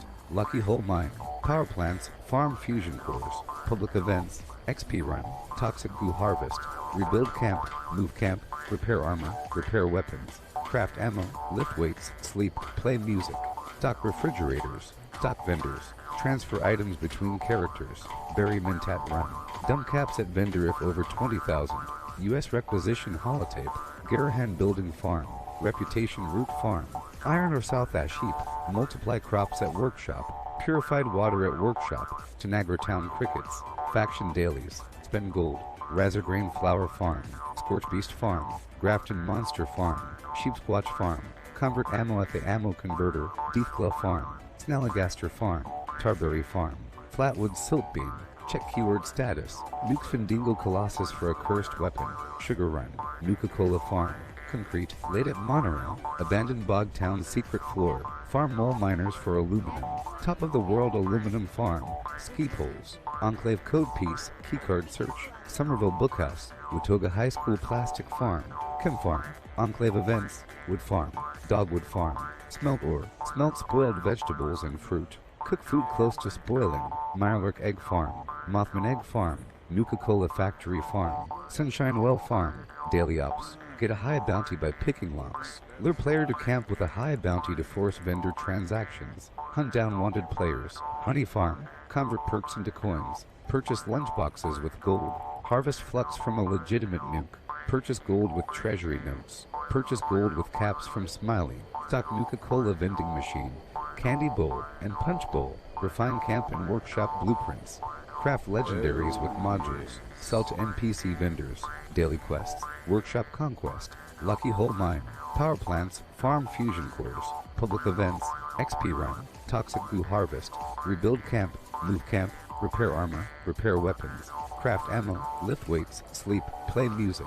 stock refrigerators, stock vendors, transfer items between characters, bury Mentat Run, dump caps at vendor if over 20,000, U.S. requisition holotape, Garahan Building Farm, Reputation Root Farm, Iron or South Ash Heap, multiply crops at workshop, purified water at workshop, Tanagra Town Crickets, faction dailies, spend gold, Razorgrain Flower Farm, Scorch Beast Farm, Grafton Monster Farm, Sheep Squatch Farm, convert ammo at the ammo converter, Deep Claw Farm, Snalligaster Farm, Tarberry Farm, Flatwood Silt Bean, check keyword status, Nuke Findingo Colossus for a cursed weapon, Sugar Run, Nuka-Cola Farm, Concrete, Hey, Local oh my Monorail, gosh, Abandoned thanks. Bog Town Secret Floor, Farm Mole Miners for Thank aluminum, you.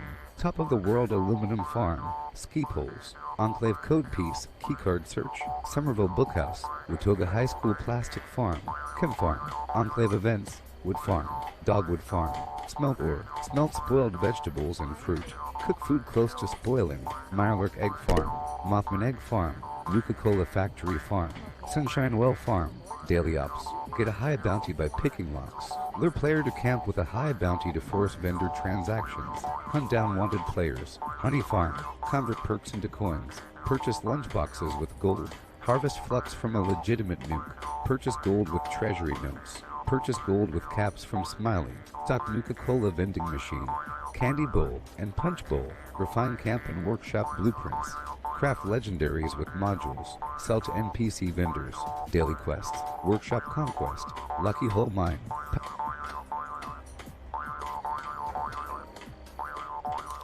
What the heck happened? Why is it all... You see that? It's all grainy and... Maybe if this place keeps going, we should get a dog to help guard the house. Alright. See here. Some people live like this though, so I can't be ableist. Some people live their whole life like this.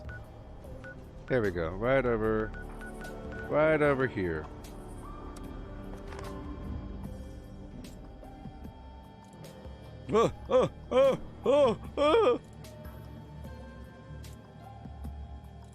Claustrophobia. I'm free.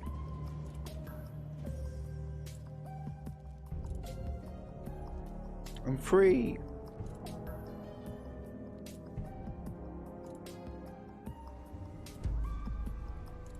Breaker 19.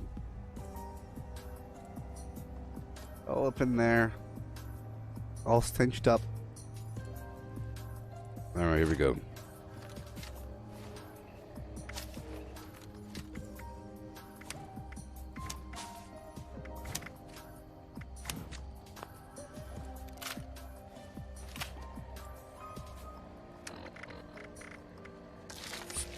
About to rock and roll.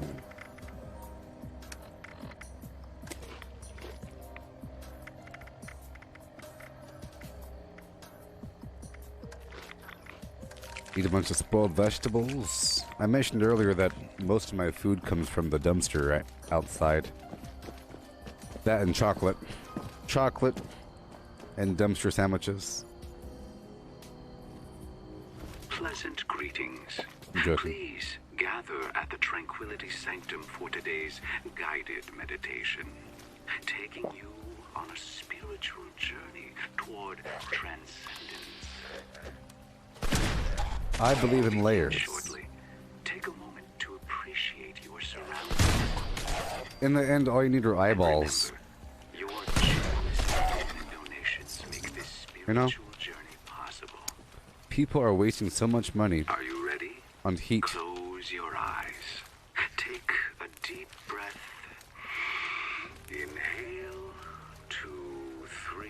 It's such a primitive thing to waste money on. Just heat. Because things give off heat, you know. Things give off heat. Like this light, my monitors, the keyboard, the center of the earth. Let You know? the spiritual incense fill your lungs. Imagine your path to Lightning, enlightenment as the three sun. transcendent pillars rising toward You know? the sky.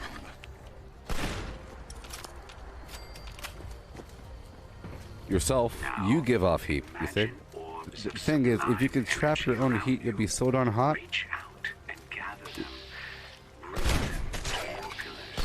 if you could trap your heat, you lose so much heat with living. Living. Your goal is to make yourself invisible in the infrared. You dig? As you build your pillars of transcendence, you may find yourself surrounded by Right now, you are a bright beacon in the dark to a snake or something.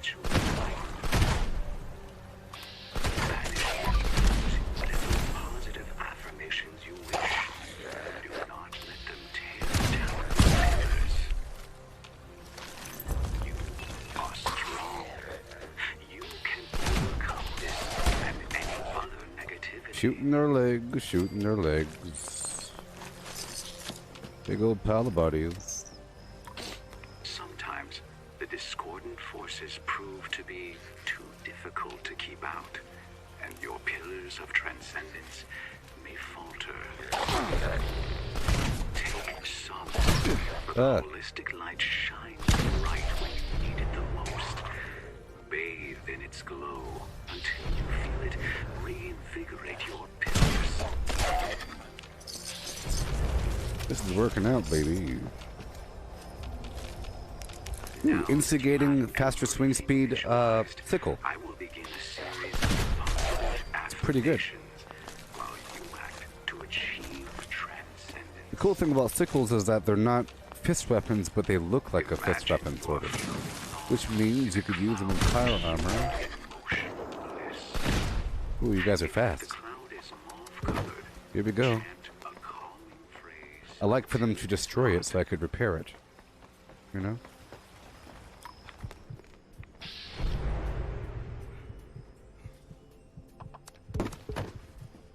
Yeah. We're doing this event here at this temple. Pretty cool. Palace of the Golden Path. Pretty awesome. Yep. It's actually a pretty nice meditation. Free your mind from all distractions and worries. Focus on the pillars of transcendence. You see?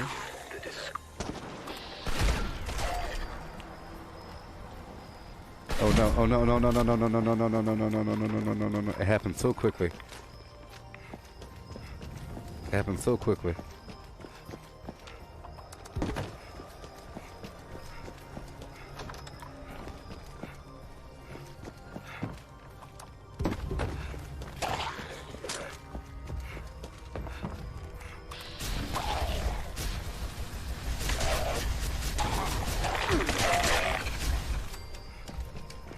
Alright. Gather that sublime energy and let it flow into the pillars. Let the warmth it provides guide your spirit toward a new plane. Let the warmth that it provides guide your spirit to a new plane of existence beyond the physical. Okay?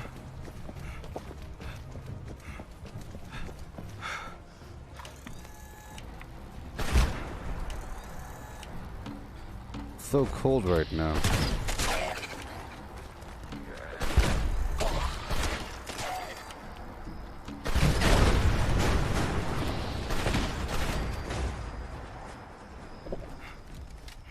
Punish any discordant forces that stand in your way. Do not let them harm you spiritually. If you feel your physical self reacting to their presence, that's okay. But please.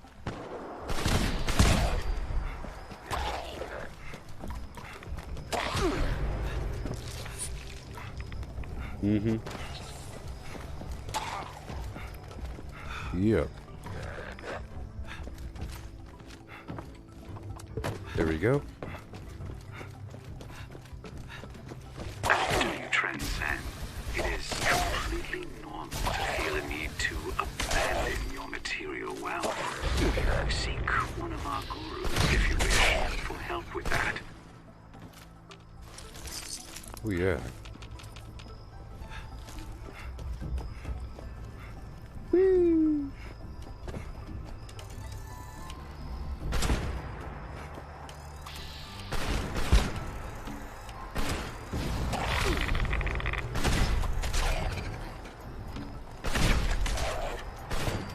Yeah. Thank you. I will be looting this building afterwards, because this is actually a pretty awesome farming location. Bunch of goodies down and below this facility.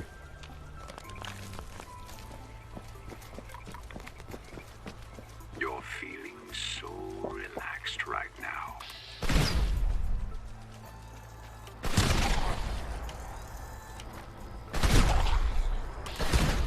She was stuck in the ground for a second. Yeah.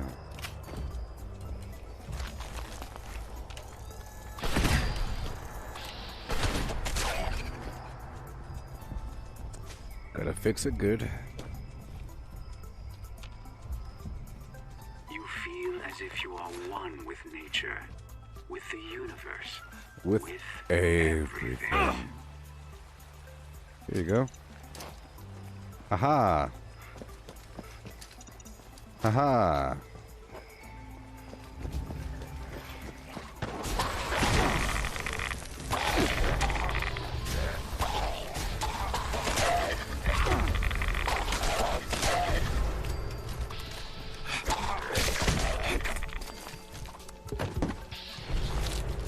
Believe in yourself. Believe in the powers Oh, yeah. of others like you. Good evening, James.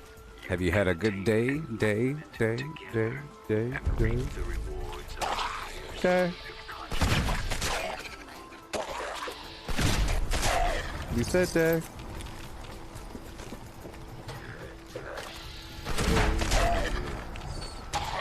You said that.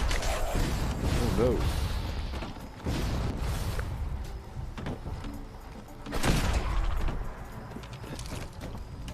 You said that.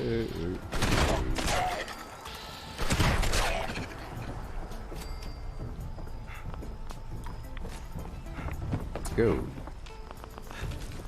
I will be looting through here. Excuse me. Up and over and away. Here you go. Did you drop something? Run away!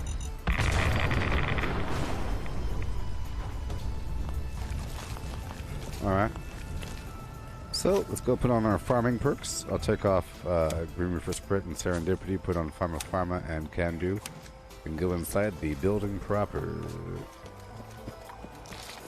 And I'll put on Pack Rat for a second. So I'll take off Barbarian. Yeah. Sure. A certain amount of stuff here.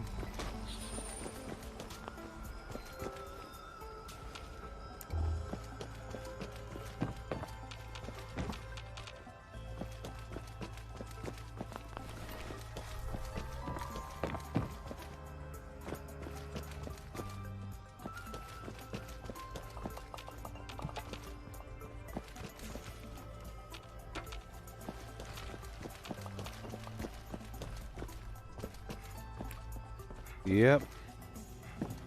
There's that one tiger guy. Remember that one tiger fellow?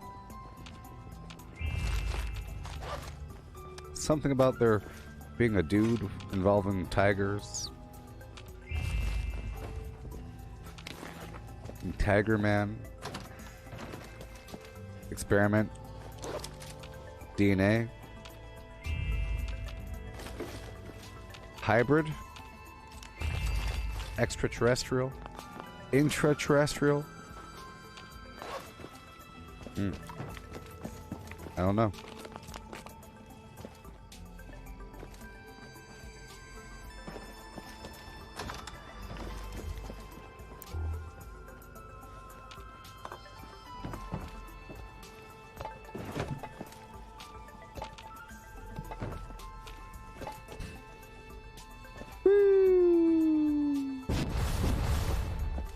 Okay, we're going down, down, baby.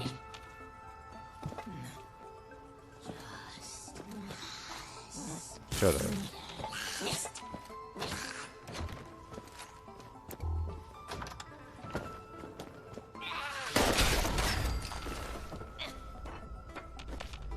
Cool.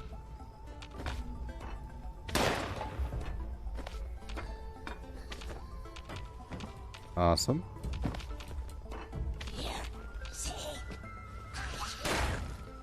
Meow. Meow.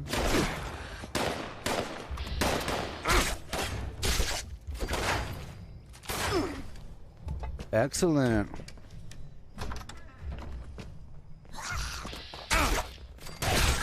Goodbye. Thank you.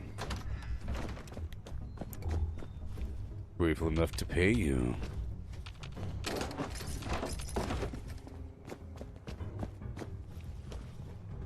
Are y'all psyched for The Matrix Part 4 coming out on HBO Max? Psyched? Yeah.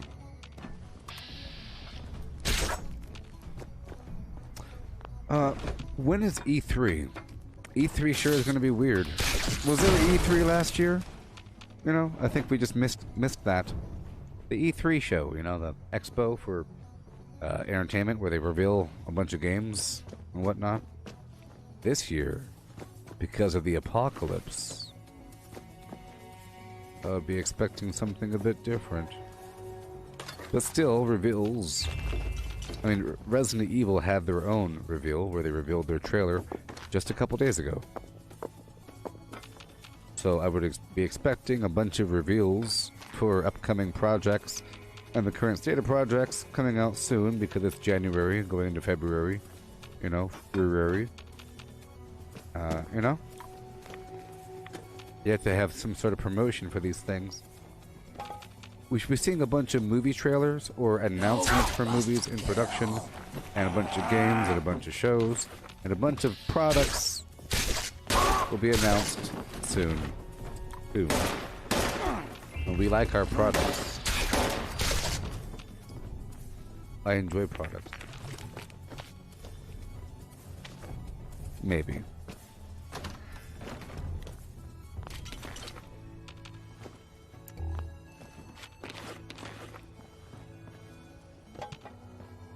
Yeah. Oh, yes. You will shut your fool mouth. Mel. You hear me, Mel? Shut up. You too. Mel. I'm joking. Yeah, there's a new Matrix movie starring Keanu Reeves and Carrie-Anne Moss and some other guy that people are thinking it might be a younger version of Morpheus because it might involve time travel with alternate Matrixes. Well, there's already been production photos, some behind the scenes showing Keanu Reeves riding on the back of Carrie-Anne Moss's motorbike. Trench coats. People. Columbine. The Matrix.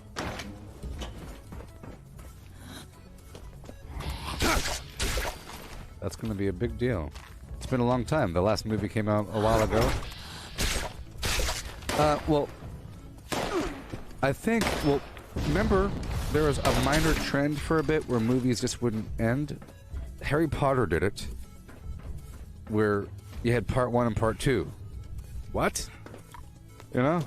Movies would have part 1 and part 2 for their finale? Huh? Are you really stretching it? You know? Or, you had The Hobbit part 1, 2, and 3. That's sort of extreme there. But, you know.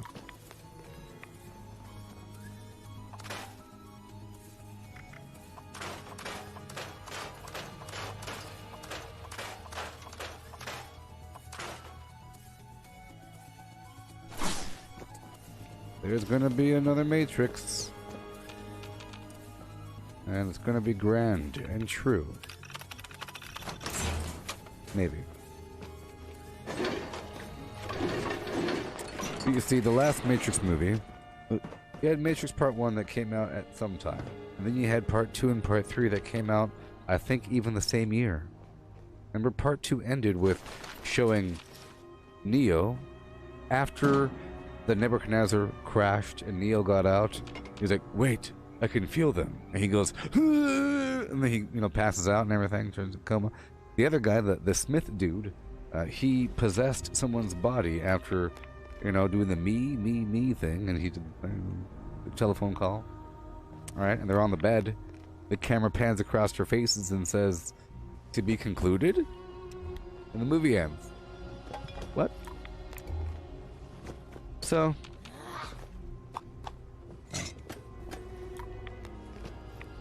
me. Remember that? All that stuff. Search.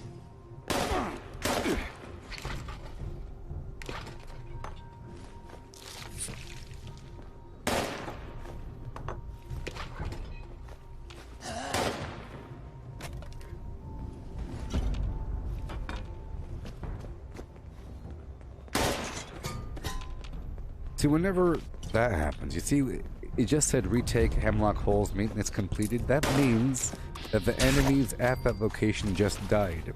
And it could mean that my turrets killed them, or it could mean that a player showed up. Okay? I know how the game works.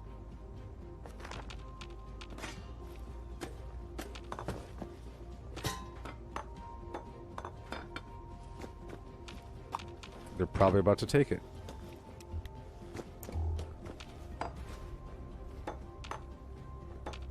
I didn't fully build the whole thing. I built enough.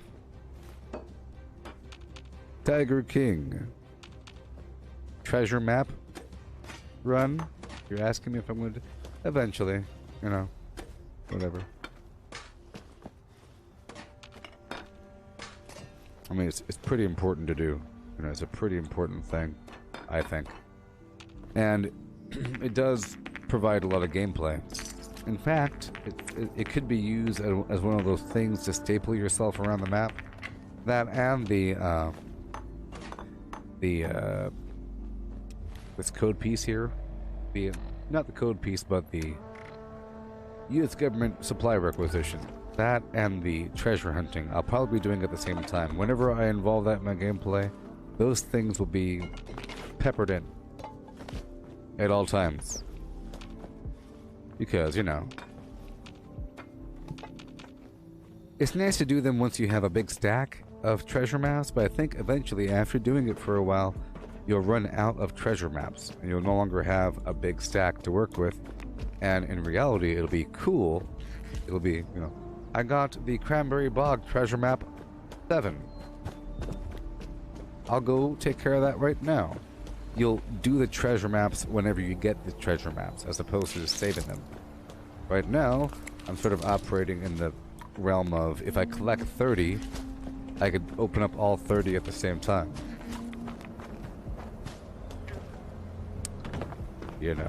And I'm trying to not look up the locations of these treasures.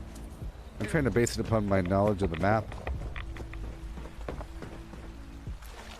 And it's dangerous territory. If I'm trying to find out where the spot is and somebody that's watching knows where the spot is, I don't want them to say it, but they're going to say it. They're going to say something, and then I have to snap at them, so I have to avoid the whole thing and never do it. I know what's going to happen. No matter what I tell people saying, don't tell me where it is, I want to figure it out. People that know will say, oh, I really want to say it, but I can't. Ooh, that means I'm close. Or I'm really far. You know what I mean? No. They say, oh, you're close, but I won't say where. But you're doing a good job. That's bad, too. I don't want to know if I'm close. I don't want to know anything. But people can't keep it shut. So I have to just never do it. They will say something, and I will snap at them. And whoever's here right now that hears me say these words, and if I do decide to do it, and if you're listening to me now, and you still decide to do anything I just mentioned, like, ooh, I want to tell you, but I can't, ooh. You're even in worse shape. That means I snap at you more. You deserve a snapping. Random person, not so much. But you people, you know. You know. The random people know.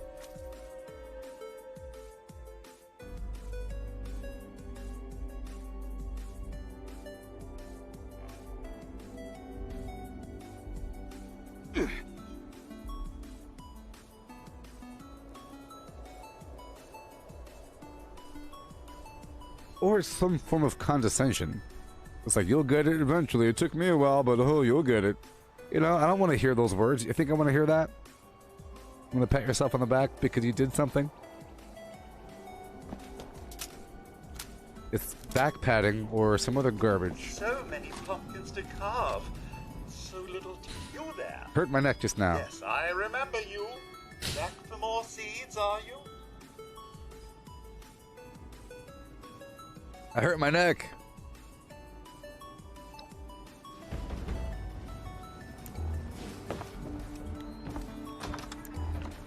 Man.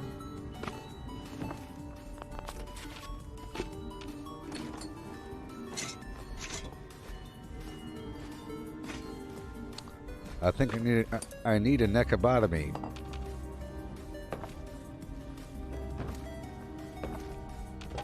I think the neck's pretty important. It's where all the juices flow between the upper half and bottom half. That's for one. And I'm pretty sure the spine goes through the neck. And that's how you can feel stuff below the neck because you have a neck. Right? So if your neck fails, I think the rest fails. Certain things happen on their own, like breathing and your heart and everything sometimes. Sometimes. So many pumpkins to carve. Can't count on it though. So little time. Oh, I think the neck is pretty important in that whole process. You can breathe without a neck. You can make a hole right below the neck. A tracheotomy is, you know, you bypass the whole neck. The neck gives out. You know?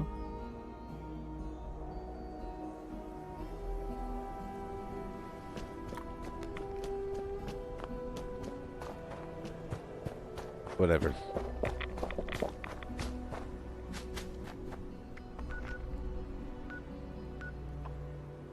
I will be doing these dailies right now. I'm doing the Red Rocket Core thing.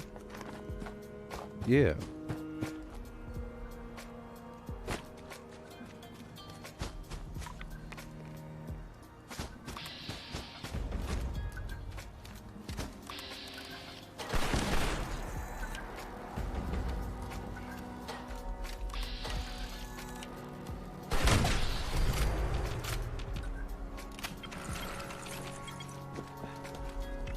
Melissa, I'm not a hussy. As much as I look like one, I am not a hussy.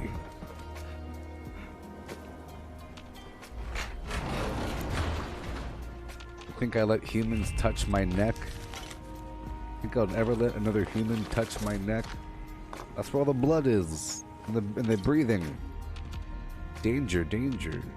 I ain't no hussy. Letting people touch my neck.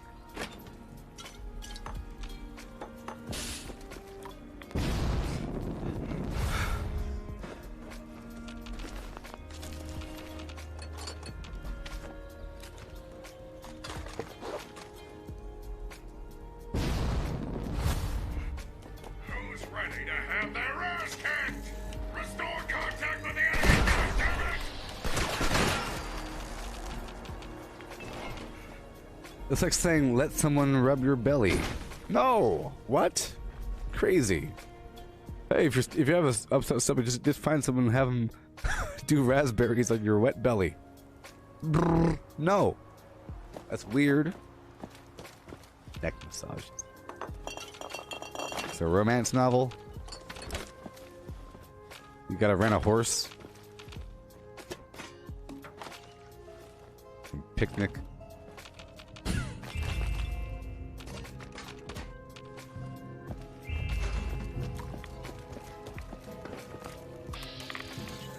I wonder how much money a neck massage really costs. Think about it.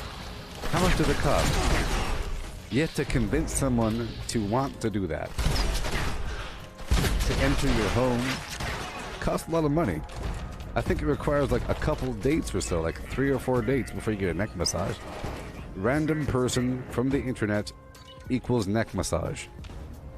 after a couple, you know, it takes a while.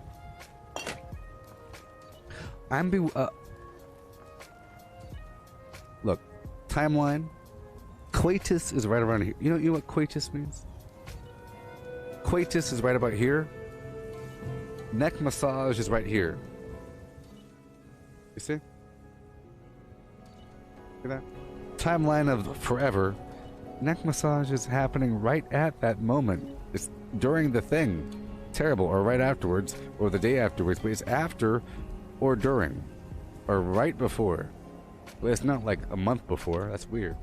That's weird. That's, you know, lawsuits and get arrested or something. You know what I mean? You have to have a deeply intimate relationship, physical, before you even mention anything about neck massages. If you mention it to your friends, you will get arrested. Coworkers, arrested. Hey, Sally, neck massage? Huh? Promotion?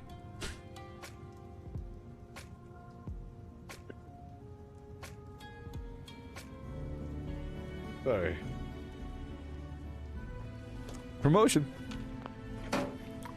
$2 more an hour for neck massage whenever I clap my hands. You get arrested. You can't start involving neck massages into your darn work schedule. Not good. Not good. Gross. I just imagine it for I had a visualization of the horrible cold wet hands all over my fragile neck. Disgusting. Disgusting.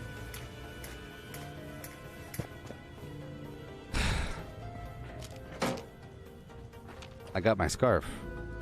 Protecting my neck. It's instinctual, you see? It's like a vampire thing. I protect my neck. So sensitive. That's where the animals bite you. Don't you understand? If a panther came in here, guess what? My neck.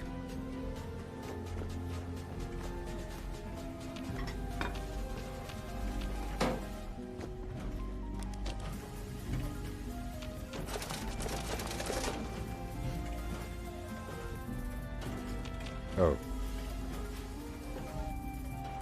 Yes.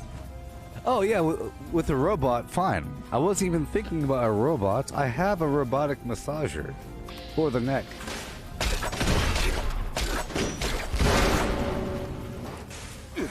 I do. I bought it. Cost a lot of money. It's over there. Yeah, I wasn't even thinking about... I'll think about humans and animals. Humans and animals and slave labor and favors and quid pro quo and lawsuits. But robots take care of all that. Robots, baby.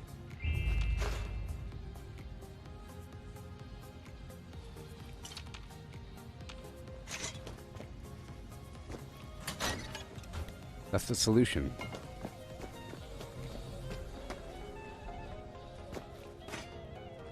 And then, of course, you have the... Look, if you go to a massage parlor, it might as well be a brothel. Okay? It's like a FBI sting operation. Big massage. People are going there for massages. Massage parlor, please. I want her. I get to choose my massager? Yeah, that one. How much per hour, baby? Warning. Protect travel detected outside of Red Rocket vicinity. The brothel. Please see maintenance terminal alert. Failure to do so may result in immediate termination.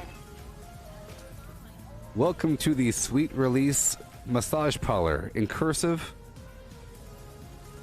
Come on. Some cursive title. If it's cursive, it's bad.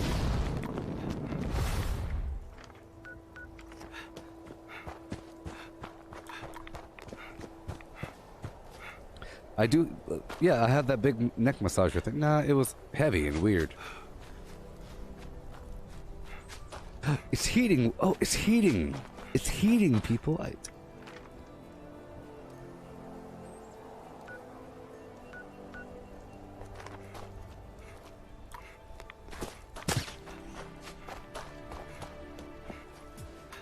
Yeah. We.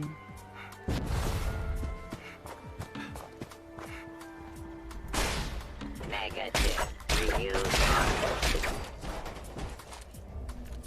What would you do if I threw up on you?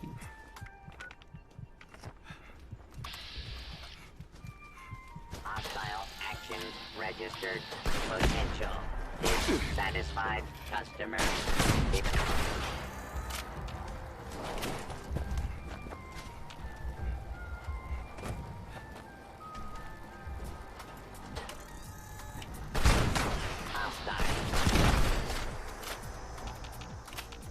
I don't think there are any professional massage parlors. Look, one of those people in one of those rooms is getting paid some extra money. Who has the good car? Who has the same clientele? Requested. They're getting paid under the table.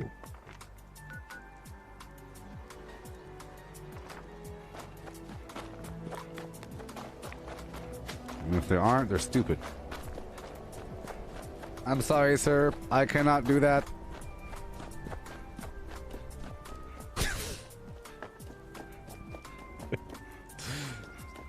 The only reason why they wouldn't do it is if they're a cop. I'm sorry, according to USC mandate 48512, we cannot do such things.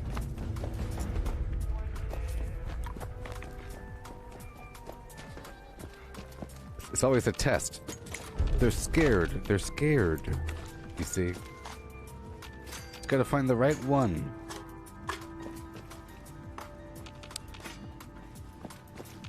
It's a dangerous environment trying to get the flim flam from the massage parlor. You never know. Sometimes they have professional massage artists that happen to be cops acting like they are actual professional massage artists just to find the person that will ask for the thing. They arrest him on the spot. You know? Just like how there's cop prostitutes that aren't really prostitutes. You know what I mean? You have cop massage parlor people. They're just waiting for a client. Waiting for that request. Or the offer. So if you're ever in a massage parlor and they offer to do something else for some money, just say no. It could be a cop that happens to massage people. Because if you say no, so they have to ask you at the very beginning, hi there, before you lay down on the table, would you like to have a additional service at the end in exchange for money? If so, put the money in my hand in exchange for the things.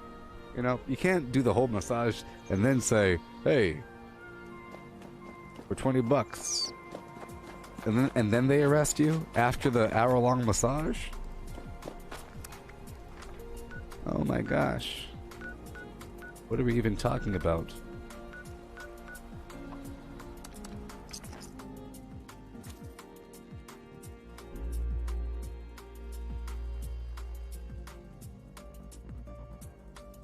Hey Cortana. Massage parlor. I found 4 places near you. There's Yin and Yang Massage at 2785. Okay, let's find it. Let's go there. Let's go check it out, baby. You guys got a website? There's no website. Oh my god. Woo! Here we go. Street view, baby. Street view. This place?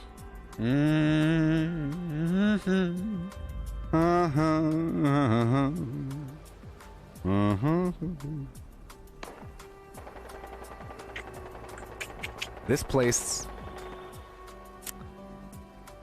That place over there is like a head shop selling all kinds of weird stuff. Got a pawn shop, a tax service, pizza parlor, and a massage parlor. This place. Woo-wee. There's a basement in this one. They take out your kidneys.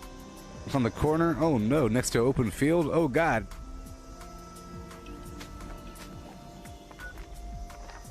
Alright.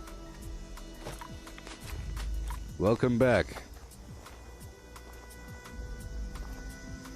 There are 4 near you. Let's go check out Sunlight Massage. Oh, they got a website.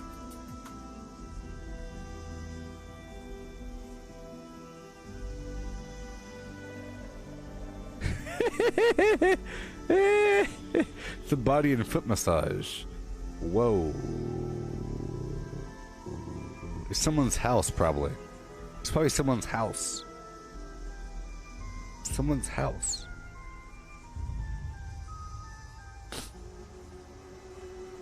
We specialize in foot massages. Oh, hilarious.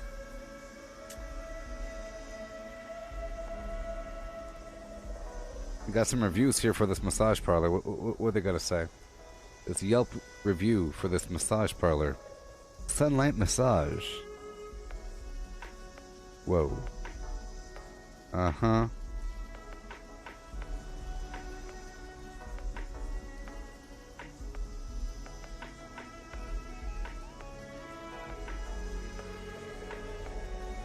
Oh.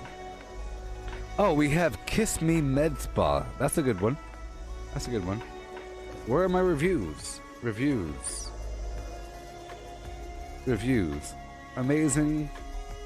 Very sweet girl. Massage. What in the world? Oh no. Oh no. It's one of those people. I paid for a good massage and I had to ring the bell 4 times. Kiss Me Massage. Oh no. Why are they called Kiss Me Massage? What? They do waxing, medical spas? Ooh. Skincare? Ah. Oh, because you want to be kissed after you go there. Your skin will be so silky smooth that people will want to kiss you.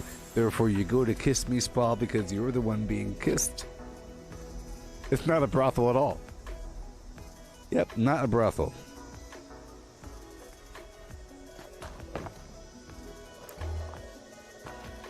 My town's full of them. I really should. You got a church, a bar, massage parlor, and a strip club. Why is a massage parlor next to the strip club? I don't know.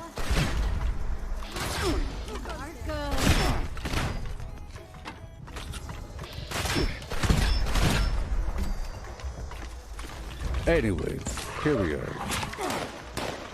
Anyways, I'm over here at this Blood Eagle spot, and I haven't been to here in a while. Ever since the Steel Dawn. It's one of these cool locations. You know? But I'm supposed to go here to go get the stolen equipment.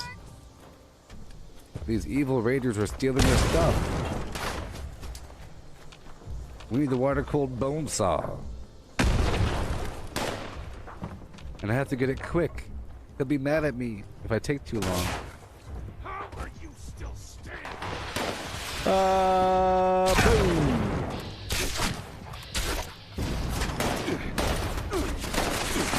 Whoa! The heck? Chaos! Chaos! No, no, what's that noise?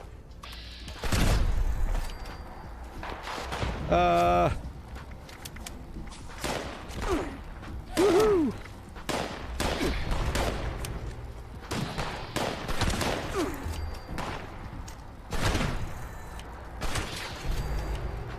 Yeah. I could work out a deal, you know? I could come in there with Tupperware containers of different types of food and say, hi.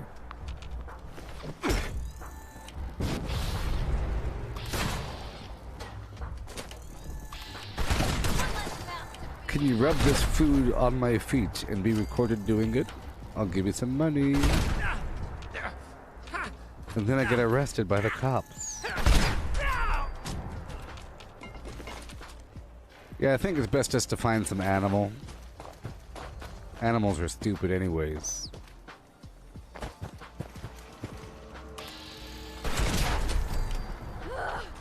It hurts to breathe. I would use a squirrel, but it might take a while to get. Birds are kind of useless with their stupid beaks. And,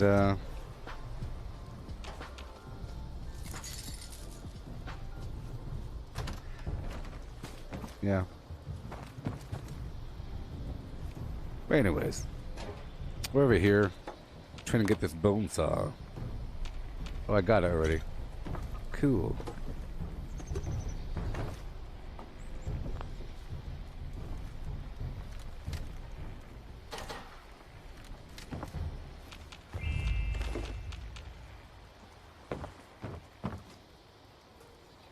All right.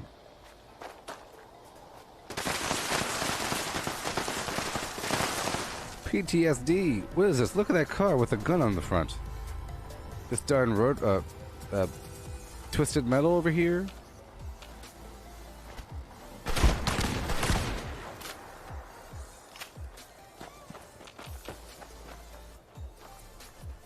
Okay, since we're here, I'll just say hello. If I could, I haven't been here in a while.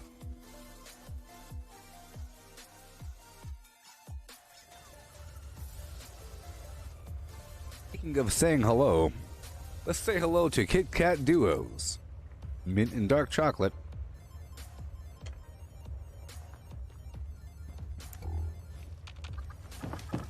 These guys have chickens. Hairs on my neck are rising. Shut up, beast. We're here too. There ain't nothing good out here. Destroy 'em! Hey, look, there's a legendary. Cool. It's worth it. They were gawk guiding. They were gawk guiding. They were cockfighting with chickens. He's called a bloody pecker.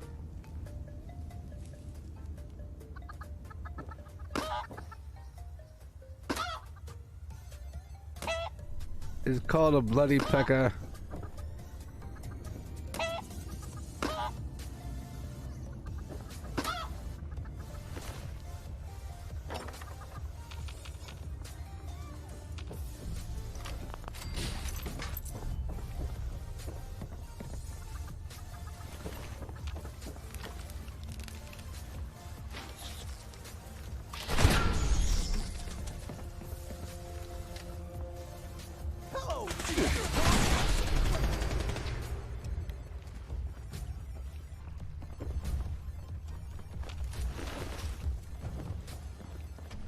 Get to this.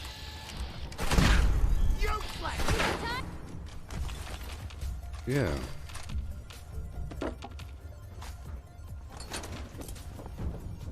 Steve is muted for 15 minutes. Muted for 15 minutes. Steve. Oh, yes. Power overwhelming.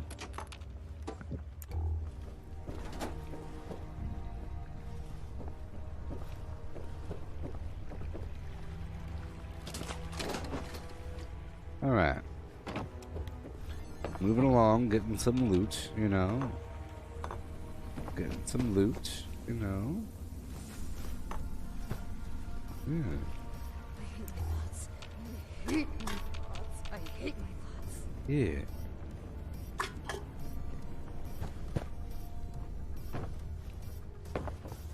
Okay, let's move on.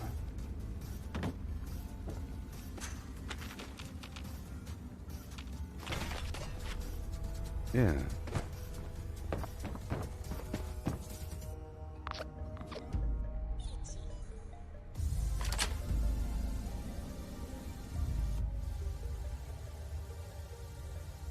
Yeah. OnlyFans. Put your clothes on over. What the heck's happening over there? That's disgusting. Look at them dirty draws. What's happening over here? Oh no, the toes. No. Not how it works. What's happening back here? What are you people doing? No.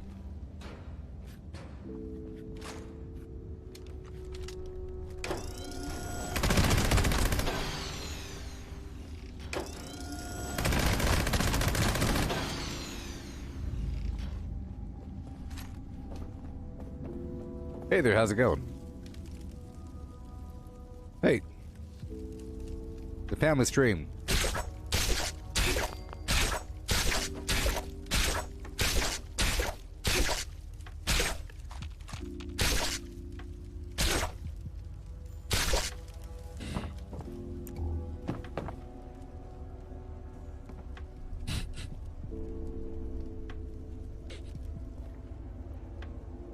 The bot. What the heck?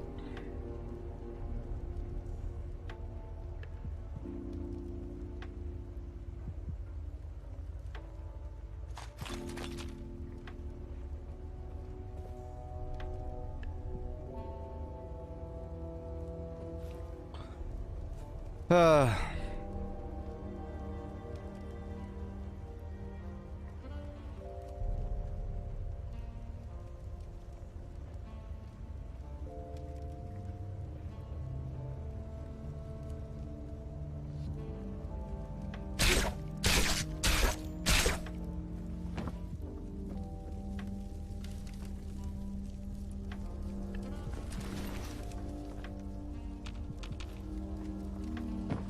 All right. Cool. All done.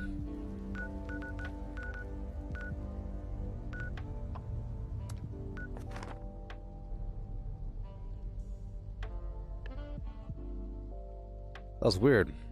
I was gonna say that body disappeared and there's a mannequin in its place because it wasn't wearing underwear, it was just smooth.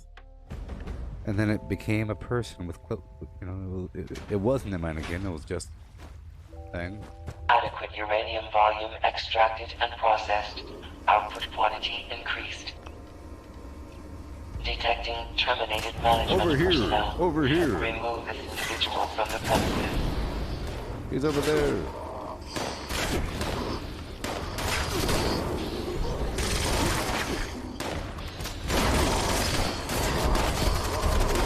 The heck? The heck? I was trying to get their attention. What the heck? Well, that's weird.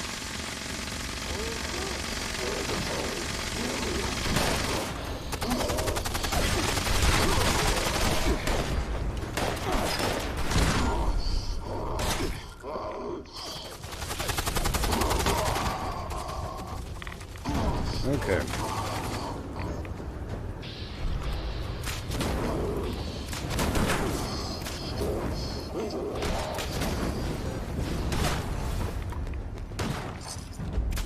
Extraction complete. Extractors must complete cleaning and ventilation process before continuing operation. Please vacate.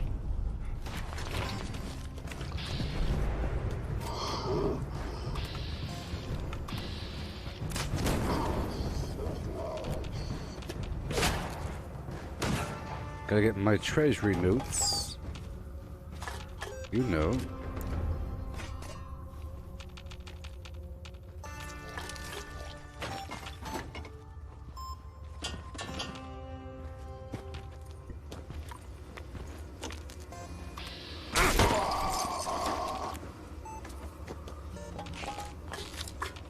Cool. A few bad guys here and there, no big deal. I'll break it all down in just a second. I was trying to complete my dailies and do a couple workshop things here and there and do a couple public events here and there, you know? A bit of everything. Not really focusing on XP. XP just happens. XP will just happen.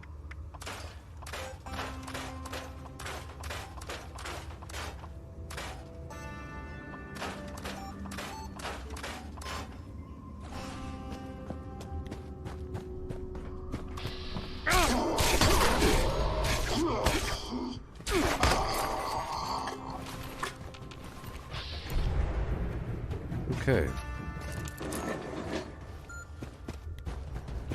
So I will check back over here for a moment. I'll take off that, put on this. Can do for a moment. There's some stuff over here.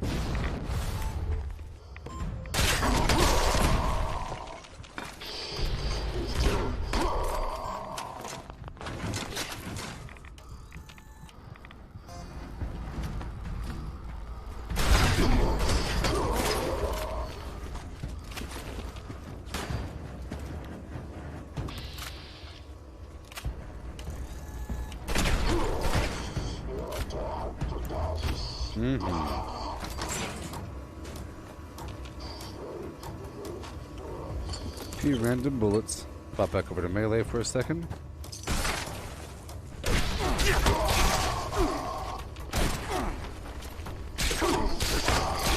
Thank you very much.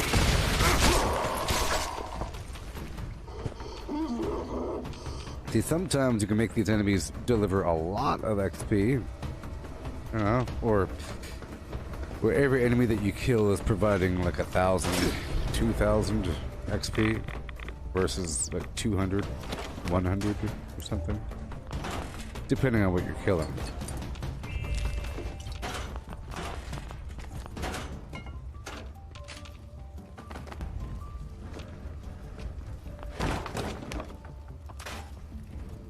Yeah.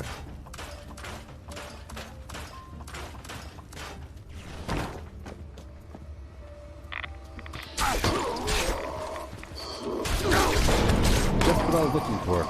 I was gonna say, but didn't, that if you kill a bunch of miners, they have a chance to drop a miner key. Be cool if different enemies did that. And I wasn't sure whether or not I got the key already for the day or whatever, if it's a daily thing or multiple times a day. I think it's just multiple times a day. It's sort of like the technical data. It's repeatable, I think. I'm not too sure.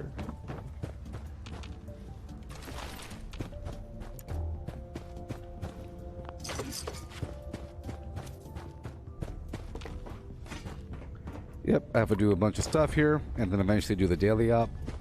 Plenty of time within this 8-hour session. I got more sleep yesterday, so I'm not as dead-brained. Dead-brained Mackenzie.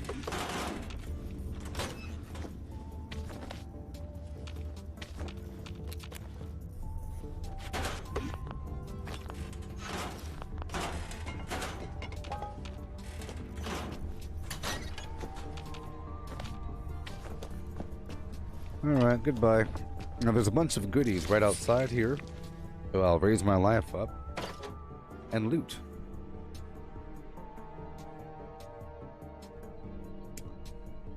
Oh yeah.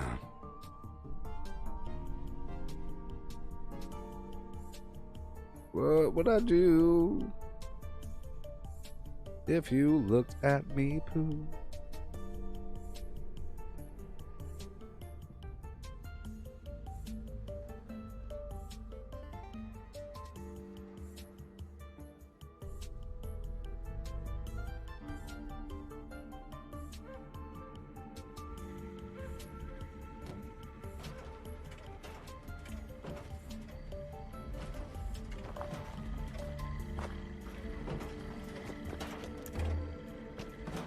Okay.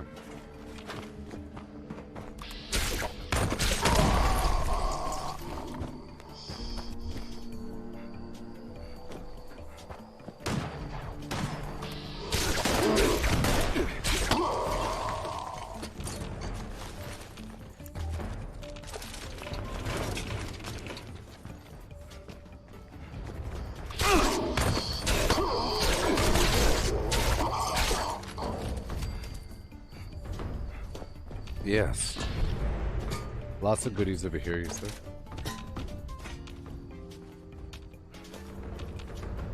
All of the ash heap is full of lots of goodies. This isn't the ash heap, but it might as well be because it's full of mole miners. And it's sort of industrial.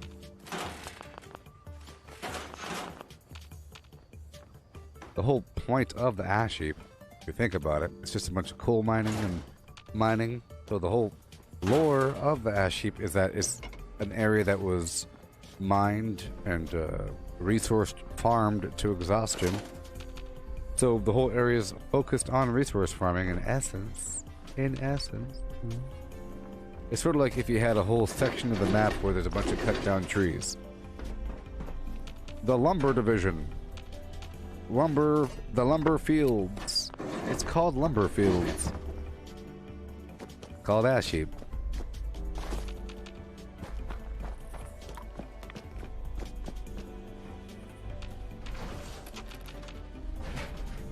Yes.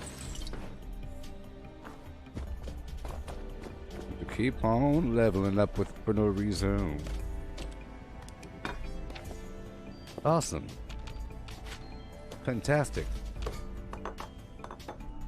So I'm gonna run down the hill to the vendor and sell some of my meat and some of the other chems, like the Radaway, the Radex, diluted, all that nonsense.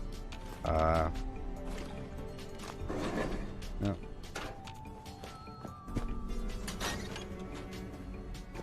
Yep, clear out some of my money. I want to have as little money as possible. Right?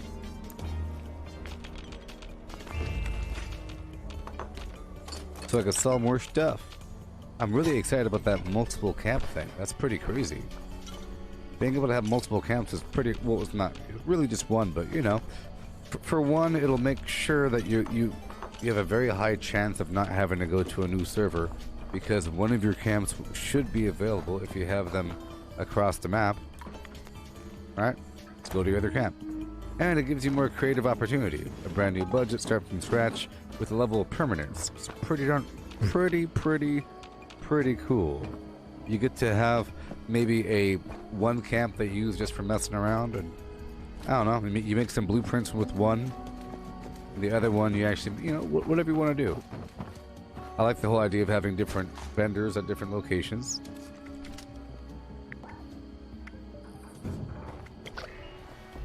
Okay, here we are. Put down my tent.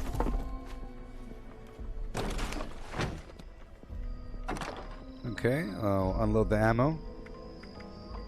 Besides the grenades, I'll still give those away. I was saving them for a while, but you know, whatever. I'll skip that, keep on going.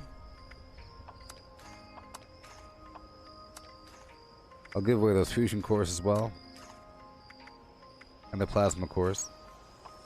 And some extra plans.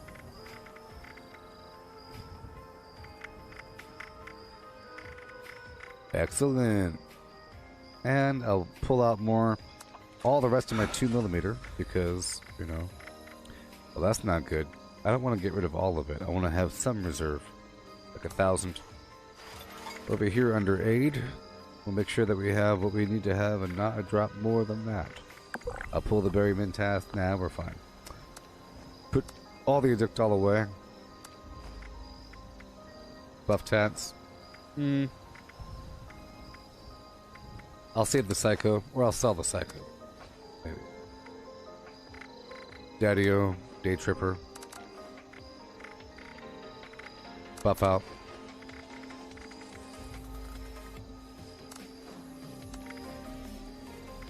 Alright, good to go. Okay. There we are.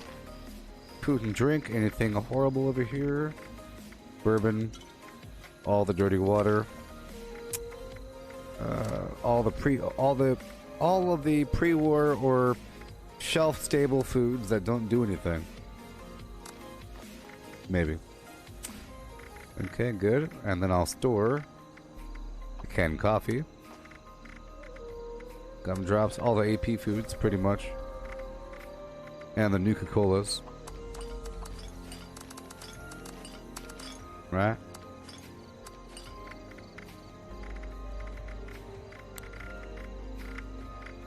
And the salt, spices, because I want to be able to just sell stuff in a big old lump. Spree, sugar, the whiskey, okay. Any crazy cosmetics that we want to get rid of? I'm sure I do have a lot of them. So like the beer hat, the we're here, right? Skiing outfits. I've been saving up for no reason. They weigh 0.1 pounds each. It starts to add up.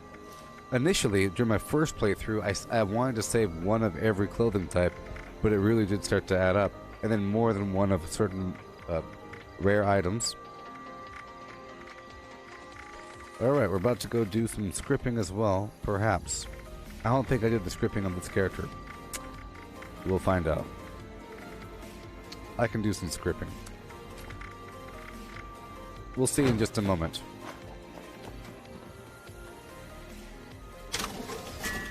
$94. Okay, so, this... that thing is garbage, sort of.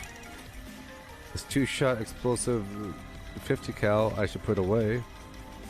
That thing is garbage. You're done.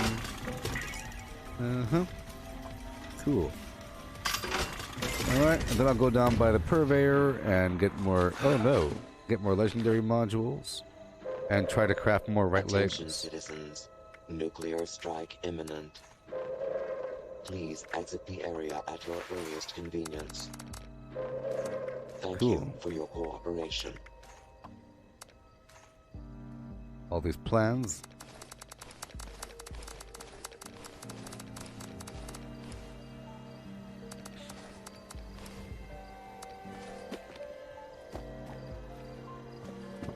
Alrighty, 3, 2, 1, and go.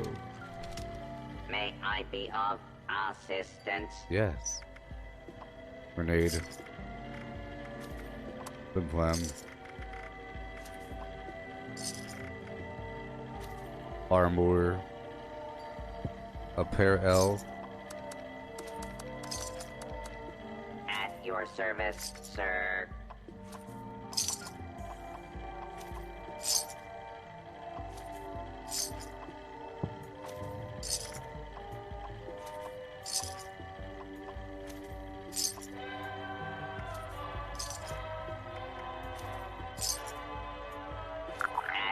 Okay, sort by spoilage. Sell all the garbage on top.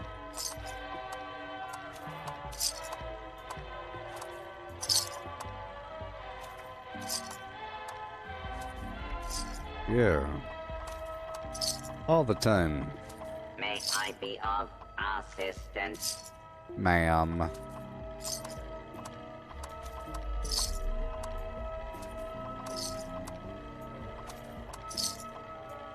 Pepper. Old possum. Pork and beans. Serve and protect.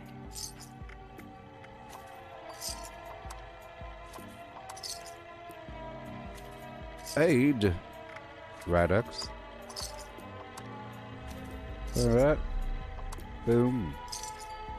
Boom. Oh yeah. At your service, sir.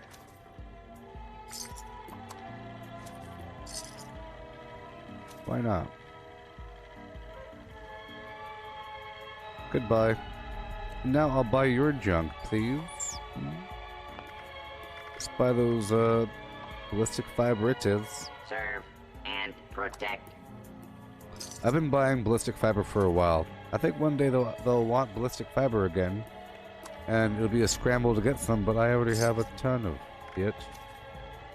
And I'm ready. Oh, I'm ready. Alright, see my money's running low, according to plan. Boom. Oh yeah.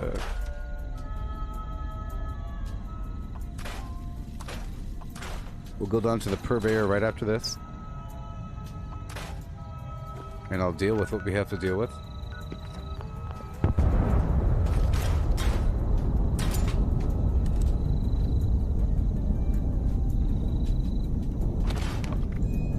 There it is.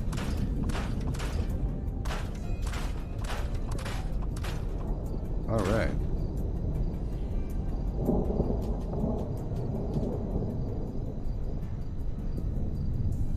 Have I gotten a weapon from handing in the Pleasant Valley claim tickets? I don't remember. I've gotten some stuff. I've gotten some stuff from that.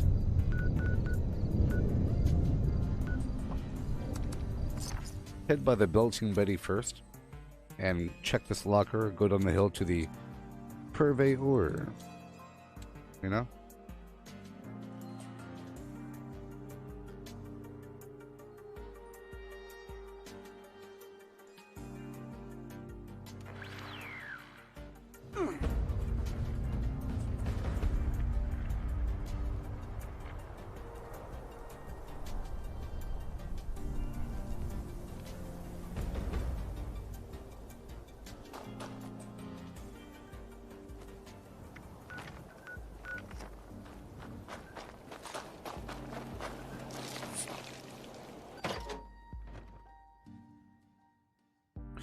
Great. Now I have to do a full search of the burning mine.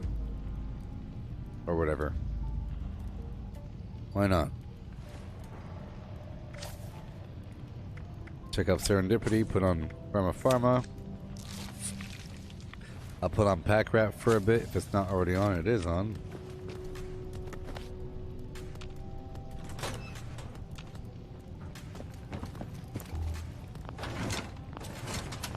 Oh boy. Yep.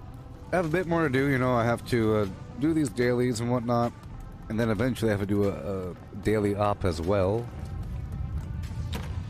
You know.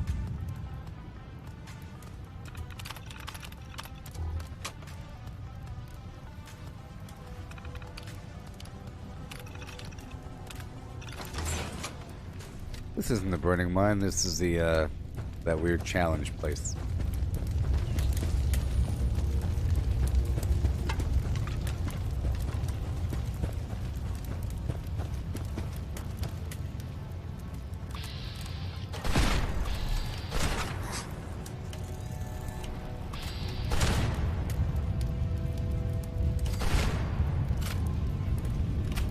Hey, we did it.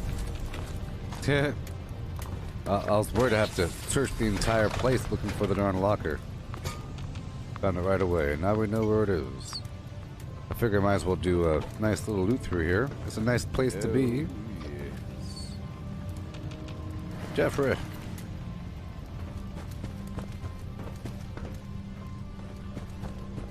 Yes. I'll be going back to a workshop eventually.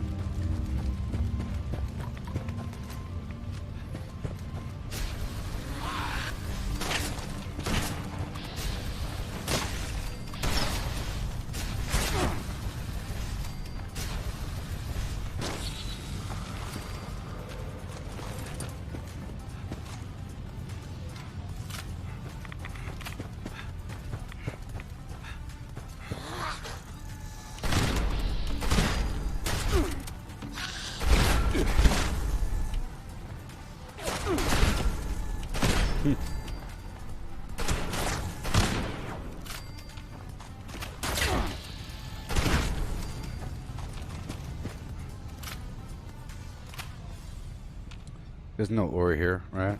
There might be ore here. I feel like there should be ore, but I don't think there is.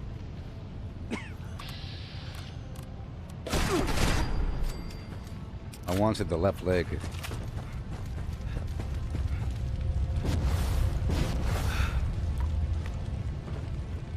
Hey there, Jeffrey.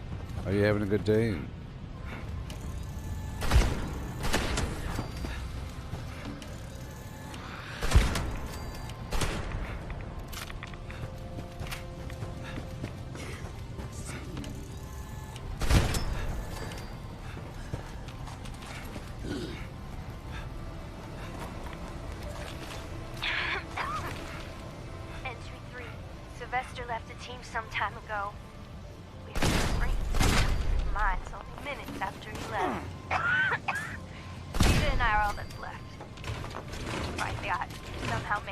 Yeah.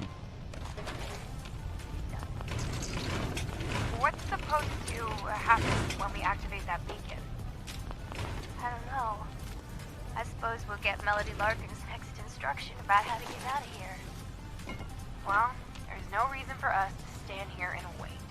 Push the damn thing.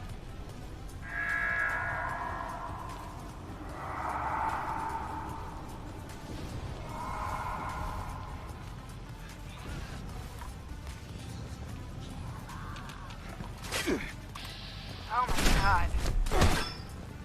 They're everywhere. I don't know if we're gonna make it, but we didn't come this far just to give up.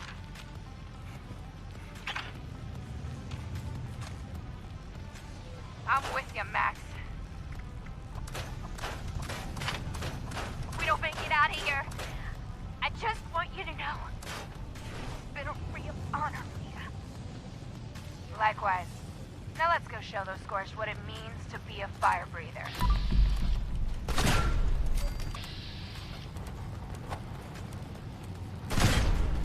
Terrible. Terrible.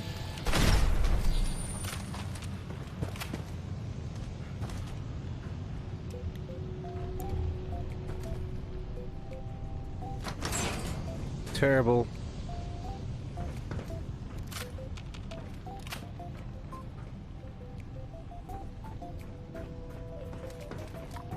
Alrighty, and we're all done.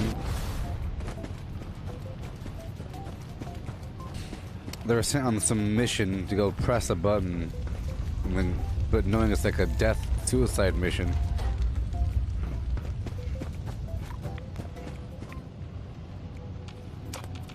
Oh, black titanium.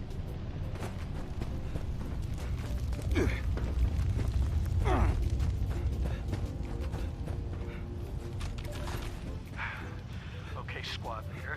Tim and Andrew are both dead. Now what the hell are we supposed to do? Shut up, Sai. She's recording. Entry sheet. We've lost Timothy Wolf and Andrew Rhodes to a swarm of Scorched. And the rest of us barely made it past them alive. I'm beginning to think Melody Larkin may have underestimated the difficulty of this thing. You're damn right she did. This is suicide. Well, the hell with this. I'm going back.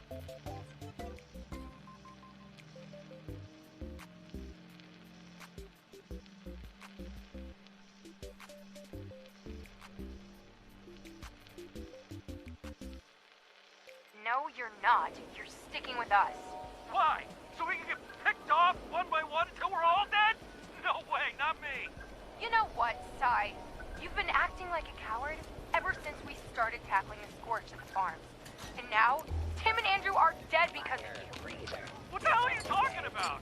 I saw him, Max. When those Scorched pushed through the tunnels, they came at us from all sides. Tim and Andrew were holding, and they told Sai to watch the back, but he didn't. He ran away and left their rear flank wide open. That's what took them down. Bullshit! She's lying, Max. I'll both of you knock it off. Sylvester, if you want to go, go, but you're going back alone, and I guarantee we didn't clear everything behind us. Even if you make it, mark my words, you'll never be part of this squad again. Fine. To hell with both of you. I'm out of here. You're seriously letting him go? Yeah, Rita. We're better off without him. Terrible. Terrible. Terrible. Terrible.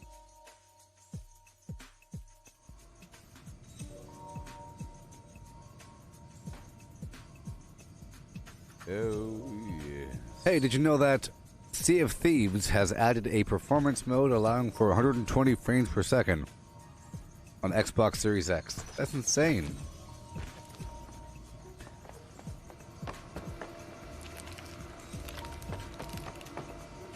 And the seasons just opened up or something? Season 1 in Sea of Thieves? Season 1. Ah.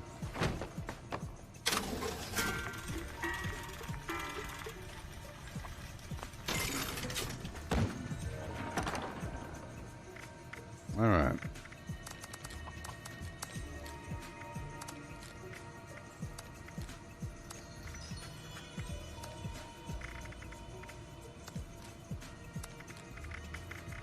Not the combat shotgun. All right. Let's do it.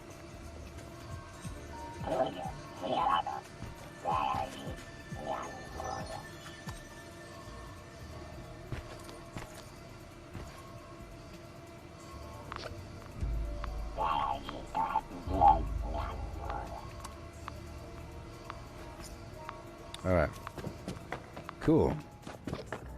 Let's go make some right leg.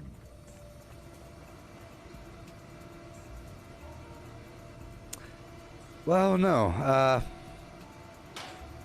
You don't really... People say that you can't tell the difference, but you could tell the difference. It really doesn't matter. Like, one is... The difference is this. Whenever you have really high frame rate, it feels like it's a different dimension. It's almost like virtual reality. You know, because virtual reality is at 90 frames per second. The characters start to move fluidly, and everything gets really silky smooth.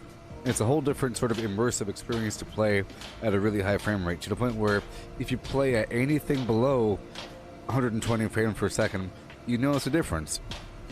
You know, it's sort of like you don't notice it's bad until you move up. It's kind of crazy. I'm not at that at all. Nowhere near that. Sometimes you're hoping that it doesn't drop below 30, you know? You're just hoping it doesn't drop below 30. 60 is great. 90 is phenomenal. 120 is ridiculous. That's why I made that video. At 120, at 1080p. Isn't that weird how they say at 1080p? What does that even mean? It's a TV setting. You should say with all the graphics turned on. With all the graphics turned off, it says performance mode. You know? Performance mode. That just means it's a certain selection of graphics that are fine-tuned for performance. You know? It's built into the game. Not at the system level, it's the game level. All the graphic settings are fine-tuned for performance mode. So who even knows what it looks like? I bet you it goes performance, and then you got performance, and then you got the other thing where it looks good. Performance just means I want it to run smoothly versus looking like $1,000,000. So it doesn't look like $1,000,000. It's going to look okay. But okay is really good with the Xbox Series X. Sort of.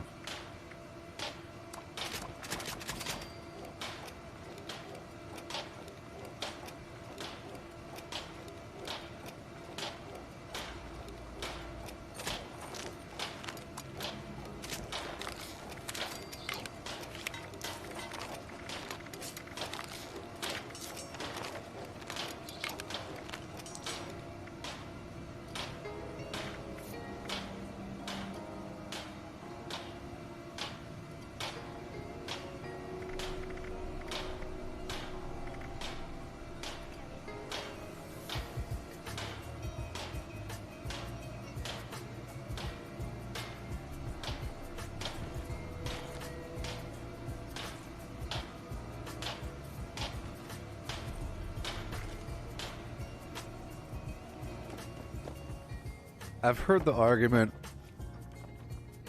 where they say the human eye can't process it's horse manure.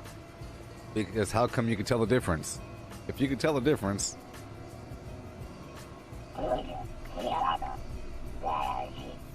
You know? You can tell the difference. Once you do it, you can tell. Horse manure.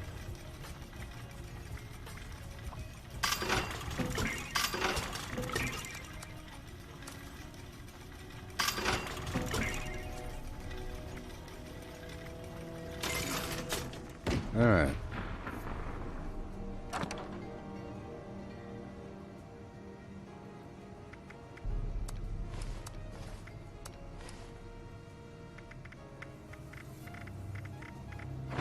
Alright. That's done. I did that. Oh boy.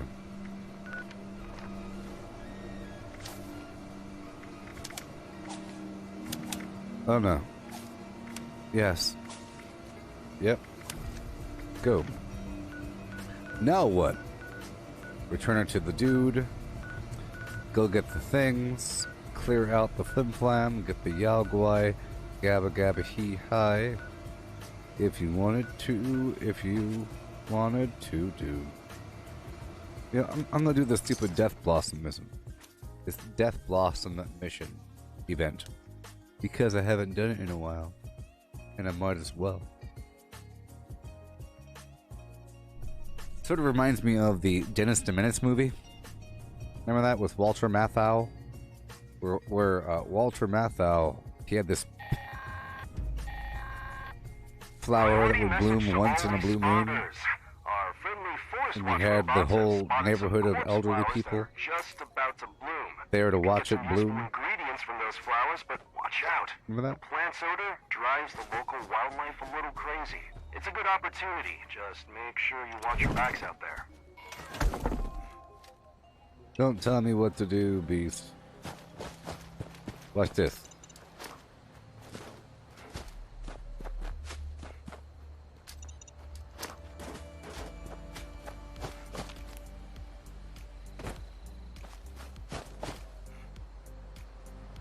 Yeah.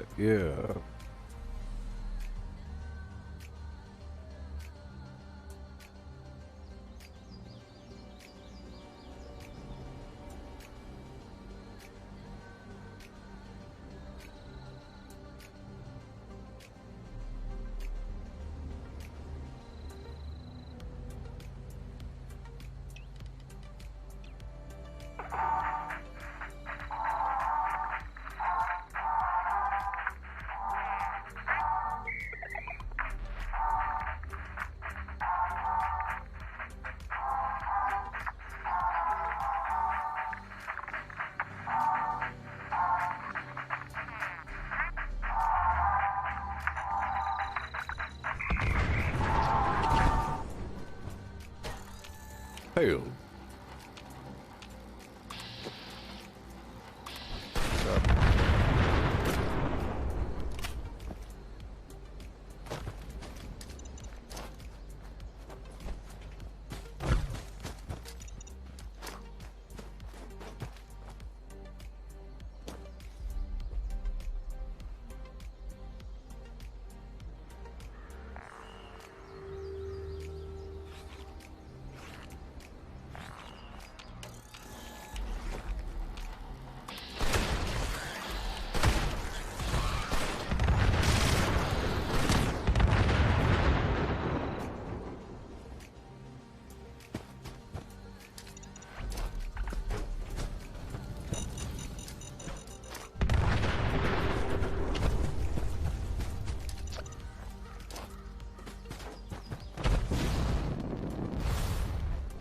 Oh yeah.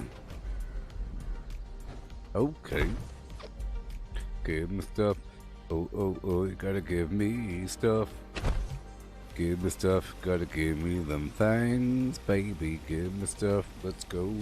Gotta get them leaves. Oh. Yeah.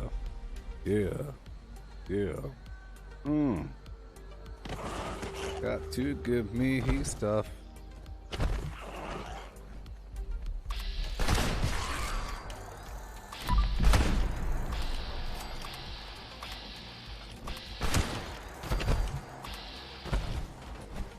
Stuff. No!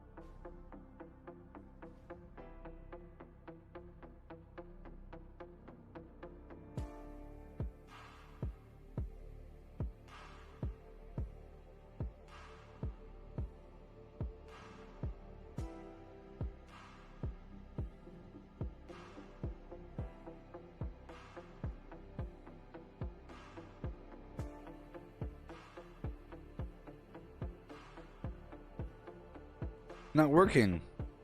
I was trying to use my finger friction to melt the Kit Kat.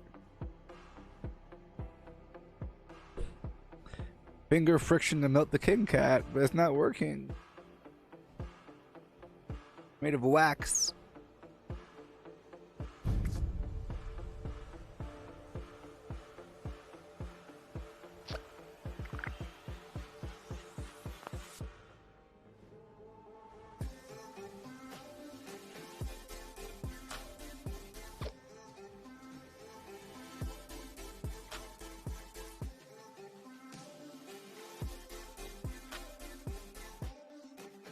Oh yeah. You know? It's kind of weird. What is it? What is this? It's like Play-Doh. The texture of Play-Doh.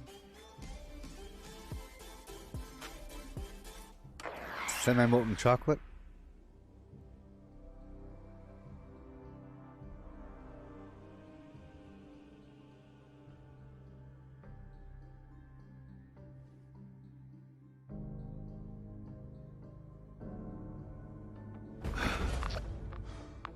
Oh, yes. I can save today. Priority message to all responders. Our friendly Forest Watch robots have spotted some corpse flowers that are just about to bloom. You can get some useful ingredients from those flowers, but watch out. The plant's odor drives the local wildlife a little crazy. It's a good opportunity. Just make sure you watch your backs out there. More than 3 million Kit Kats are made and sold every day. With robots! Oh my god! Oh, robots in Japan! Oh no! Oh no! No! No! Kit Kats! No!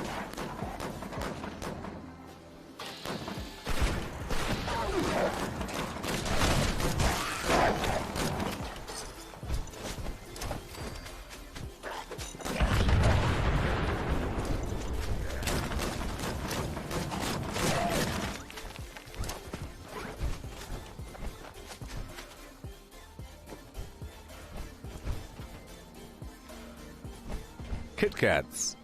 Home of the Kit Kats.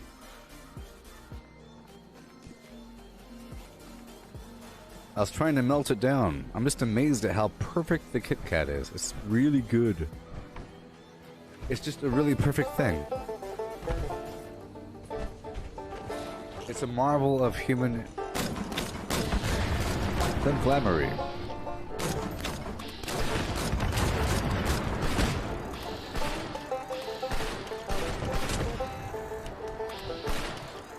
The texture is perfect. It has a perfect texture and is smooth and water repellent. Water beads off the surface of the Kit Kat.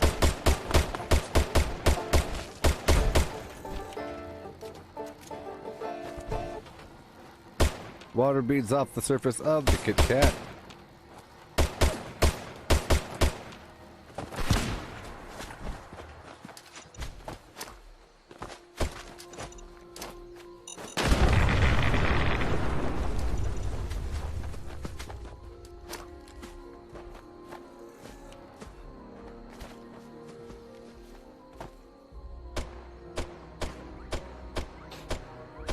Moisture from my mouth.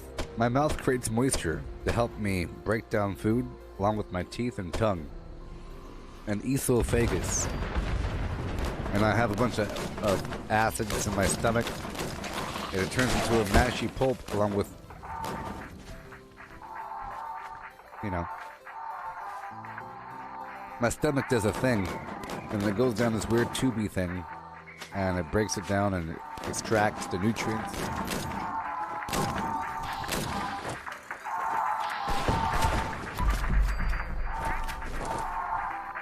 You know? Yeah.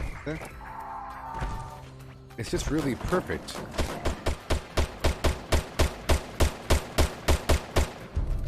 It's just really perfect.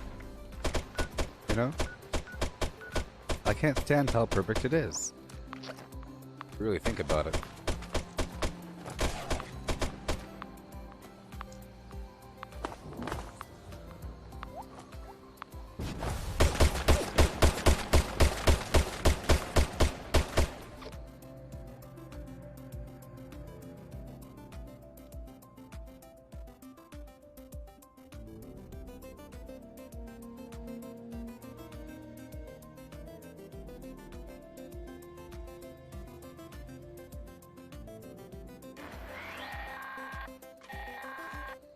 As the warden of Eastern Regional Penitentiary, I have an urgent request.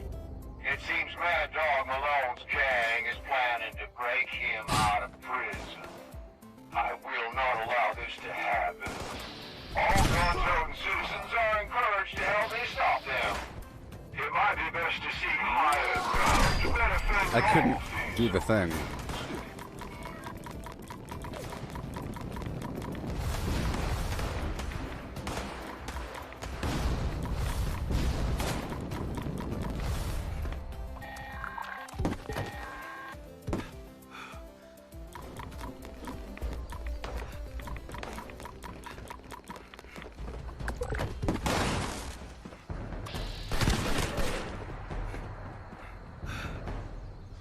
What the heck?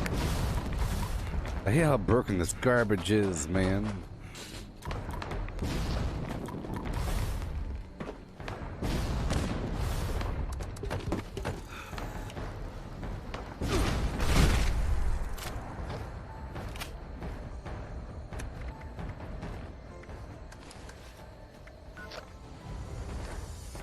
Popcorn time.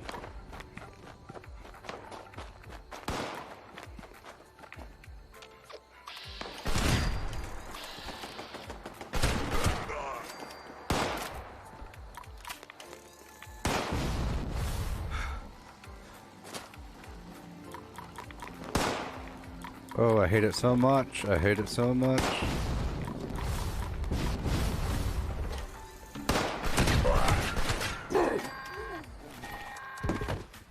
Alright. Let's fix this problem. And we're fine. We are sort of okay. Ooh.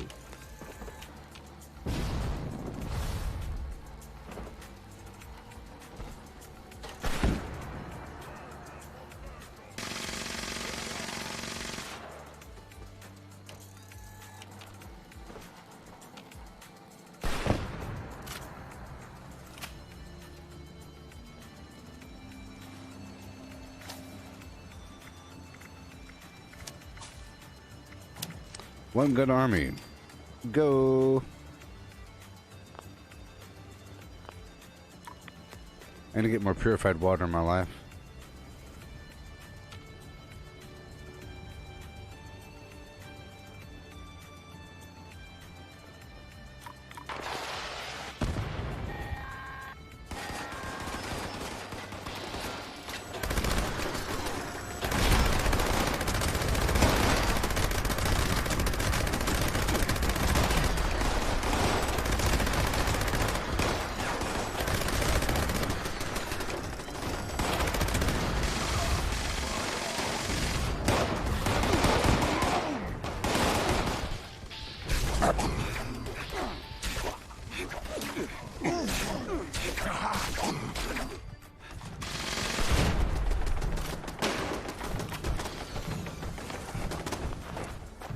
Okay. So be careful. I don't like it. My AP is garbage right now.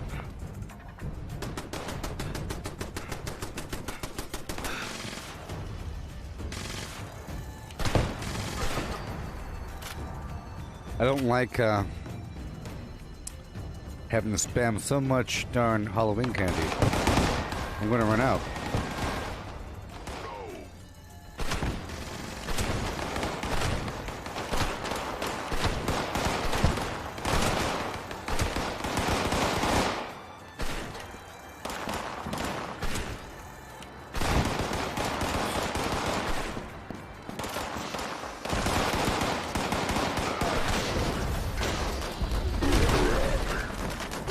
failed.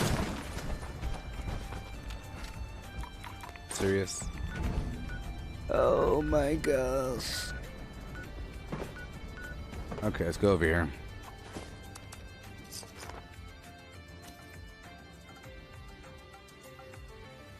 And now my finger's all greased up. I've rubbed that chocolate for a while with my finger, trying to melt it, and now it's infused with cocoa butter. Cocoa butter.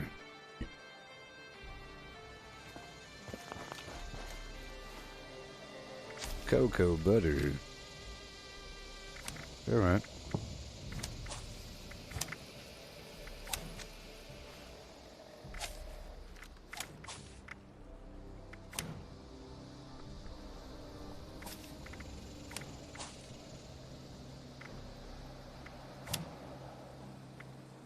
Okay.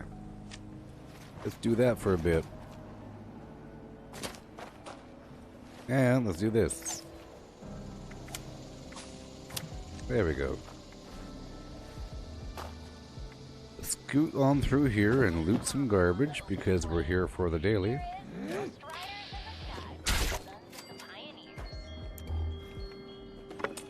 Sons of the Pioneers. A lone cowpoke came riding down some dark and windy day. A pot of Reggie rested as he went along his way.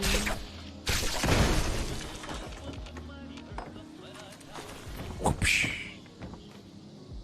Driving. Hi, yippee-i-oh. Whoopsh. The song needs more whip noises. Think. Look, those were made of steel. Oh, horns are black and shiny. The hot breath you can feel. Black and shiny.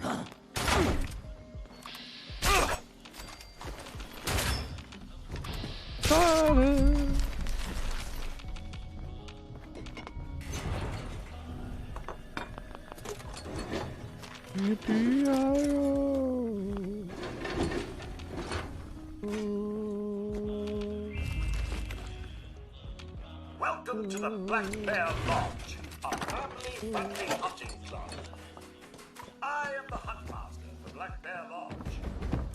You must be here to sign up for the tournament. Very well. Add your name to the roll. A mutant got through.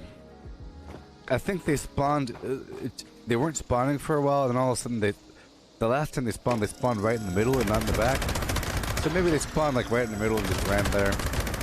It's because if a mutant breaks open the door, the event fails. So that's weak.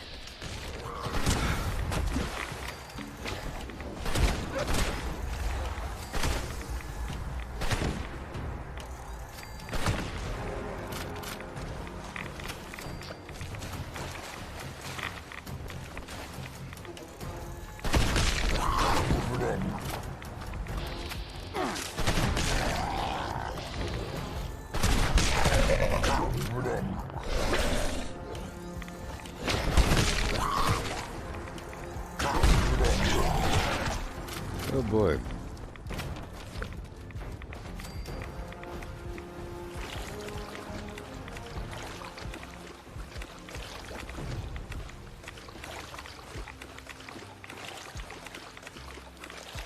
His horns were black and shining. Get some toxic water on the hot bar there.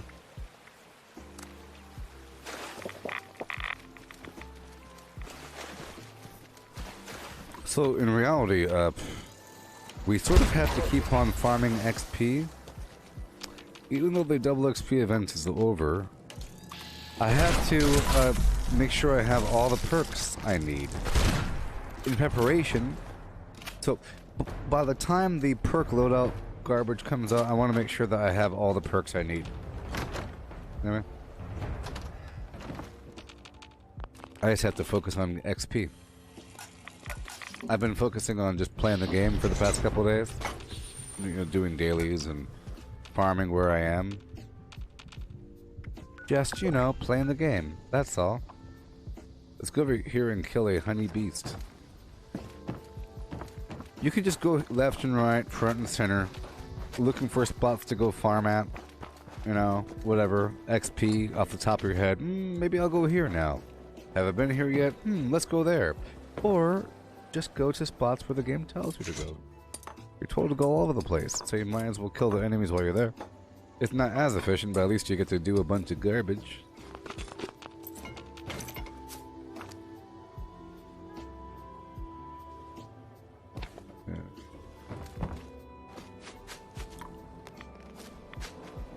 Are you still a tadpole?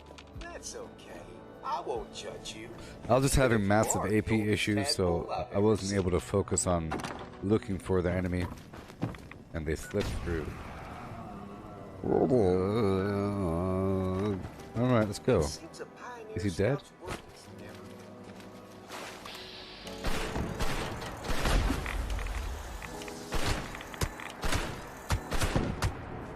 I'm on out.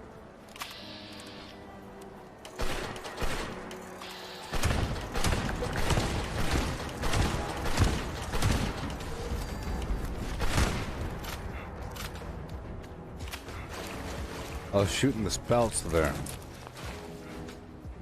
Where are the... Okay, we have to go down to Grafton proper to look for the toxic mutagenic waste.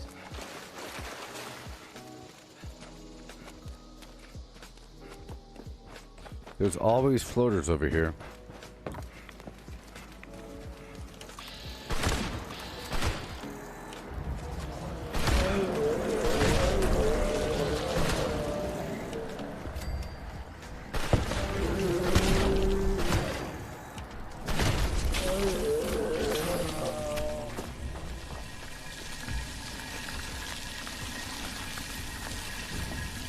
Alright.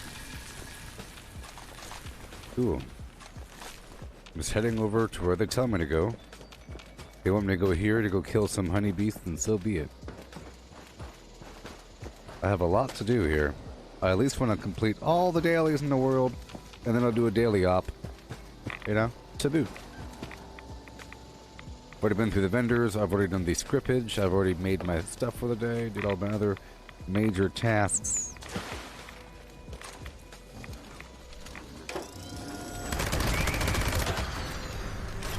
Oh my god.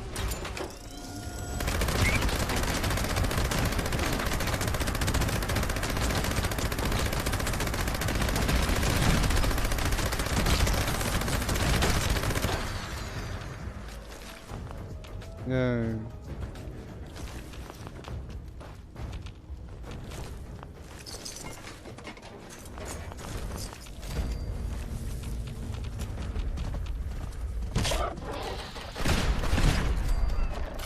Get back here now.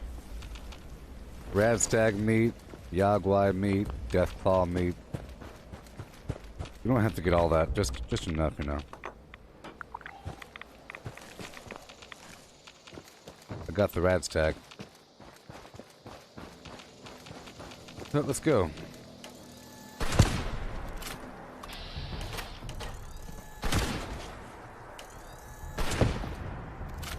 There's sometimes a vendor over here. Let's go check.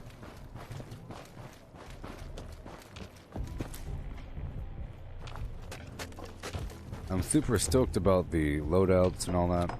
Oh man. It's better than I thought it would be. Sort of.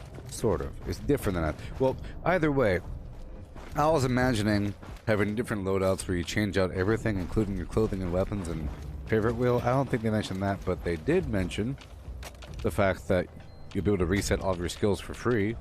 That's pretty crazy. People were asking for some sort of perk reset thing, but I didn't think it would be free. Free's crazy, but at least it helps you focus.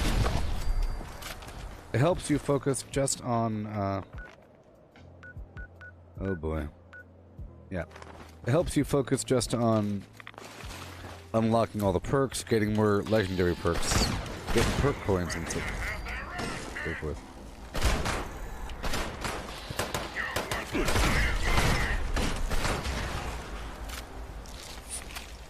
This is the This is warden. the warden of Eastern Regional Penitentiary.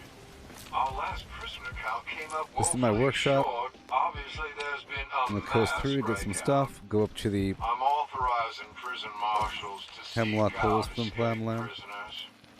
Due to overcrowding and the logistics of caring for live prisoners, immediate use there seems to be an issue with the marshal's visual recognition system.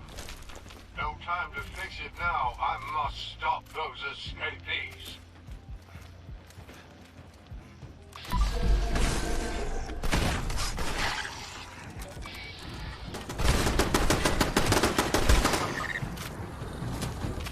Awesome. Still in my workshop, right? Yep. Cool.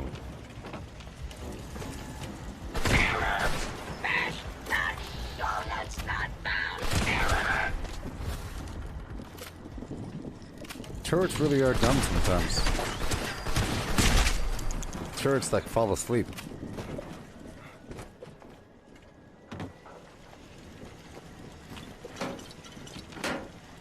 Oh boy.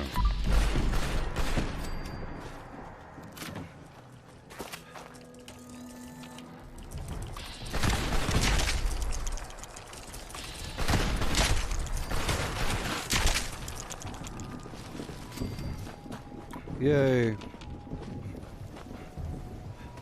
Alright. Are they done back there? I think. Go get the Grafton monster for a second.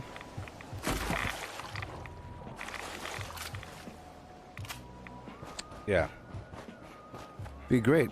Be fantastic. Like base building is a whole different set, or like just farming, loot, and I could eventually just have all of like the bobblehead finder perk, the magazine finder, cap stash, all that garbage that I wouldn't normally devote a bunch of perks to. Ridiculous. But there's a bunch of cool stuff. Whoa. Whoa. Super crazy.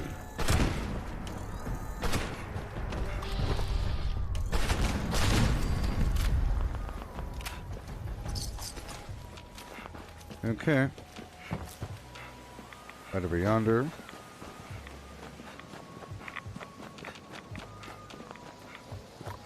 Hey, catch you later, Professor. Thank you for stopping by again. Ho ho.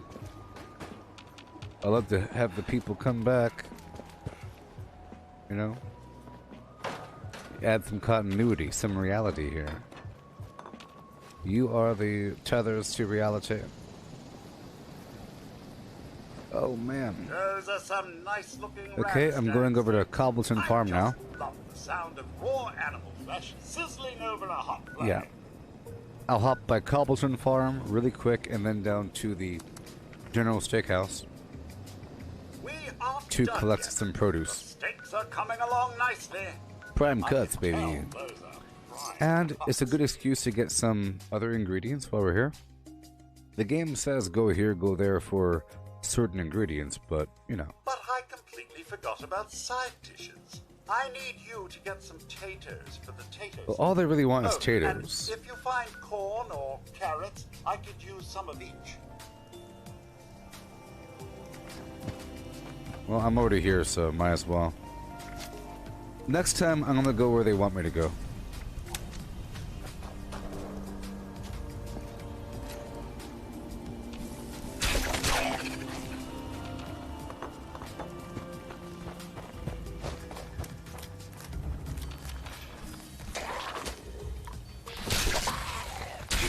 I don't want to explode too much right now.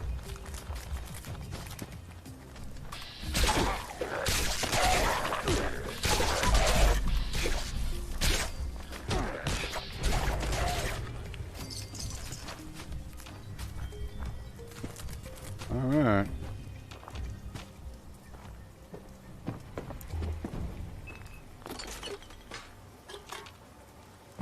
That's a good spot to loot, so that's why I came here as well. Birds and stones, birds and stones.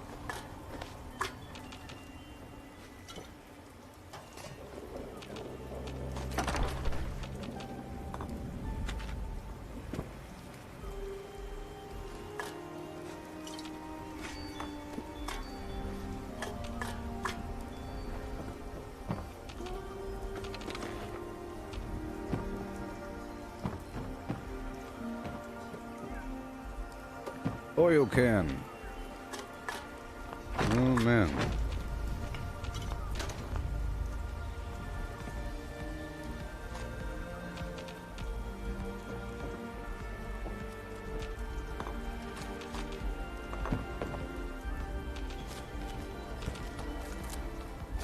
Okay, cool.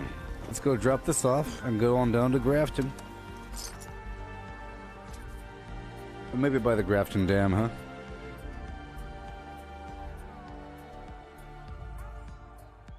Okay, we're 6 hours in. 6 hours in this thing.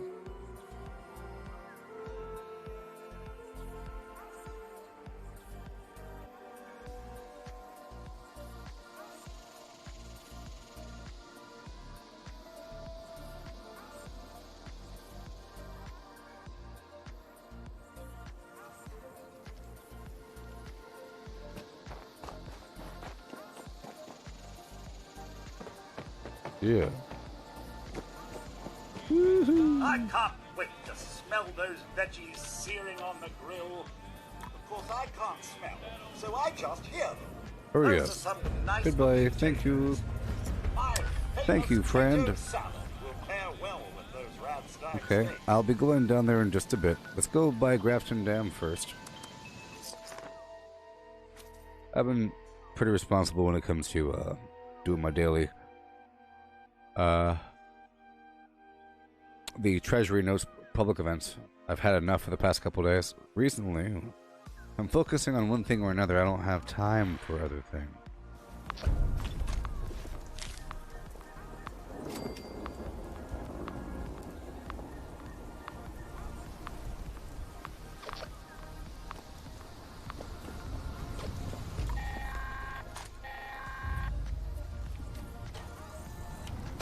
Attention, this is the Warden of Eastern Regional Penitentiary. Mad Dog Malone's on the loose. This infamous criminal has slipped his leash. I need all our citizens to surround Grafton Dam and apprehend this felon. Be sure to take him alive. I intend to make an example of him to all the other prisoners. I thought that was him because he was on his knees. That was a random mutant. Random mutant.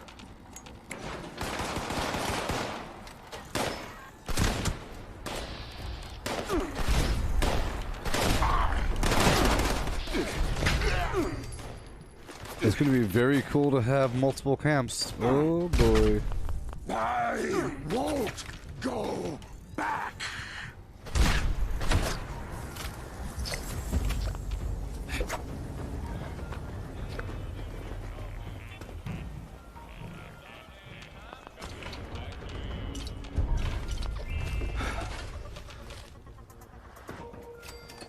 Good.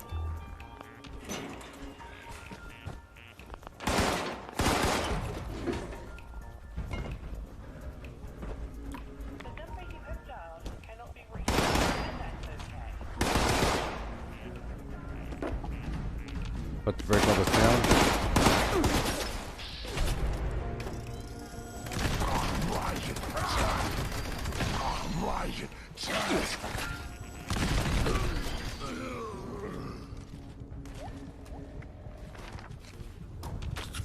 Okay. I need to get more purified water. Oh no. I'll get that set up in just a bit. Yeah. And I love that the armor and apparel are separate, you know? I can quickly go straight to this stuff without having to worry about all of this stuff. It also reduces the chances that I'll destroy my jumpsuit, right? Or any of my cosmetics. Sometimes I might accidentally get rid of something. Oh no. I'm not going to get rid of my backpack unless it's an armored backpack, you know? Accidentally. Cool. Cool. Cool, cool, cool. Alright, let's go on through the Grafton Station.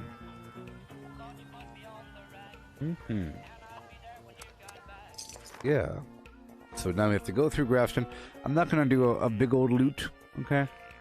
Once I get there, it might trigger either Grafton Day or the protest march, but there is another player there, so that reduces the odds. If no one's there and you're the first one to show up in a while, that usually triggers the protest event or whatever. Grafton Day is a little bit different, but I think it's still triggered whenever a person shows up.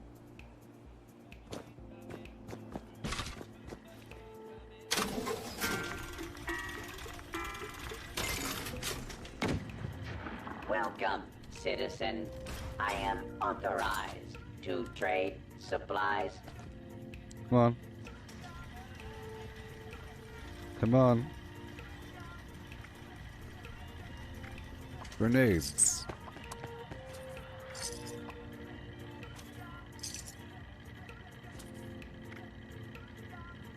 Sort by spoilage. I am authorized to trade supplies and equipment. Woohoo! Oh yeah, such a nice feeling to cleanse myself of all this garbage. It's just like reality. All the garbage, you know? Isn't it cool? Up now while supplies It really is. are available. Oh, I do have purified water. It just wasn't on my hotbar. Wonderful. Wonderful. Okay.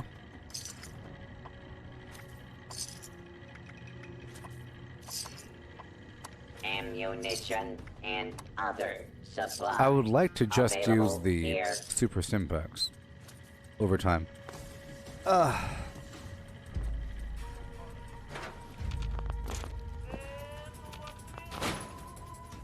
Break it all down. Right outside to put down the survival tent. Oh, there's someone's camp. Hey, purified water. Let's just make sure it's not locked. Uh-oh, I almost got myself a bounty. Hey, look, it's free money. This right here is called free money because I could sell all of it. You know? Is it true that your crops can be stolen by somebody else? Didn't we confirm that in the past? So if I think if I take these potatoes, I'm taking it from them.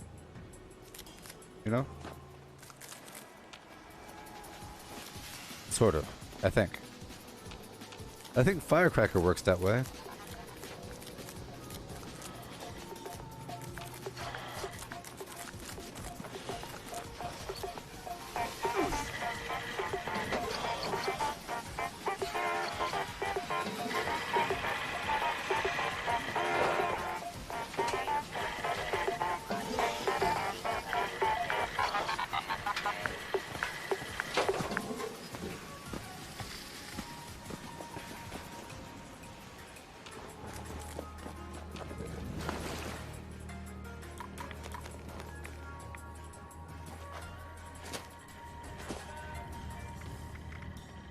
Yeah, ha ha ha. But by spoilage. Free supply here, citizen.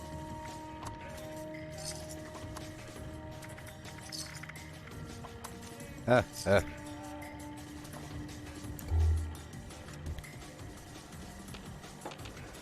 Alright, let's go get our toxic waste. Now trading Up in the hills. supplies and munition and gear. Are y'all watching that WandaVision show? I saw episode 3 last night. It's on Disney Plus. I'm all caught up now. I'm not caught up on The Mandalorian though. I only saw up to the episode where Grogu, Baby Yoda the Grogu the Baby Yoda was, I didn't see the other stuff, you know. I saw where, Mando, where, what was her name? The lady with the head thing from Clone Wars, played by Rose Dawson, Rosario, something. Yeah, I saw when she said, nope, can't train him, he's too old. And he likes you. Sorry, he's already bonded with you, so I can't train him. Go down to this temple and go have Flim Flam Jones train him. I saw up to that point.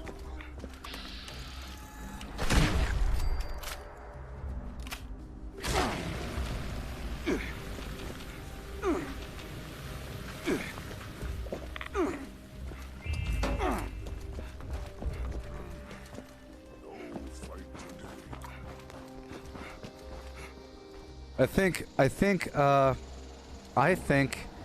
that the WandaVision show is going to be sort of like Lost, eventually. Where you won't really know what's going on, and it's a weird thing. But, you know, the first, when you're watching it, it's sort of, off-putting. Because you're like, what the heck is this thing?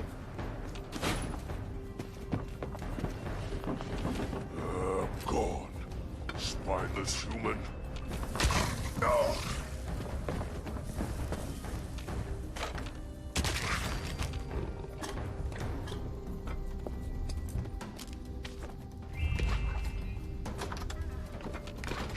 I don't want to give too many spoilers, so, you know.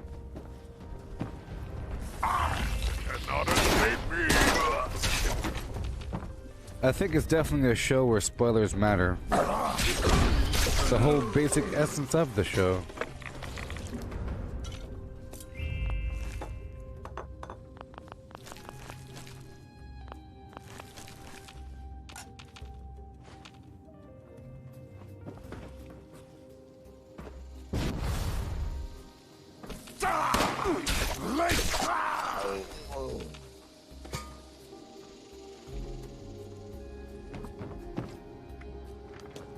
Okay, over this way.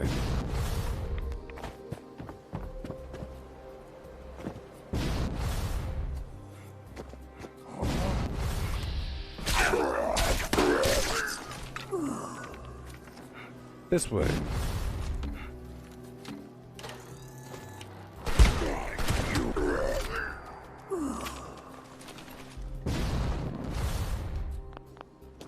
I'm just trying to get this mutagenic waste while we're here.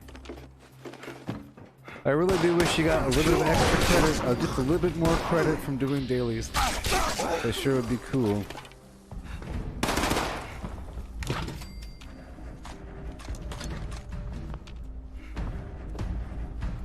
I would really hope that eventually Fallout 76 gets seen in the same way that No Man's Sky gets seen in terms of recovering from a shaky launch,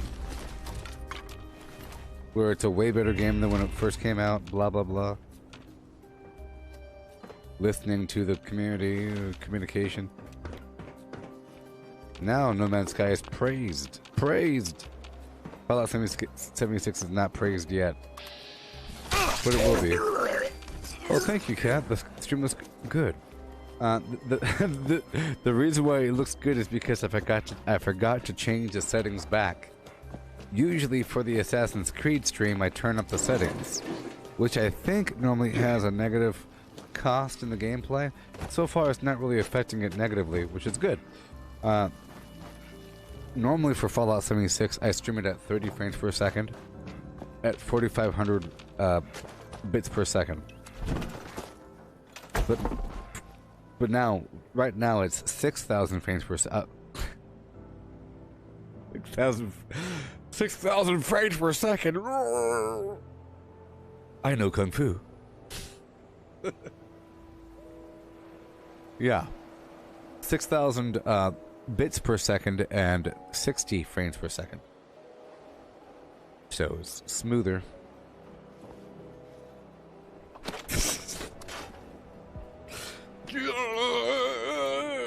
My brain is too much. His optic nerve was blown out. Too many frames.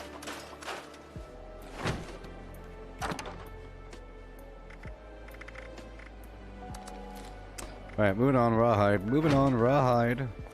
Right over here by the tower. Where is it? No, the tower is...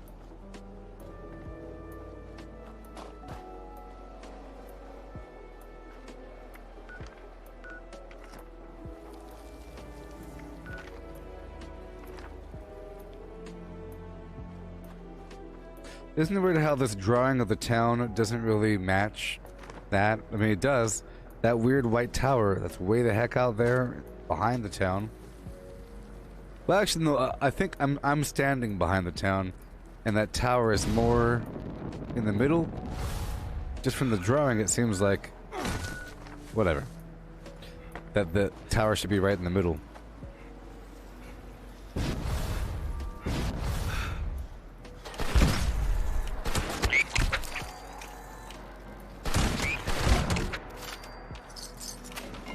About to level up. Ooh. Again, I would like to turn my shotgun and minigun into prime versions of themselves.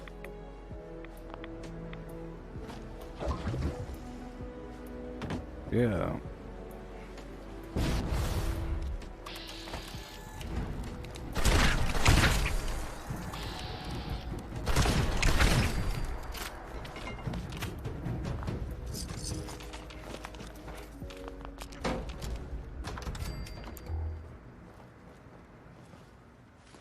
Okay, let's put the purified water up on the hot bar. I got some more sugar bombs here. Yeah.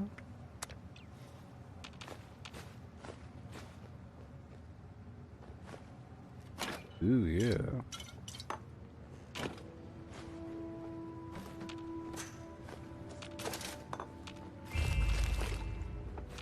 Whoa, my daily list is shrinking. My daily list is shrinking. Oh, I know why it's shrinking, because I chose to mark only this quest. Or whatever the heck I did. 1304.org. Okay, let's go dump it. Pop it, lock it, drop it.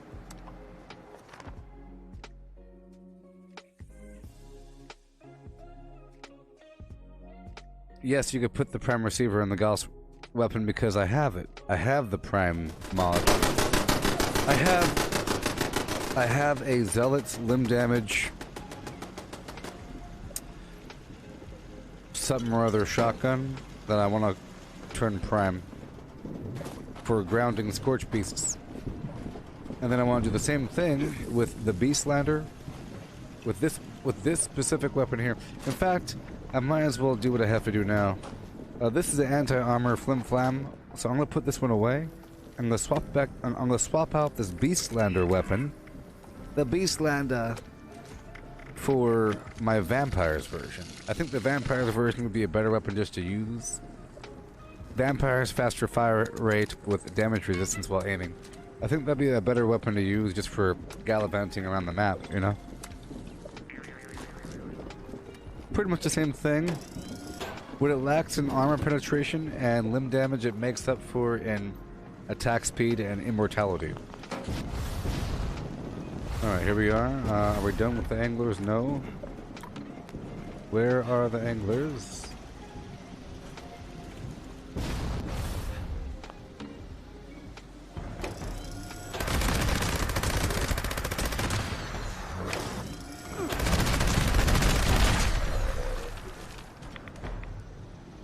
Well, great. That's just terrible.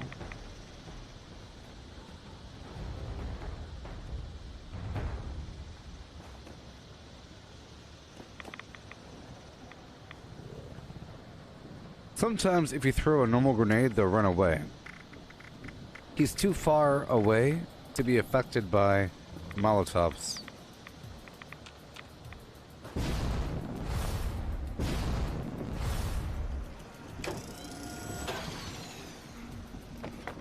It's sad.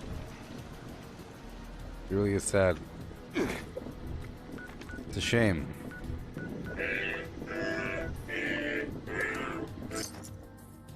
Hey there, Jared. How's it going? Yeah. Yeah. Yeah.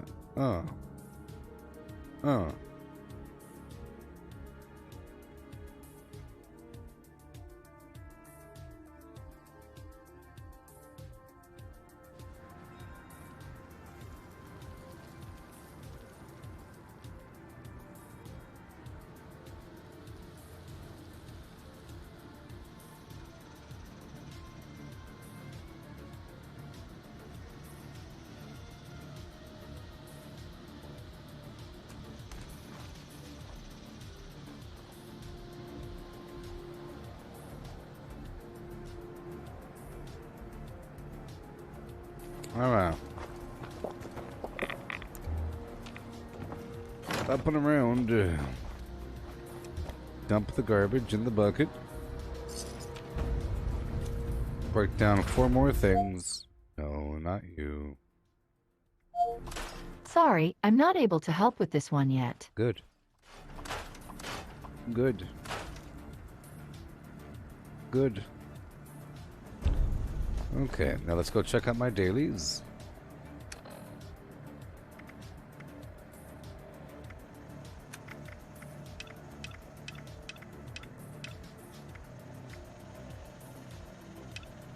Boomer.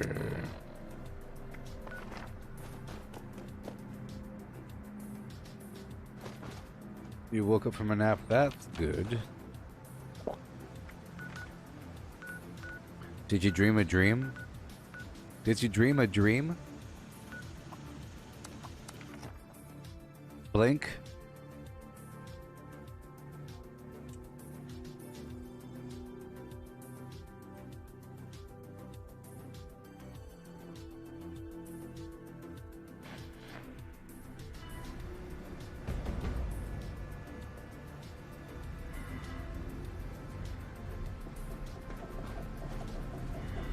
You're the sucker that went along with Johnny's brief.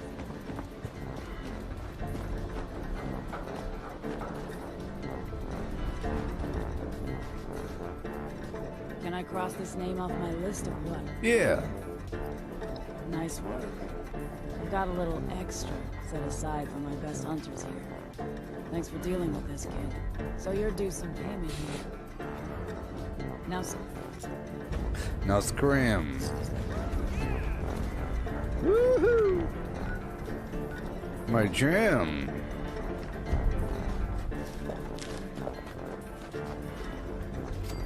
Hey. You here to help?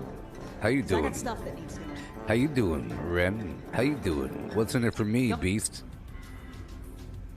Come on, Ren. You know me for how long? How about a raise, huh? I suppose since you did your parts, I can up your pay a bit.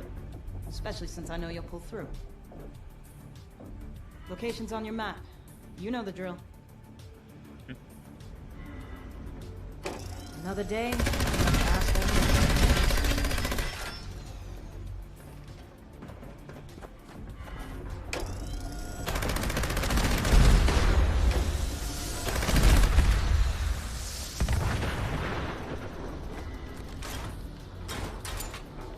All right, Debbie. Head on through here. I'll comb through Monanga really quick and get the Vox Interpreter Syringer.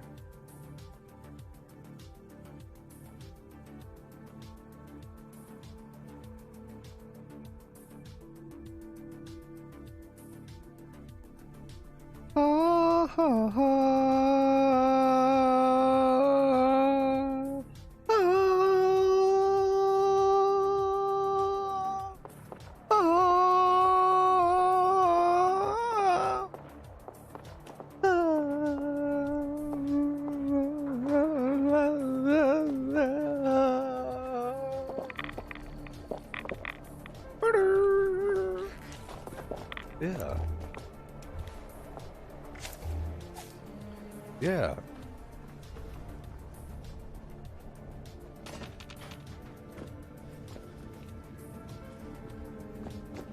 Someone's been here.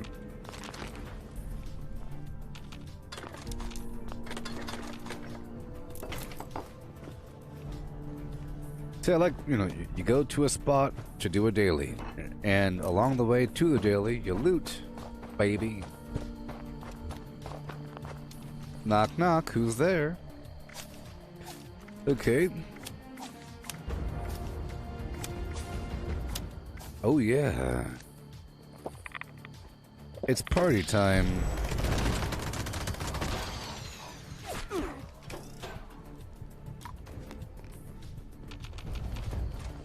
It's party time.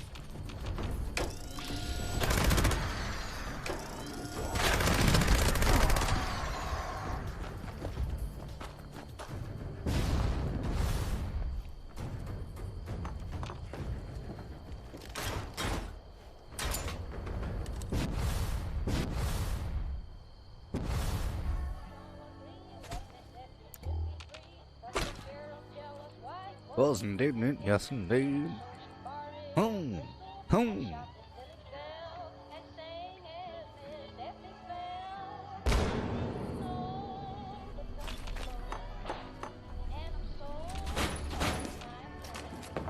I didn't know the gun was loaded, and so Derek did again.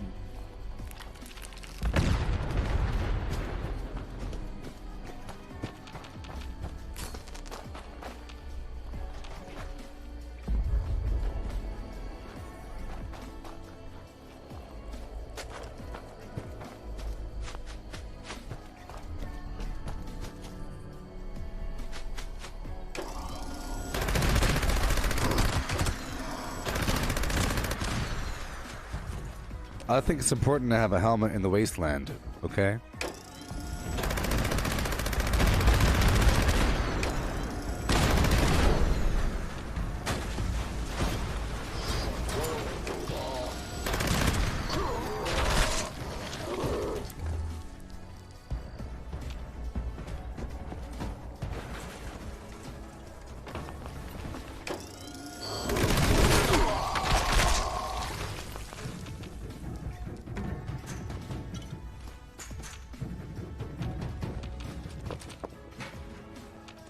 Oh yeah. You gotta love Master Infiltrator, you really have to. Otherwise, I don't know. You have to. I really do think you have to.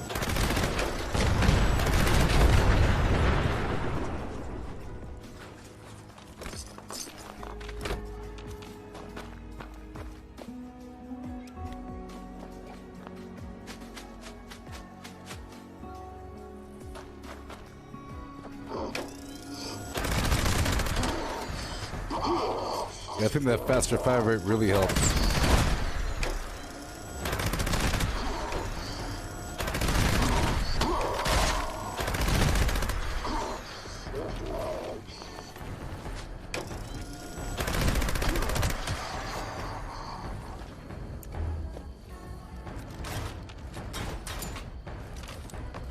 Yeah. Quite effective. A lot of oil out here in these parts. A lot of oil clustered together. Sometimes.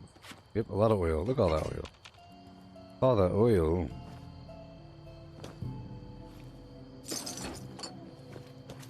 Yeah. This spot's nice as well, so I'm gonna take off this other perk really quick.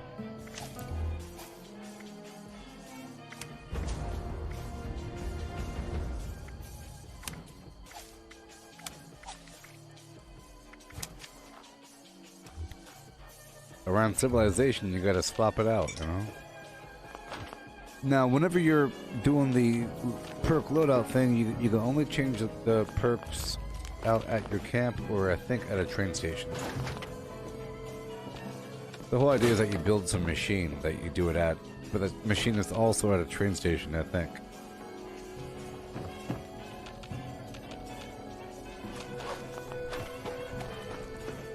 So think of this.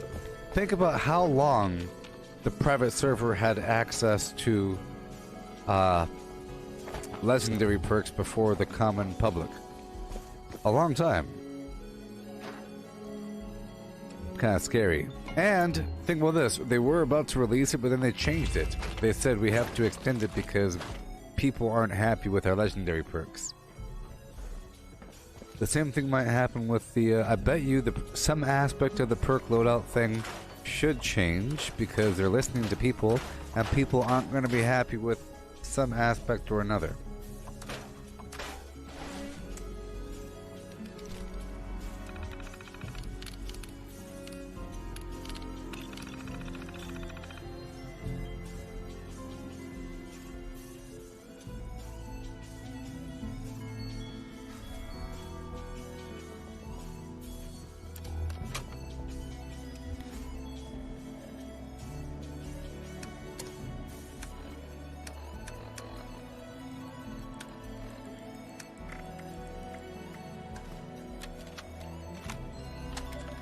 Welcome, Dr. Harrison. The Vox interpreter program is now running. Stand by for today's data assignment. Yay. Valid Vox interpretation banks loaded. Ensure you maintain the minimum transmission distance from the Dart while you collect the requisite amount of Vox data per sample. Happy hunting. Happy hunting.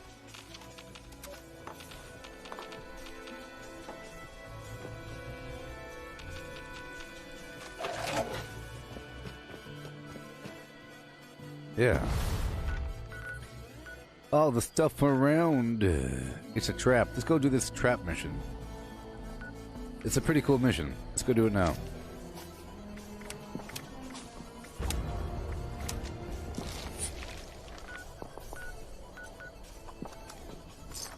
Yep, and then I'll do the boomer thing right next door.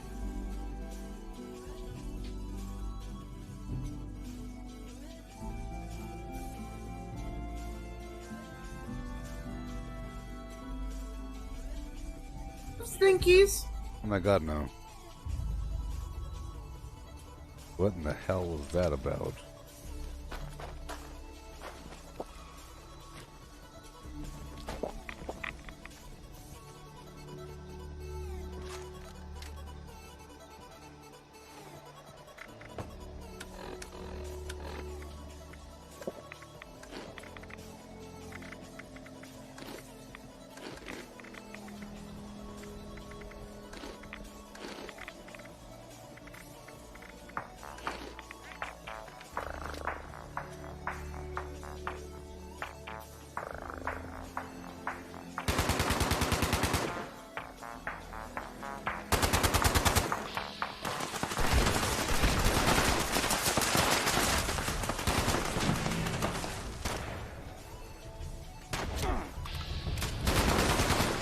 What's up, Shmeet?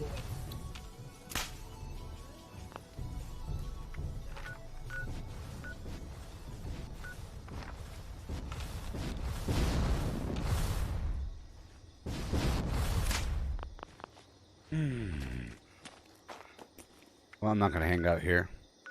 I'm not doing it. Too long to wait. Another minute? Nope.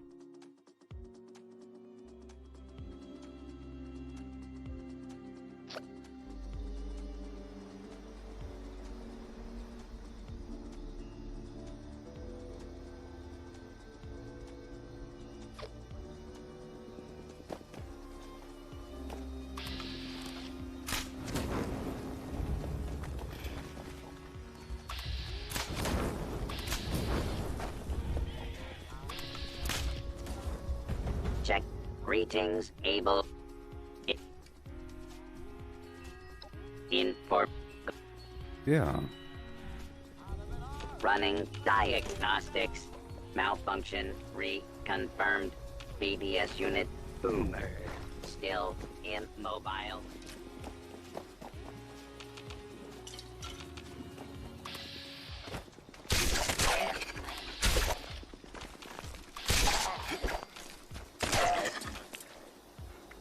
Okay.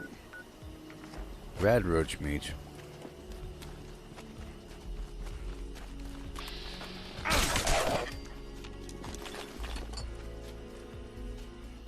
Well then. I'm not ready for that. Am I? I probably am. We could try. I don't know if this is a new server, but I can't re-loot those same boxes from before. So I could just try to do this right now. Get the rad roach meat, get the bloat fly gland, get the stingwing per box. Really quick. Rad roach meat. Okay. Oh boy.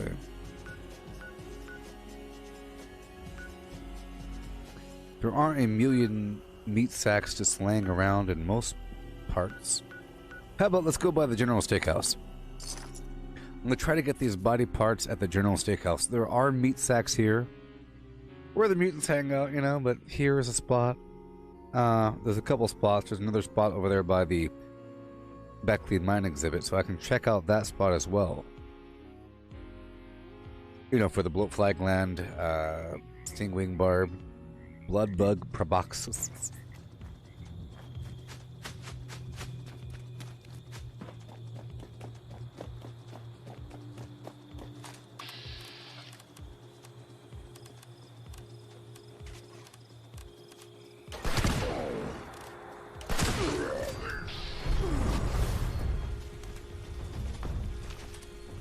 Okay. You die. Hey there, Douglas. How's it going? Welcome.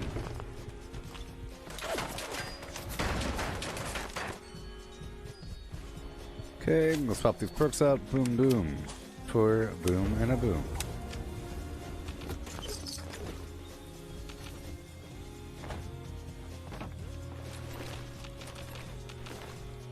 Find you soon.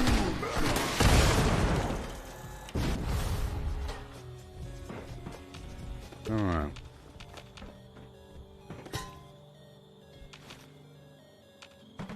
Yeah.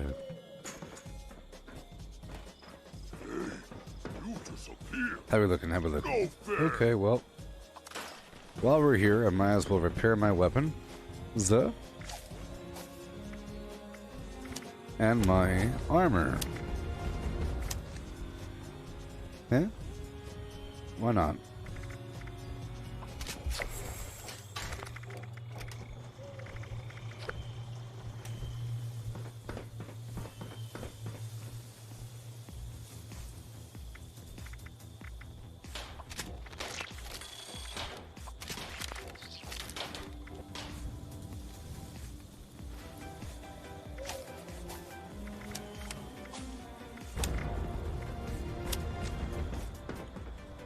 Okay.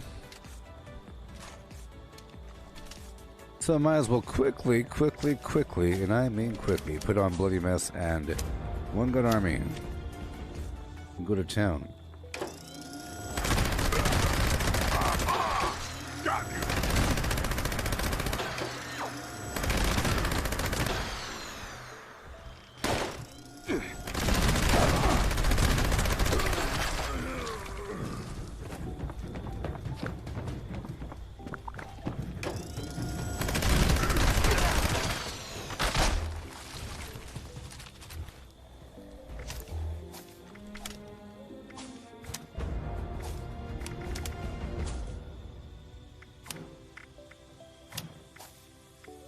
Put back on adrenaline and through hiker.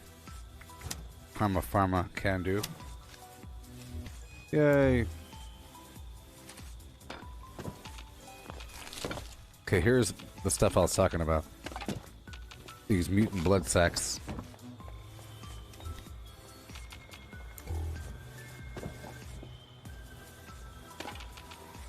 Gotta hurry. Pepper. Salt. Coffee cup. Yeah. Let's go.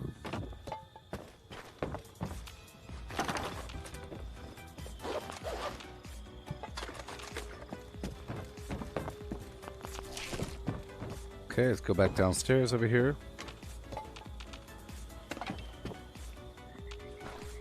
Back around the outer rim over here. Blood sack.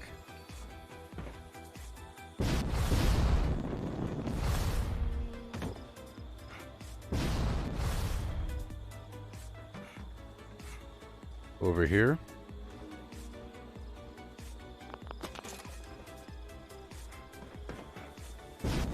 And over here.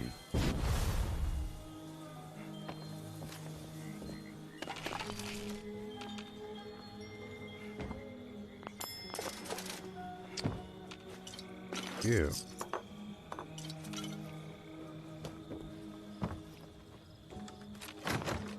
Maybe a wall safe or something over here somewhere.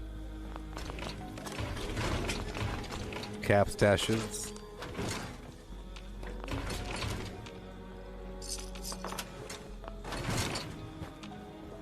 Meat sacks.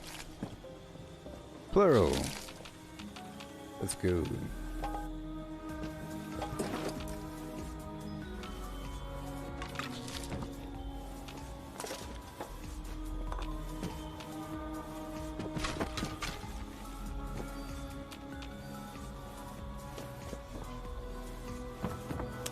There's some more down here.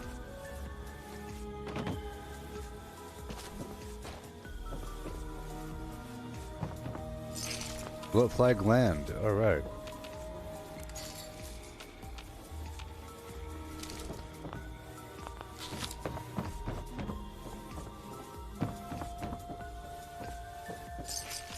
Yeah.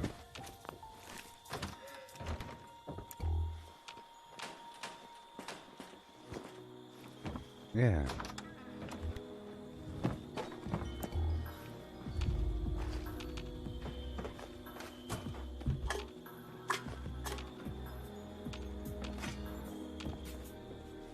Yeah.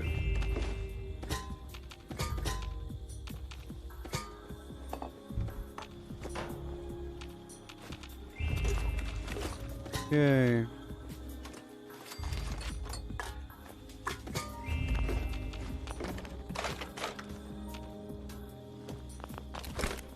Okay, we're heading on down to back to the mine exhibit area. Of course, we are multitasking the whole time. You know? Sometimes, or in the past, you go out there just for the resources and nothing else. Or just for XP or something.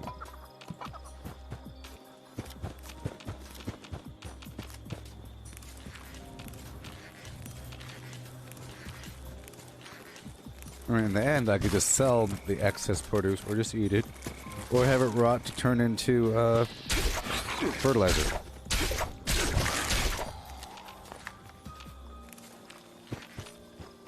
Okay.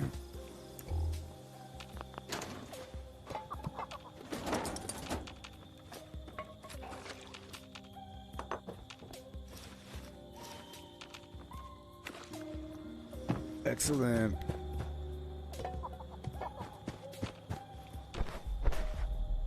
Break this down. Now, another good spot to go to is the Robco area. In fact, I can go there right now. Okay, fine. I'll go down to the Robco land. Well, it is right exactly here. Let's go down there right now. In fact, I'll just run across the street without fast traveling. Yeah. I'll raise my life a bit, though. It's a bunch of robots.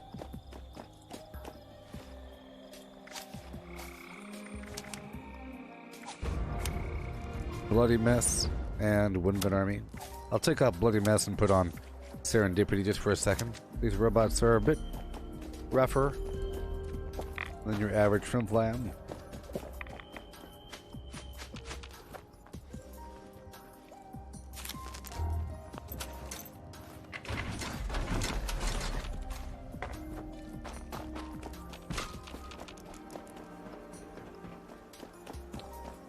All the way.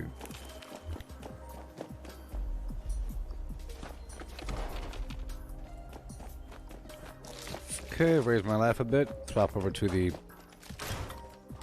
vampire's weapon here.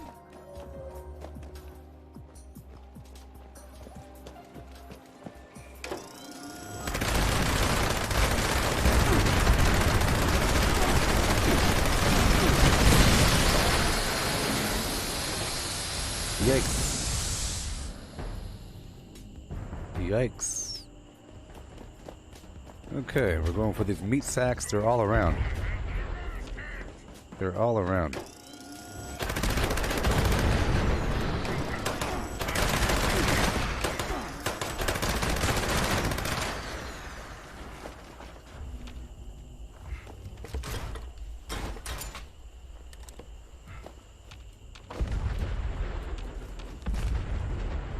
Empty blood sack.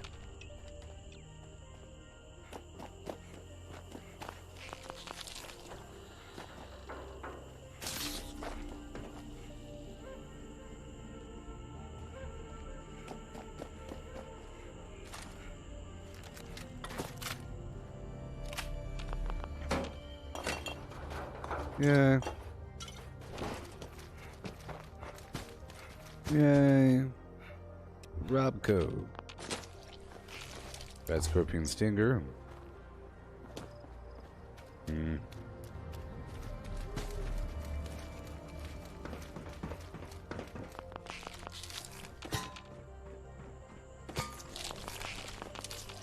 Bloodbug proboscis.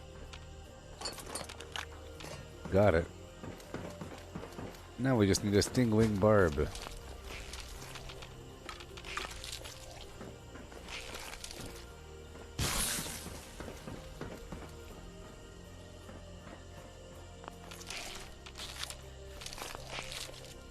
More bloatfly glands.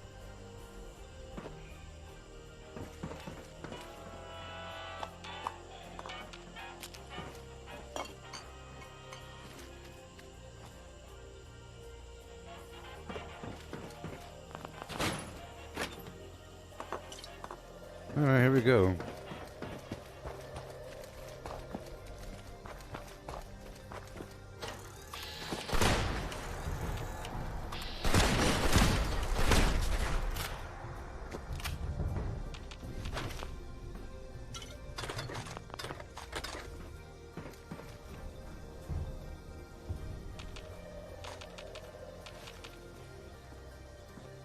Thank you very much. Right on through, up and around, as we do, into the building.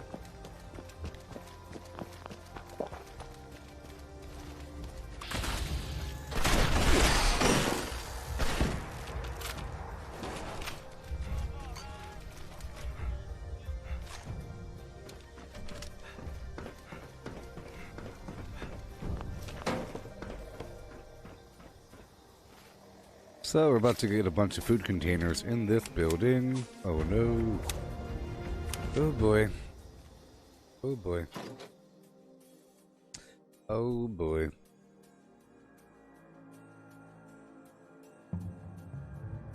I still have to do a daily op.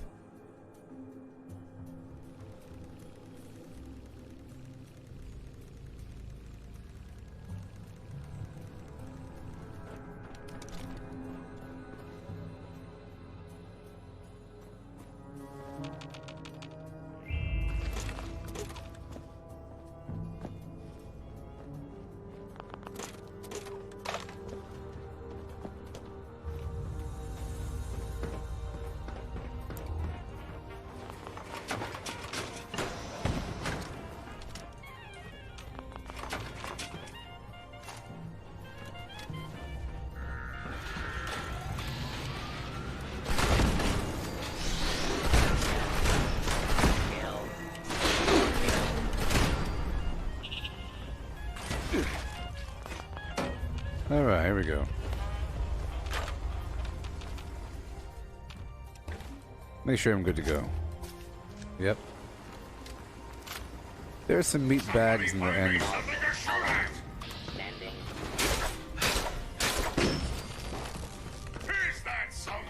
There's a lot of nice junk here.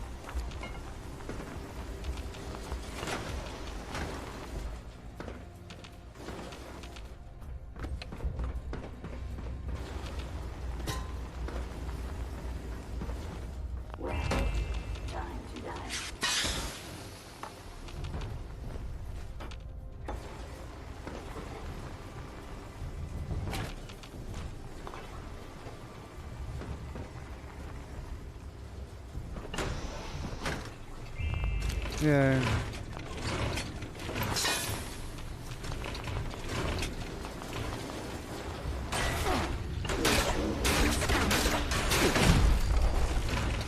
Cool. So they're supposed to improve melee, huh? I didn't know there was a problem. Really. I don't know how they're supposed to improve it. Make it easier to hit the enemy and...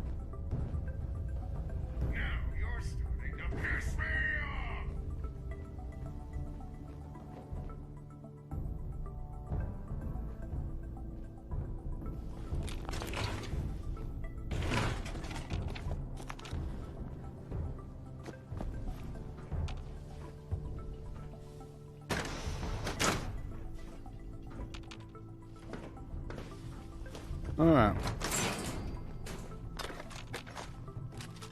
Oh yeah.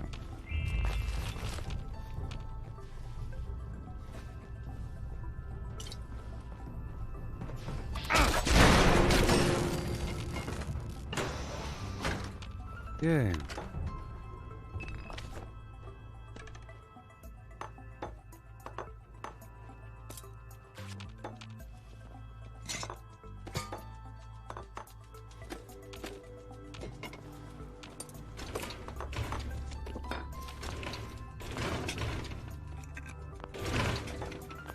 Yeah.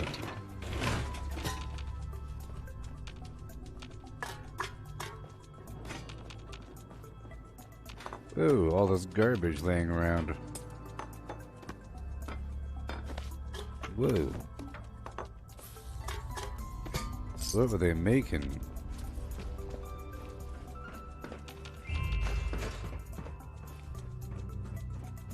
Okay.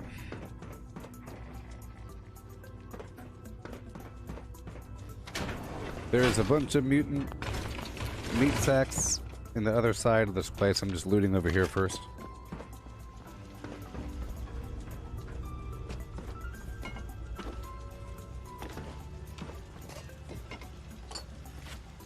Oh my. Oh my.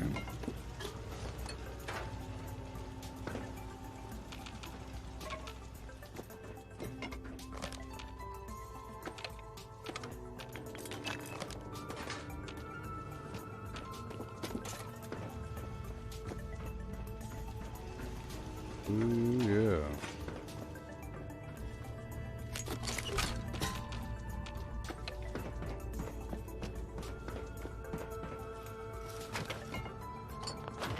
Yes.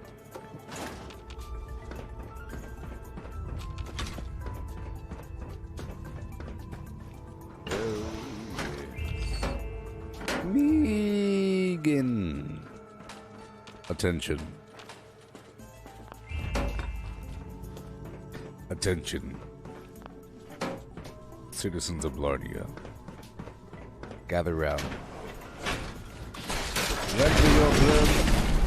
The stream has been shared. Approach and identify yourself. Law-abiding citizen.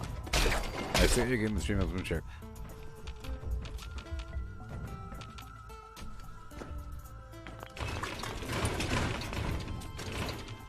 Oh, yes. Yeah.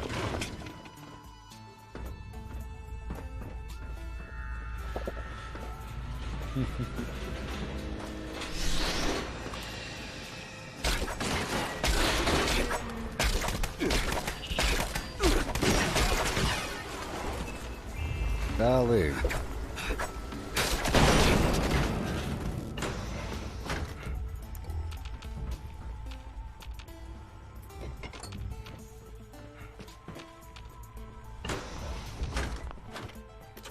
Yeah.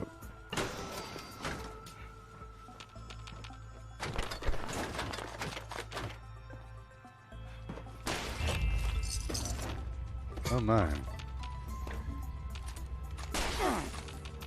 And a gun. Whee. Okay, let's get those meat sacks on deck, baby. Meat sacks McKinsey is what they call me. Meat sacks McKinsey.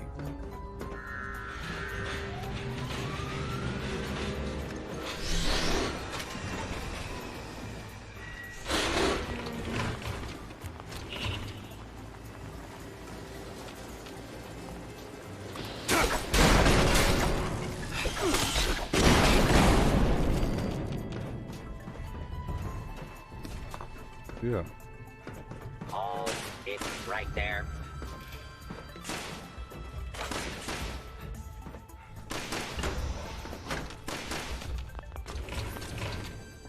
Excuse me. Hostile target detected. Do not attempt to play. You will be identified and sanctioned. Barely.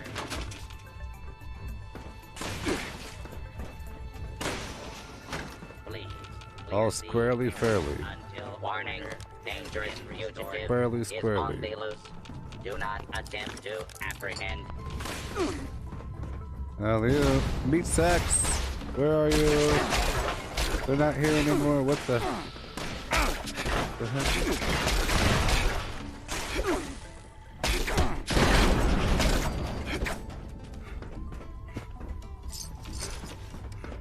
Well, looks like I gotta go to West Tech. I have to go to West Tech just for the meat sacks. Don't blame me, blame the meat sacks. Blame it on the meat. Blame it on the sack. Blame it on the meat sack. Oh yeah. Oh yeah.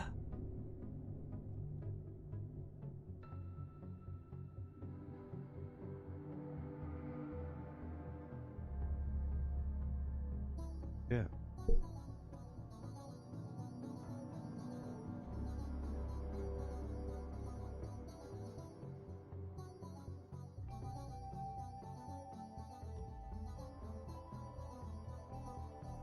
Bing. Bong. Bing. Bong. Bing. Alright, we're doing it right now. Maybe. I'm here for the meat sacks, dang it. It's going to be good fight.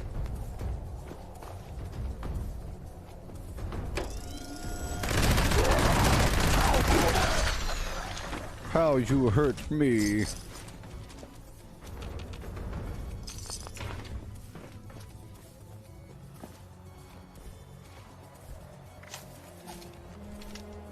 All right. I'm gonna lower my life down a little bit.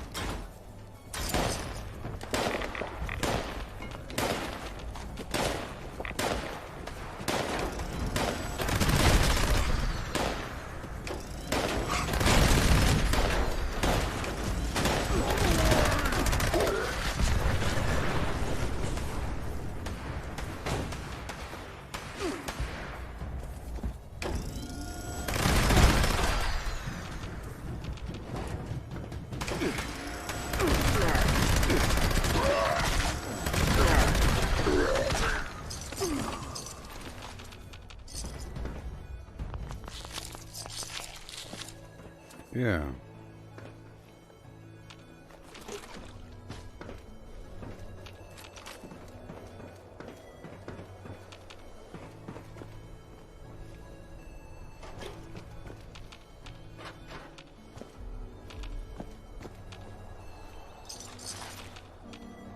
Yeah.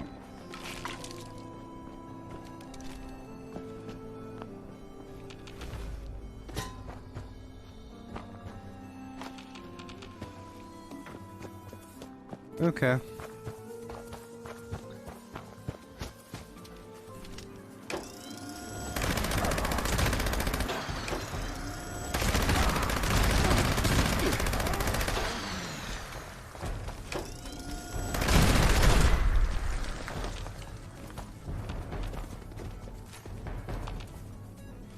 Funny, I'm not here for the XP, I'm here for the meat bags.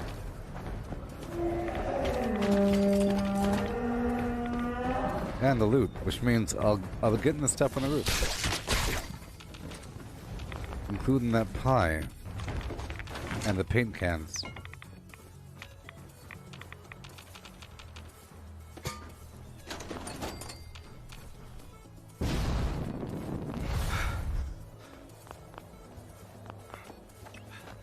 Oh, there it is. No more candy. Maybe.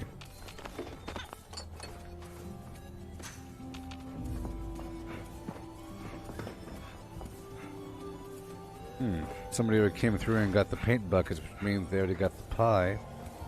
Yep. That's what it means.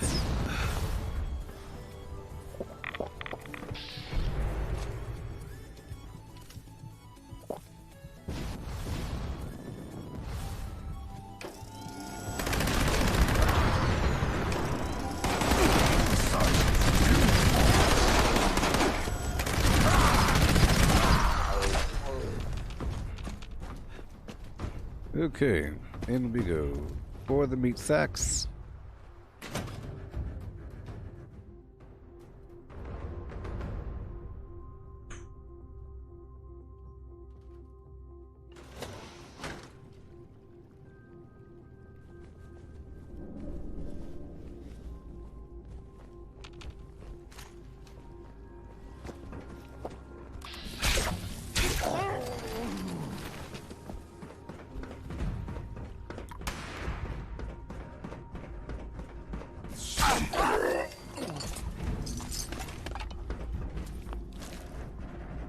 Okay.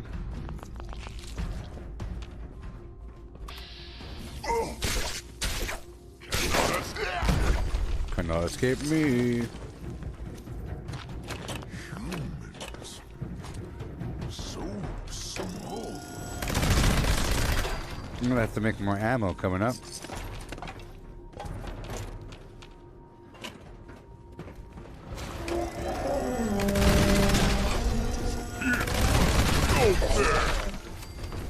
Awesome.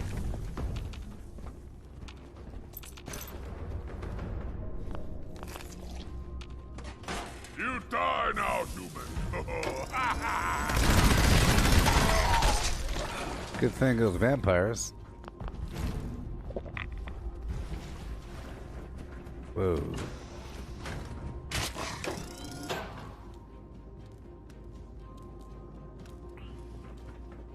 Okay, let's break down what I have, but not too much.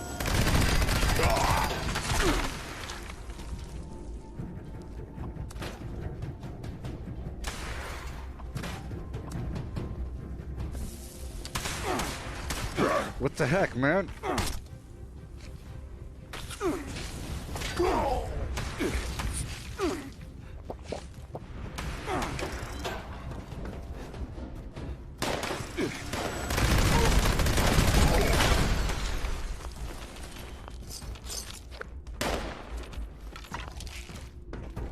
Okay.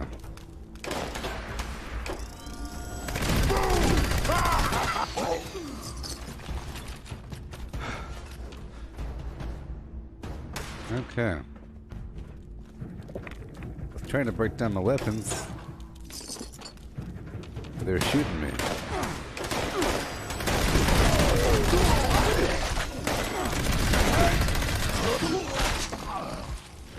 Tear you apart.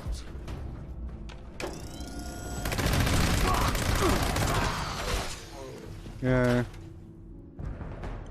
Break it all down.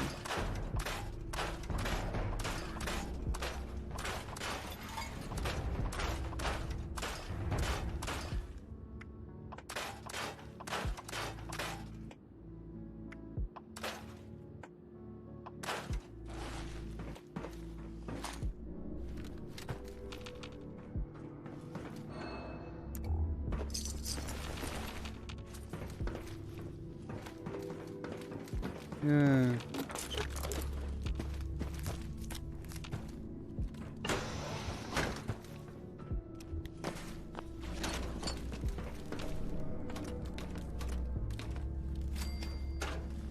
Awesome.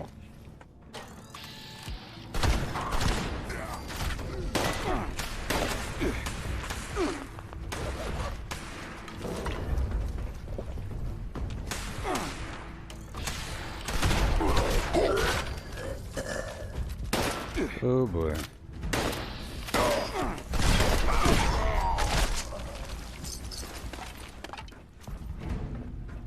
Yeah.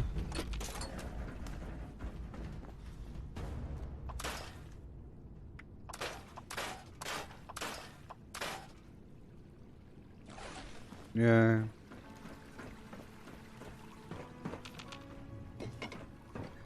Okay, where are my meat sacks? I didn't have the time for the proper meat sack cleansing. Let me check back again. I guess that's all of them. Okay, let's go into the back lab, and then I'll just go for the stingwing barb directly.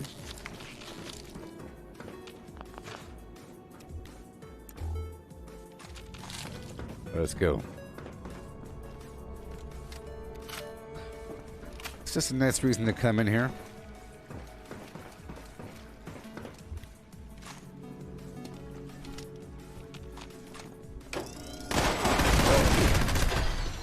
Nice. Okay. Hey there, Jamie. Jaime. Serendipity and Ricochet for now. About to go in there with my fists right now. Barbarian and Iron Fist. Let's go in there with my fisticuffs. And I'll join some other team. There we go. Yeah, yeah.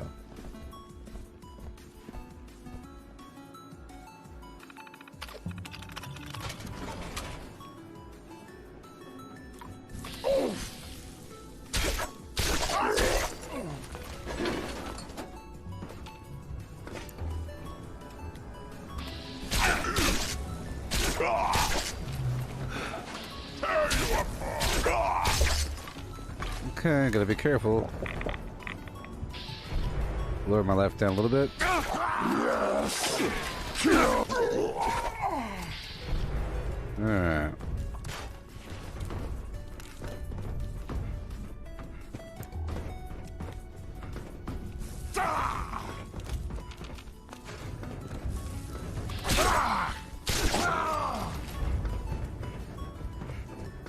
One star.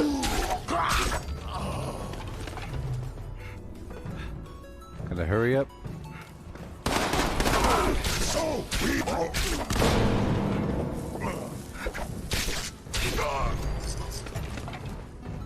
Okay.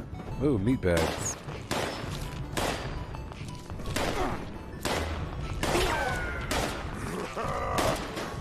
Go ahead. Little bleeder. Yeah. Meat bag.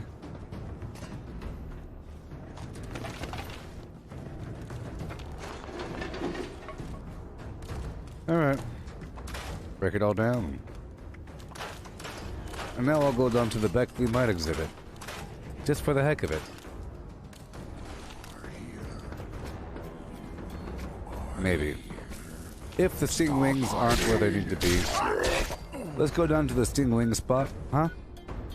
Let's just see, they might be here.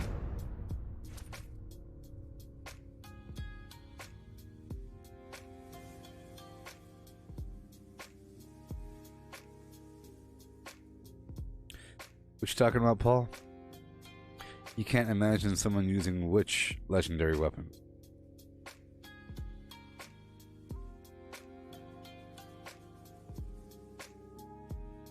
Hey there, buongiorno. Buongiorno. Buongiorno.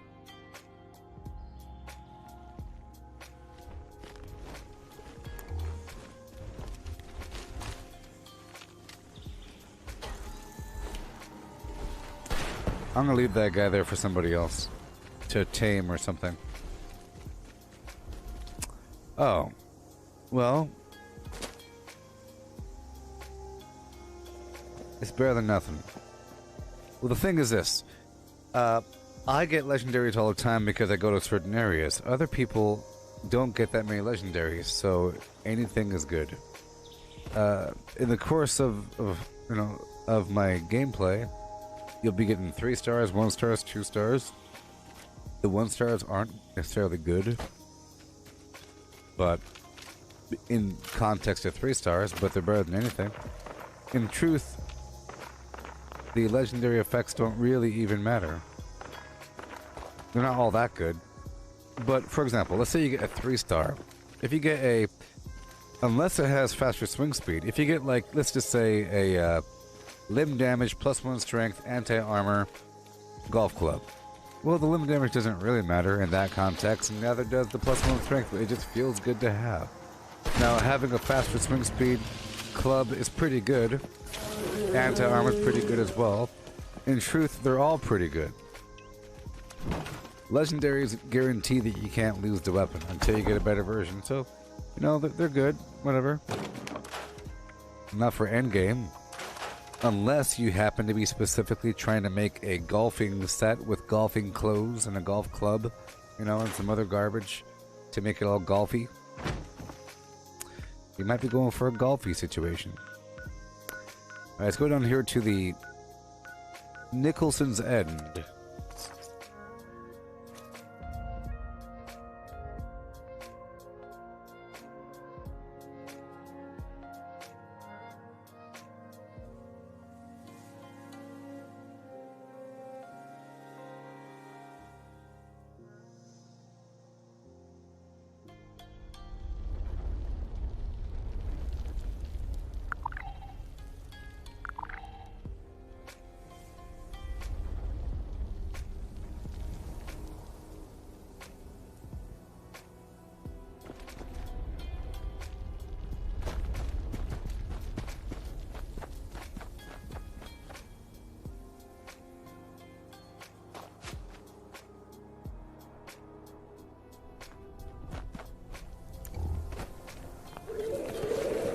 Yes, like thin characters, or sometimes you get a skin on. Like sometimes the Atomic Shop will offer a skin, and it's just nice to have a skinned weapon because you can't get rid of it.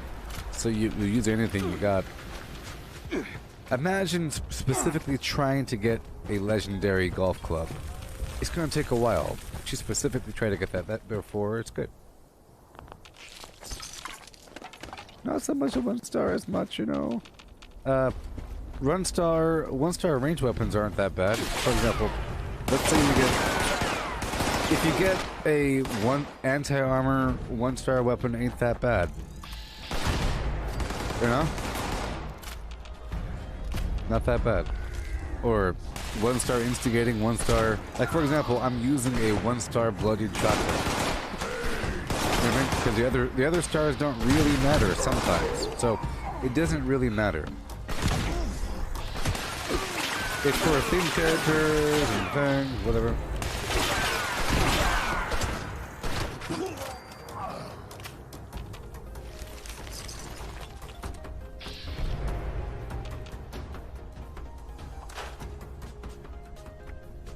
Okay, I'm here for the meat bags.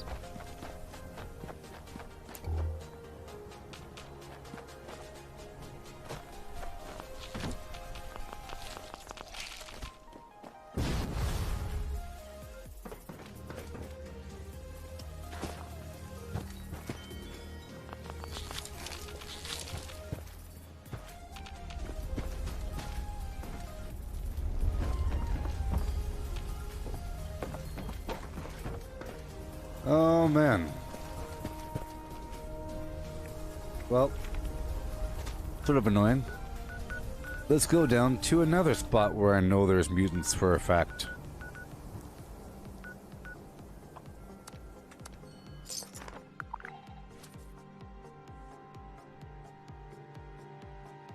I don't think there's a ton of bags here.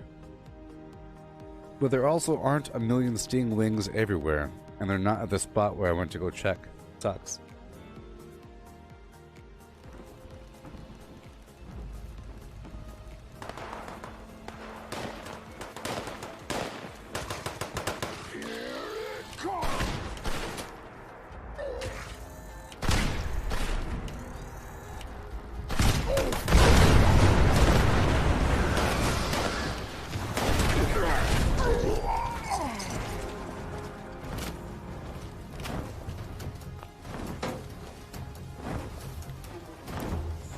Yeah, I don't think there's a million meat sacks here.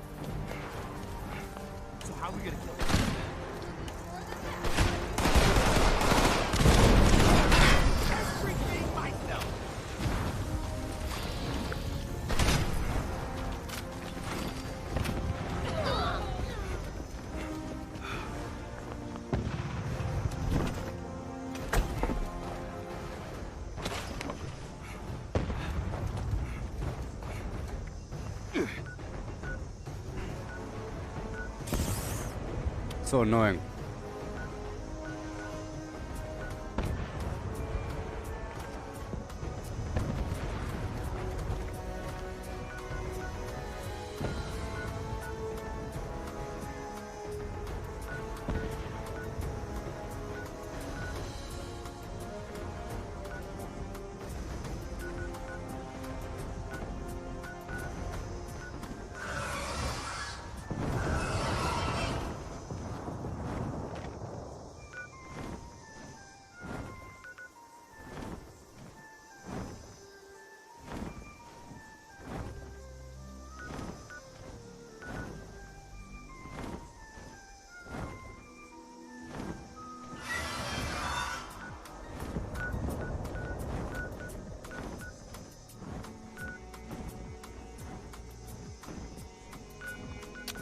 Alright.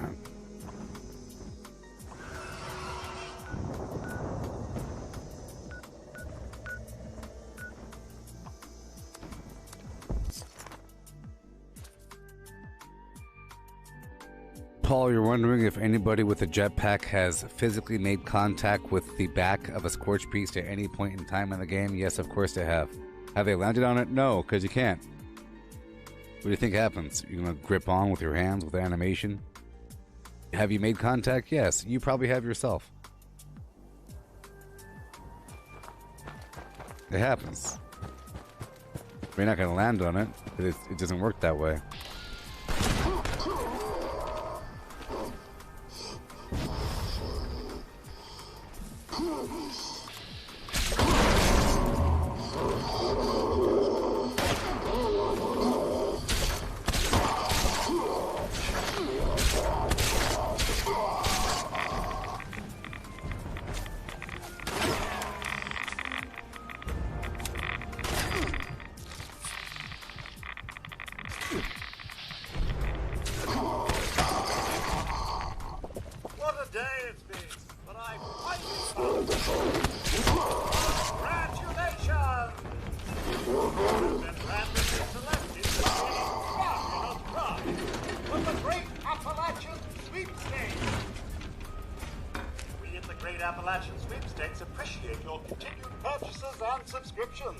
However, we would like to remind you that your bill in the amount of $73,428.66 is overdue, and prompt payment is appreciated.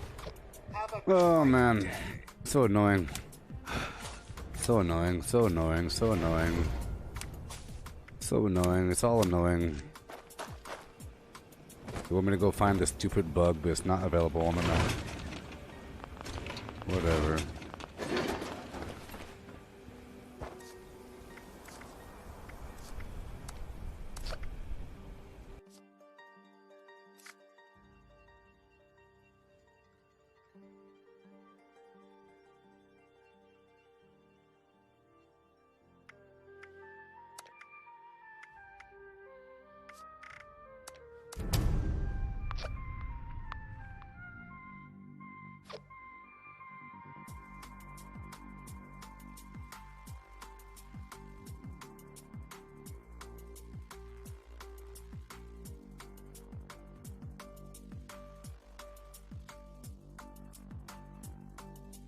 Paul, you're saying that you've seen someone jump on the back of a scorched beast when it's landed.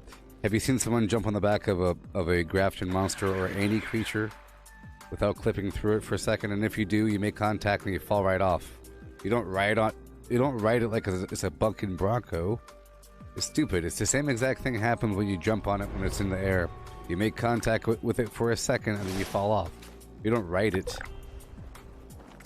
Whatever you think you saw, you didn't see it. Whatever you think you saw in the past, it's all a lie. Bunch of garbage. What happens when you jump on top of a mutant? Or when you jump on top of a player? You bounce right off.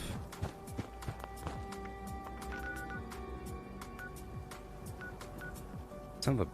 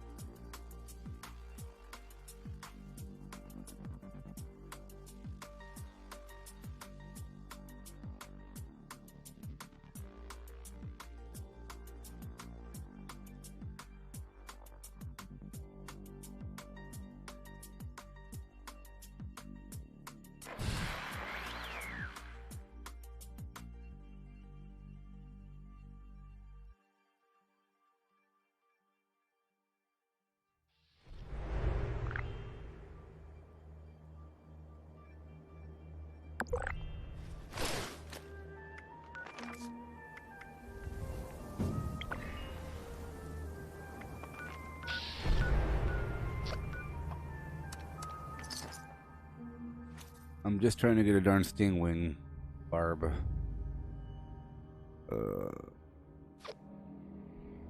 Pretty sure it's available inside of a mutant meat sack, but I checked a million of them. It's just not popping up. Frustrating.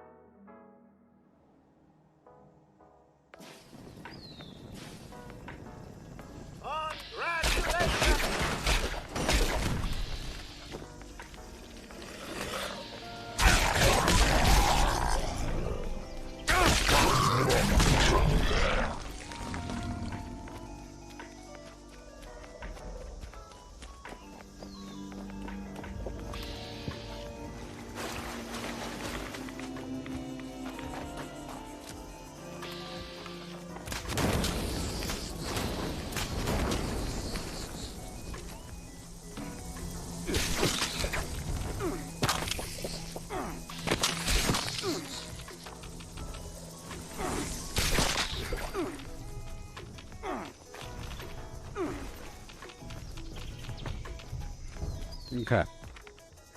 Success. Success. We got the thing that we had to do.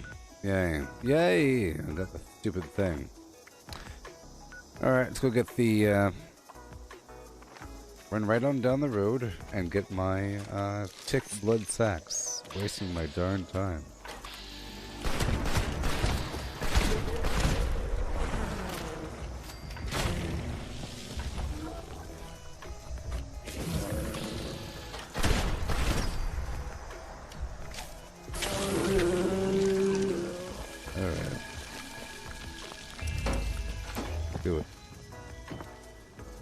Do it.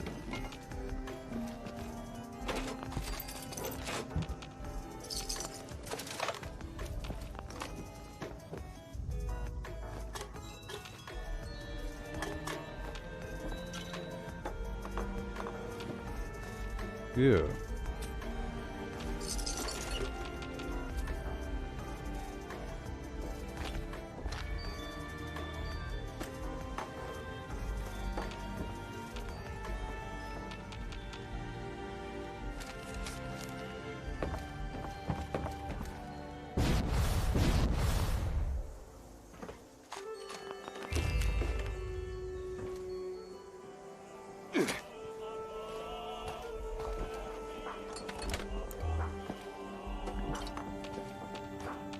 There's so much I have to do.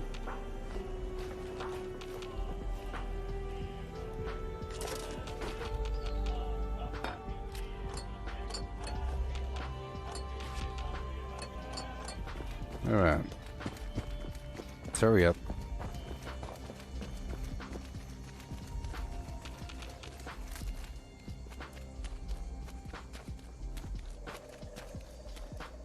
Goodbye, Melissa.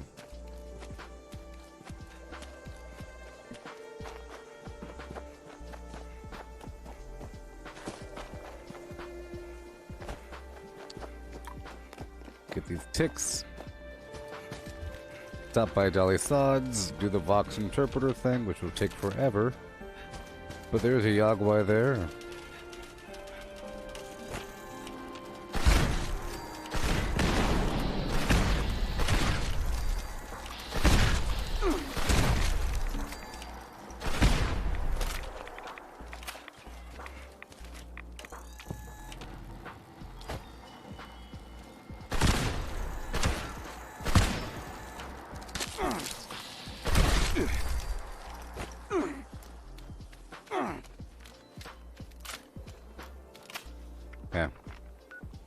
Hurry up. I'll swap over to the Vox interpreter gun.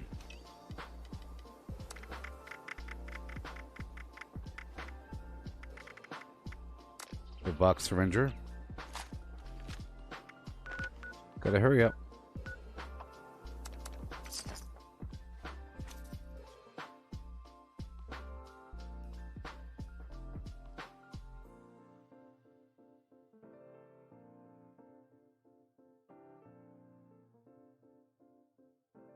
Yeah, I use the fire bow to tag enemies in public events, and I used it back there just so I shot the Stingwing with the fire bow so that if they die, I can still find their body. Valid Vox interpreter subject detected. Transmission initiated. I am scary. Be afraid of me. That thing looks fun to play with. Hope it doesn't die too quickly. This thing is making it easy for me to find food today.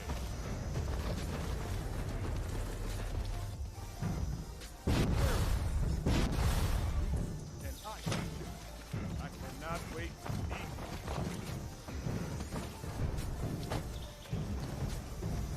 You 7 die seconds. now.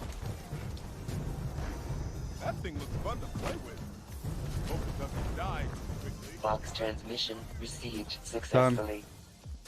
And now let's go turn in the stupid quest. Yay! Stingwing barb? Blood bosses. Oh man. There it is. You got everything I asked for. I'll whip up a batch and you're ready to go. Drink this down, and insects will find you taste just awful. Kinda like this repellent taste.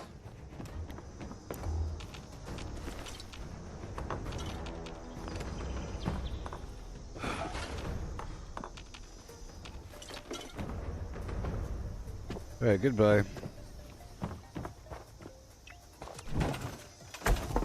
How we looking?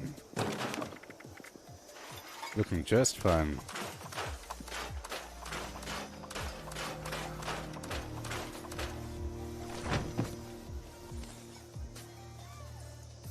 How we looking on the stream time? Getting pretty late now. 7:30. Oh my god. Oh no. Let's go recover these bums. Real quick.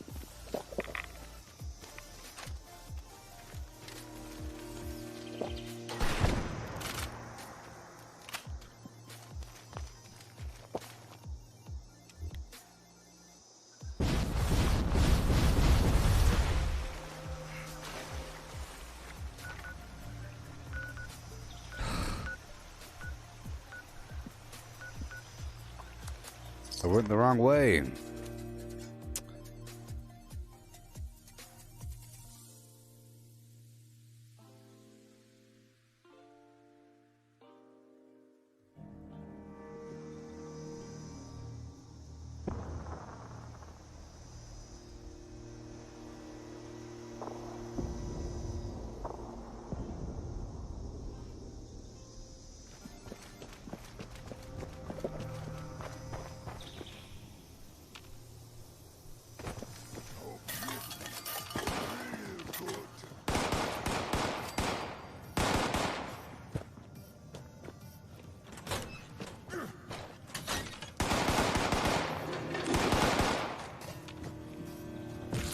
Oh boy.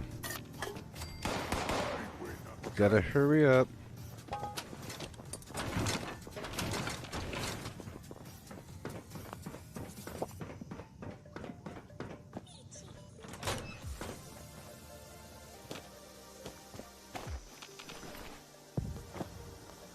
Hurry up.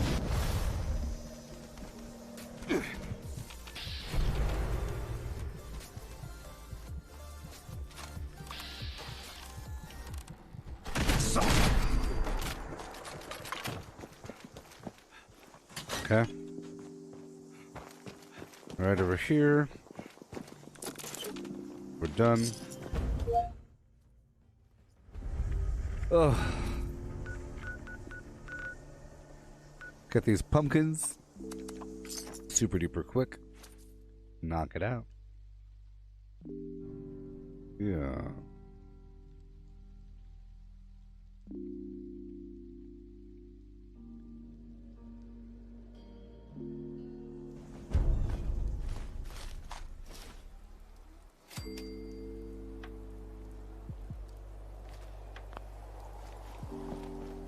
So many pumpkins to carve. So little time. You there. Back from all seeds, are you? There we go.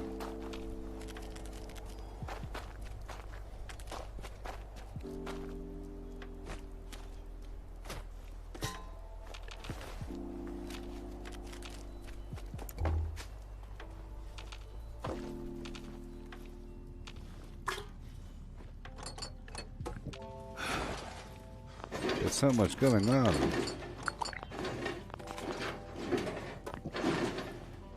Thank you. What the heck did I just do? I did something bad.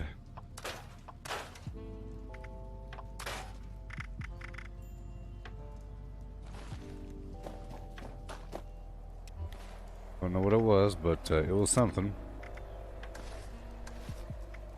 Alright. So many pumpkins to carve. You Go, there. go, go, go, go, go, go, go, go, go, go, go, go, go. Move, move, move.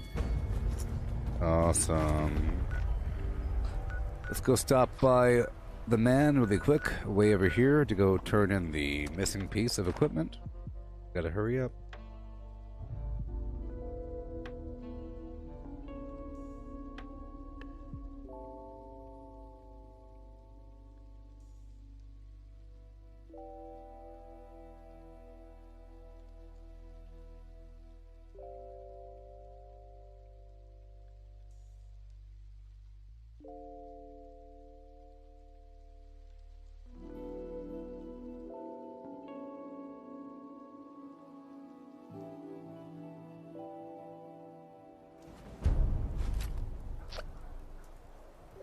Okay, let's hurry up. I heard Sonny got a new shipment in. Gotta go check it out. I wonder if Sonny has any There ice we cream. are. Maybe some extra patrols over there.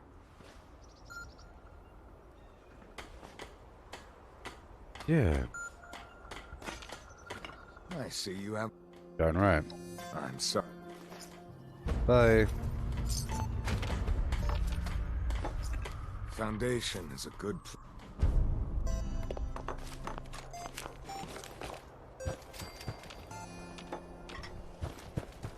Everybody just needs to do their job. This place is great. Cool. All right, we have a couple more things left in our journey here.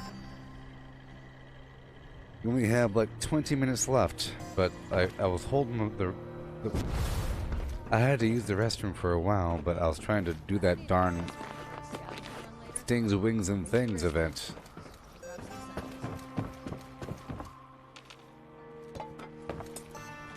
It's annoying. Could have got me all over the map to do a bunch of stuff.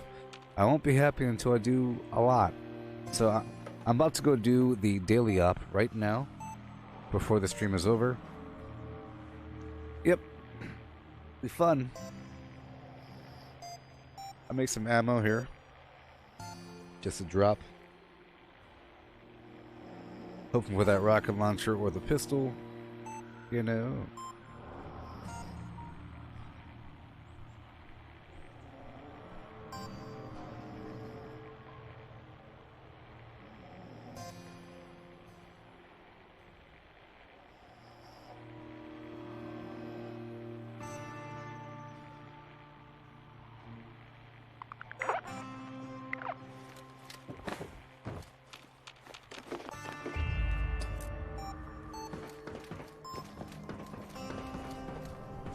The gold. I knew you could.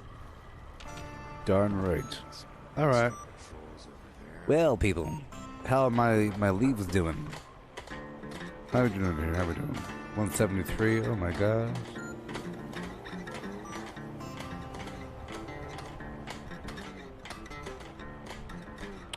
So slow.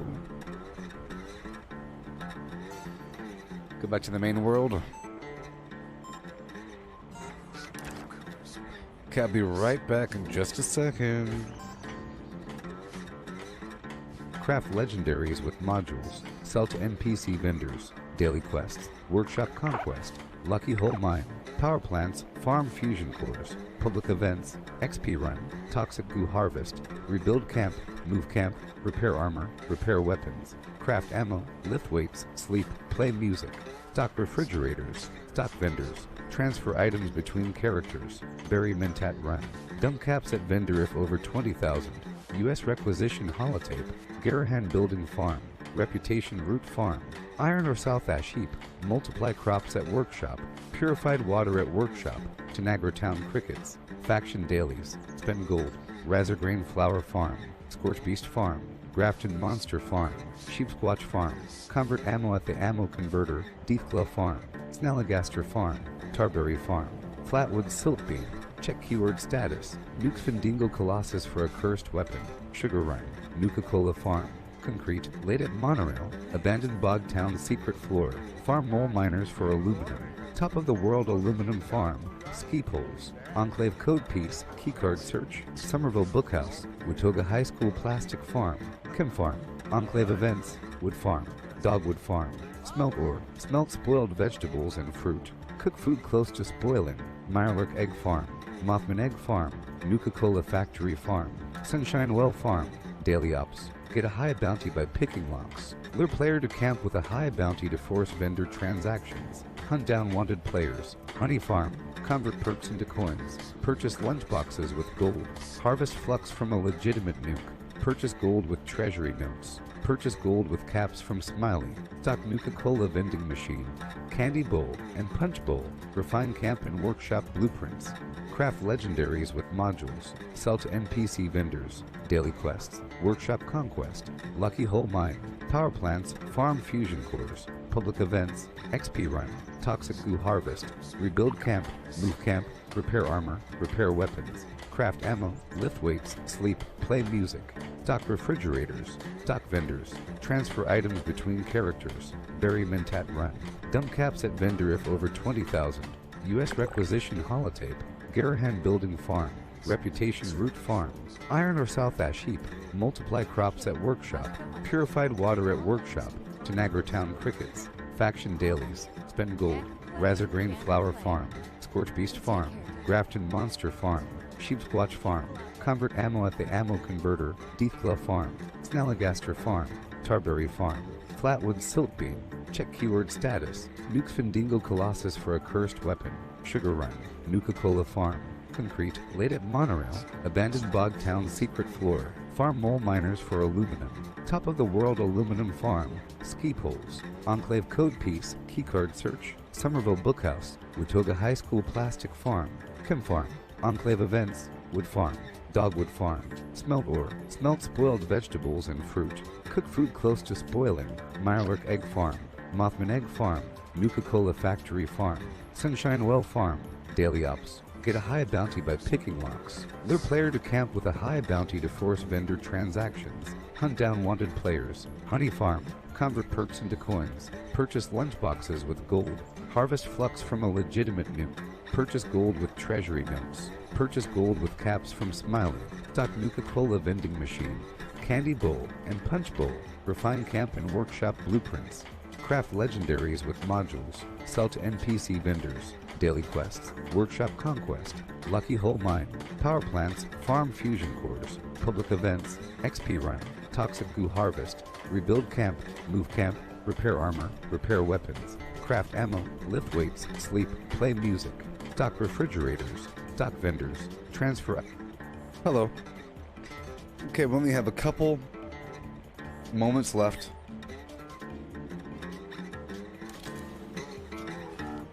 But enough time. We'll quickly go over here and make some ammo. We know Just a handful. stock water ice.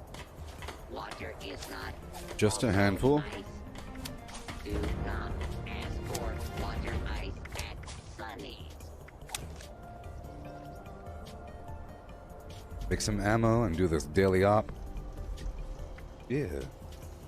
You doing okay there, Brendan?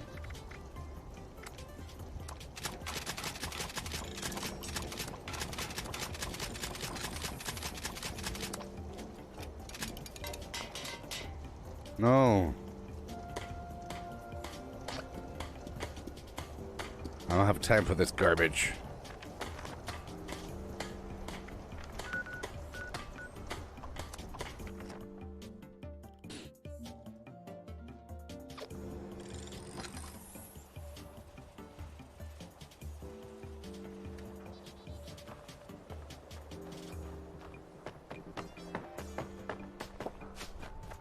Alt suits like yours sure are popular lately. Okay. Maybe Ward has more drawing paper I can. Sore all over.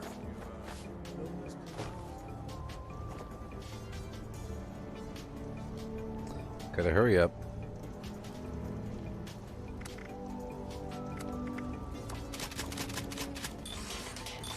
Come the heck on.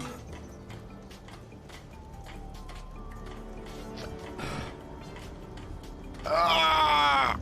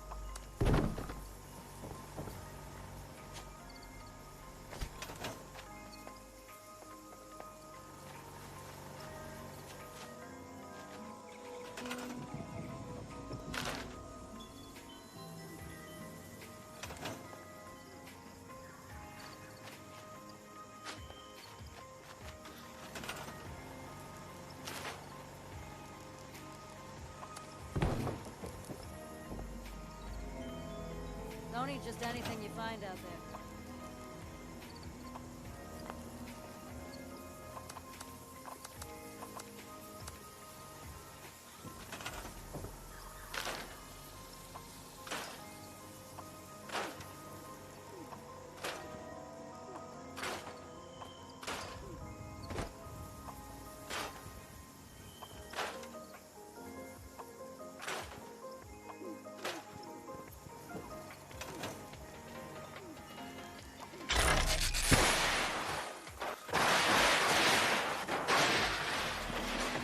How you doing?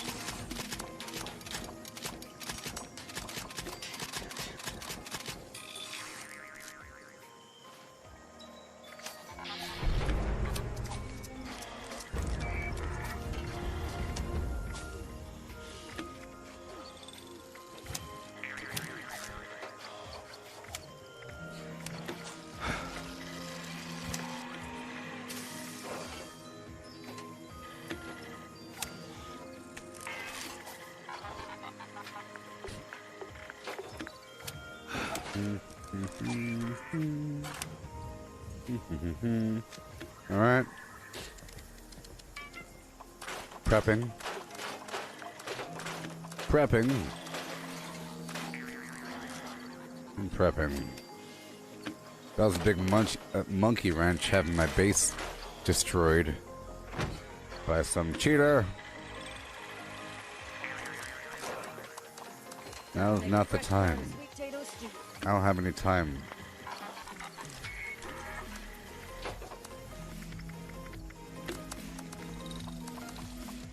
Uh-huh. Tried any new foods lately? Uh-huh.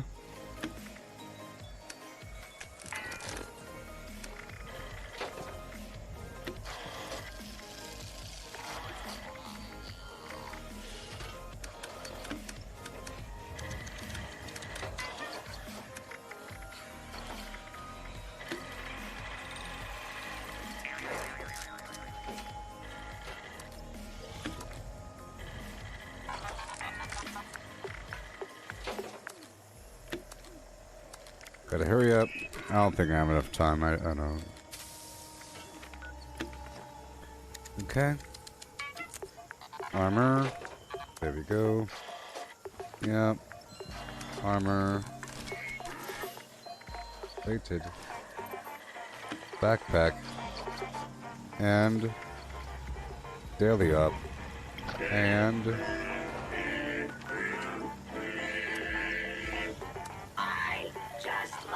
I can't trust that group. I can't trust it. There's some loser group here with a level loser 21 loser person in the daily up. No. There's no time.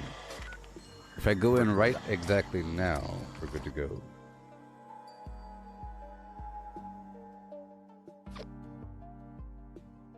Oh, Brandon. What do you think?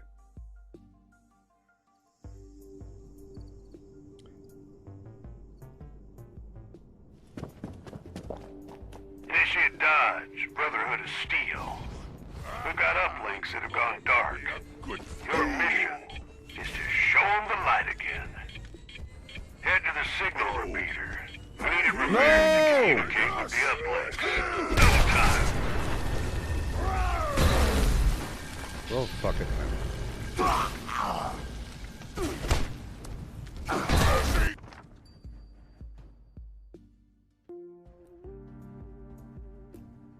Ugh.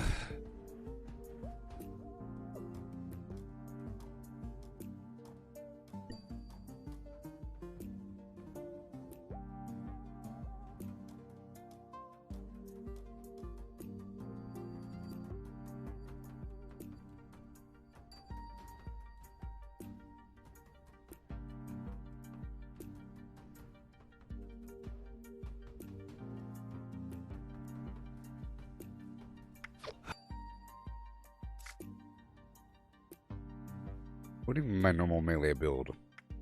The heck's wrong with you? Pay attention, Brandon. Who says I have a melee build? Oh, yes.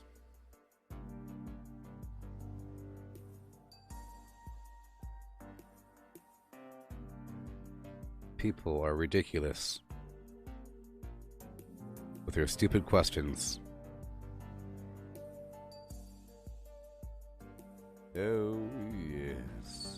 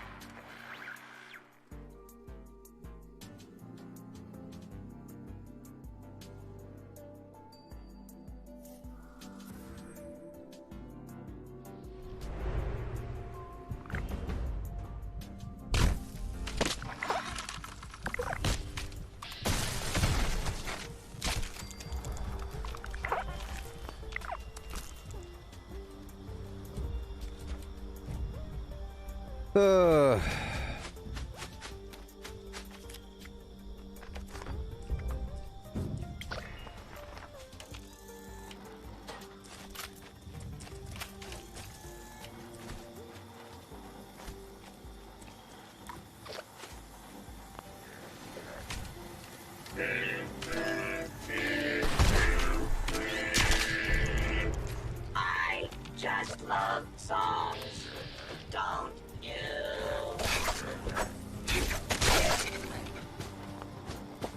Okay, well, in these last 5 minutes, I'll be getting some Tarberry. Look, I don't have a melee build, but you should be able to use melee. Okay, I use this quite a bit because I have the exploding fist. So versus, look, you stupid chump. If you're fighting a bunch of melee enemies, you should use melee because they're running right up to your face. Okay, so you should always have a melee alternative. Sometimes I use melee quite a bit. Recently, I've incorporated range back into my overall build.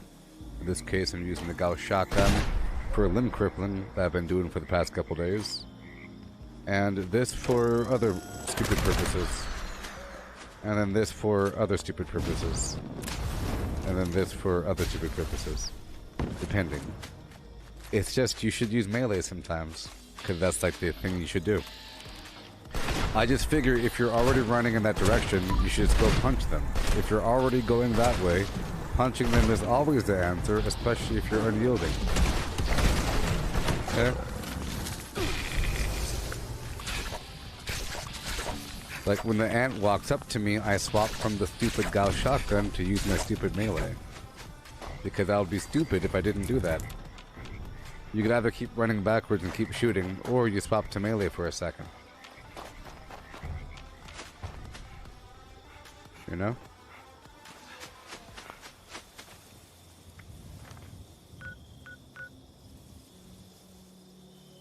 Yeah, see what's coming on the public tester? I don't do the public test server.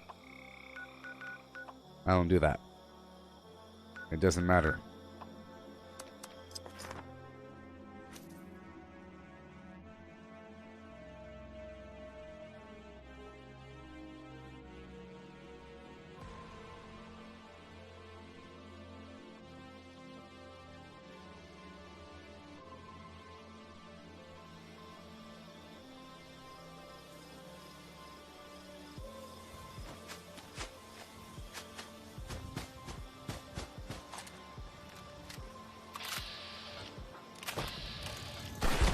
I'm gonna do it. When their backs are turned, I swear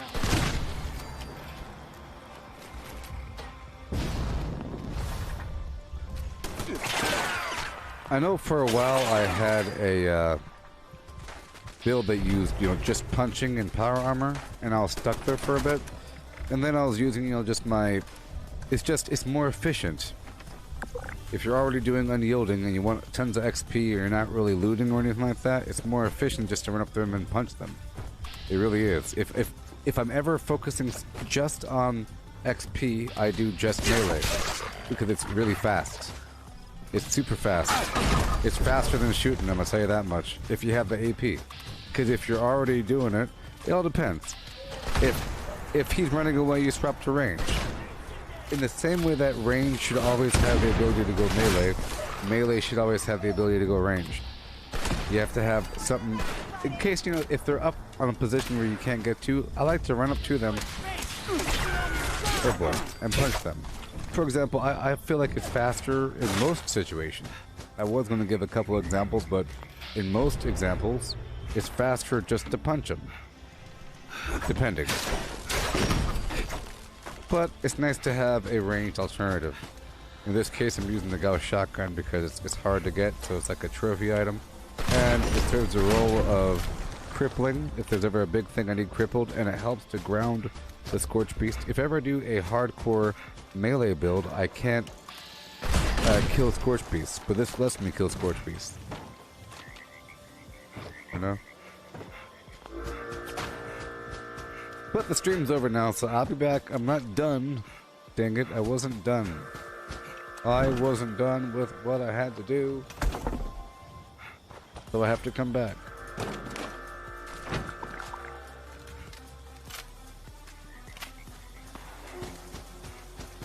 So, for example, if you are ranged, right, there's times when you have to swap to melee. And when you're melee, there's times when you have to swap to range. You know? And ideally, you should do everything. With the right balance. It's just that some things work very well, and some things stack up. You don't need as much of a dive into something.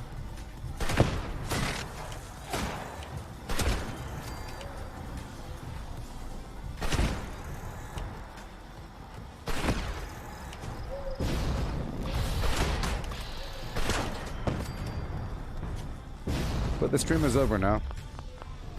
I have no AP. I don't have any Halloween candy. I gotta wait a second. So terrible.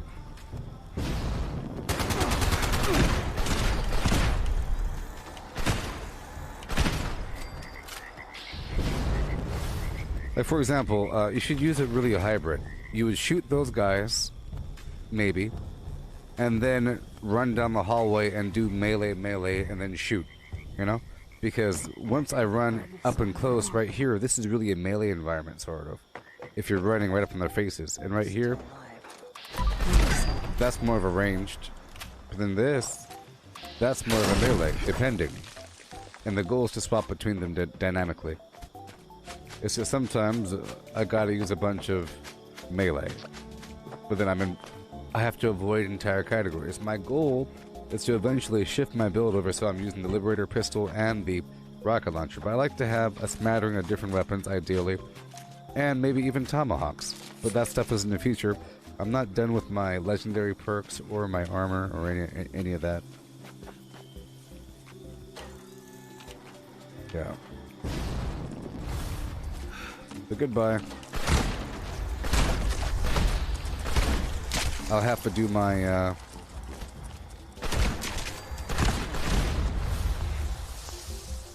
daily op in a bit.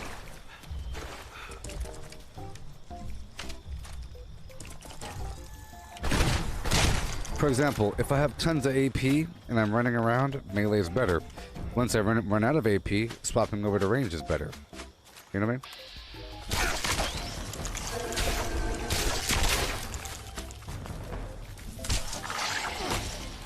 And then so target his leg. But if there's ever a large group of enemies, you could either run in there and punch them a bit, and then they all explode with the legendary perks, or swap out to one of these things and just do some side scraping. So I like to have options, but sometimes I focus on one thing or another. To answer, I was really frustrated back there, so I couldn't really answer properly. But to answer your question, I'll be doing all kinds of stuff when the legendary perk swap out garbage comes out. It's gonna be wonderful. I'm gonna have one build for base building, but that's gonna incorporate a bunch of stuff, you know. You should have just at least 2 builds. Maybe even a build for PvP. Who even knows? But I want one build to have like the bobblehead finder, the magazine finder, the extra looting things, the, you know, the really farmy. The butcher's flim flam, all kinds of weird stuff maybe on there, who knows? All kinds of stuff. It's going to come whenever it comes. There's going to be a dissection, a split. Right now I have a sort of a hybrid thing, but in the future I won't need certain perks or anything like that. It'll be more focused. I'm not done here. I would like to have more intelligence so I'll be able to use stabilized. Or so I could use dodgy. I need more perception, more agility, more this and that. It's always a shifty, flifty sort of thing, but I'm graduating back into this world here. Ideally, I want to be able to use the unyielding armor for the extra XP gain, but eventually I won't need any of the extra XP. I've already moved from that a little bit ever since we finished the double XP farm, so I'm not really using brain bombs, I'm not using cranberry relish, I'm not focusing on having as low life as possible at all times, and I'm not really focusing on farming in any particular location. I'm really just focusing on farming a bunch of junk and doing dailies and doing public events, which is like the actual core game that I don't do whenever I do hardcore farming, which allows for more of this loosey-goosey, use any weapon I want playstyle, because I'm playing the actual game doing dailies. Whenever I do hardcore things, I might use specifically one weapon or another, like just a melee, just melee, or just a heavy weapon, or just a shotgun, or something like that.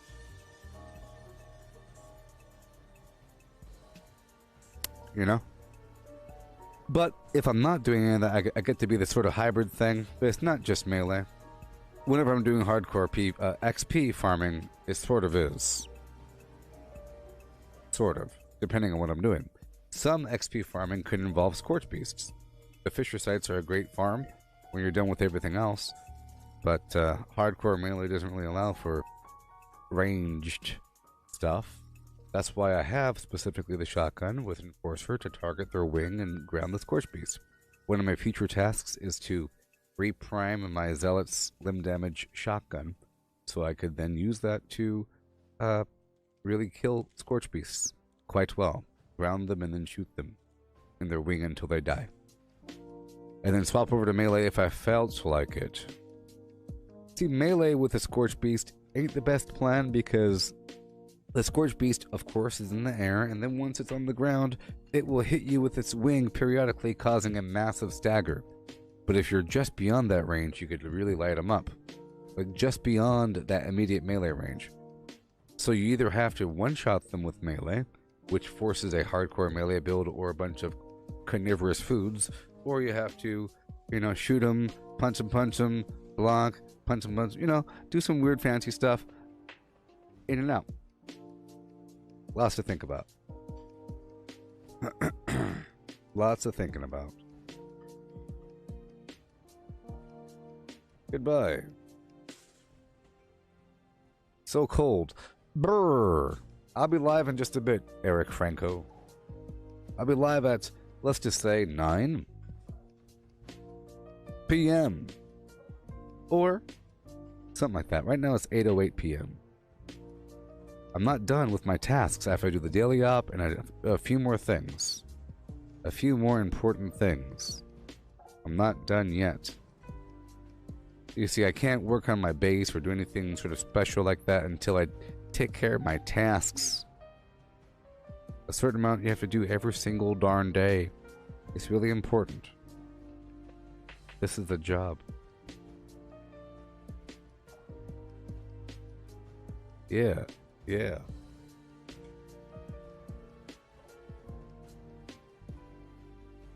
Goodbye.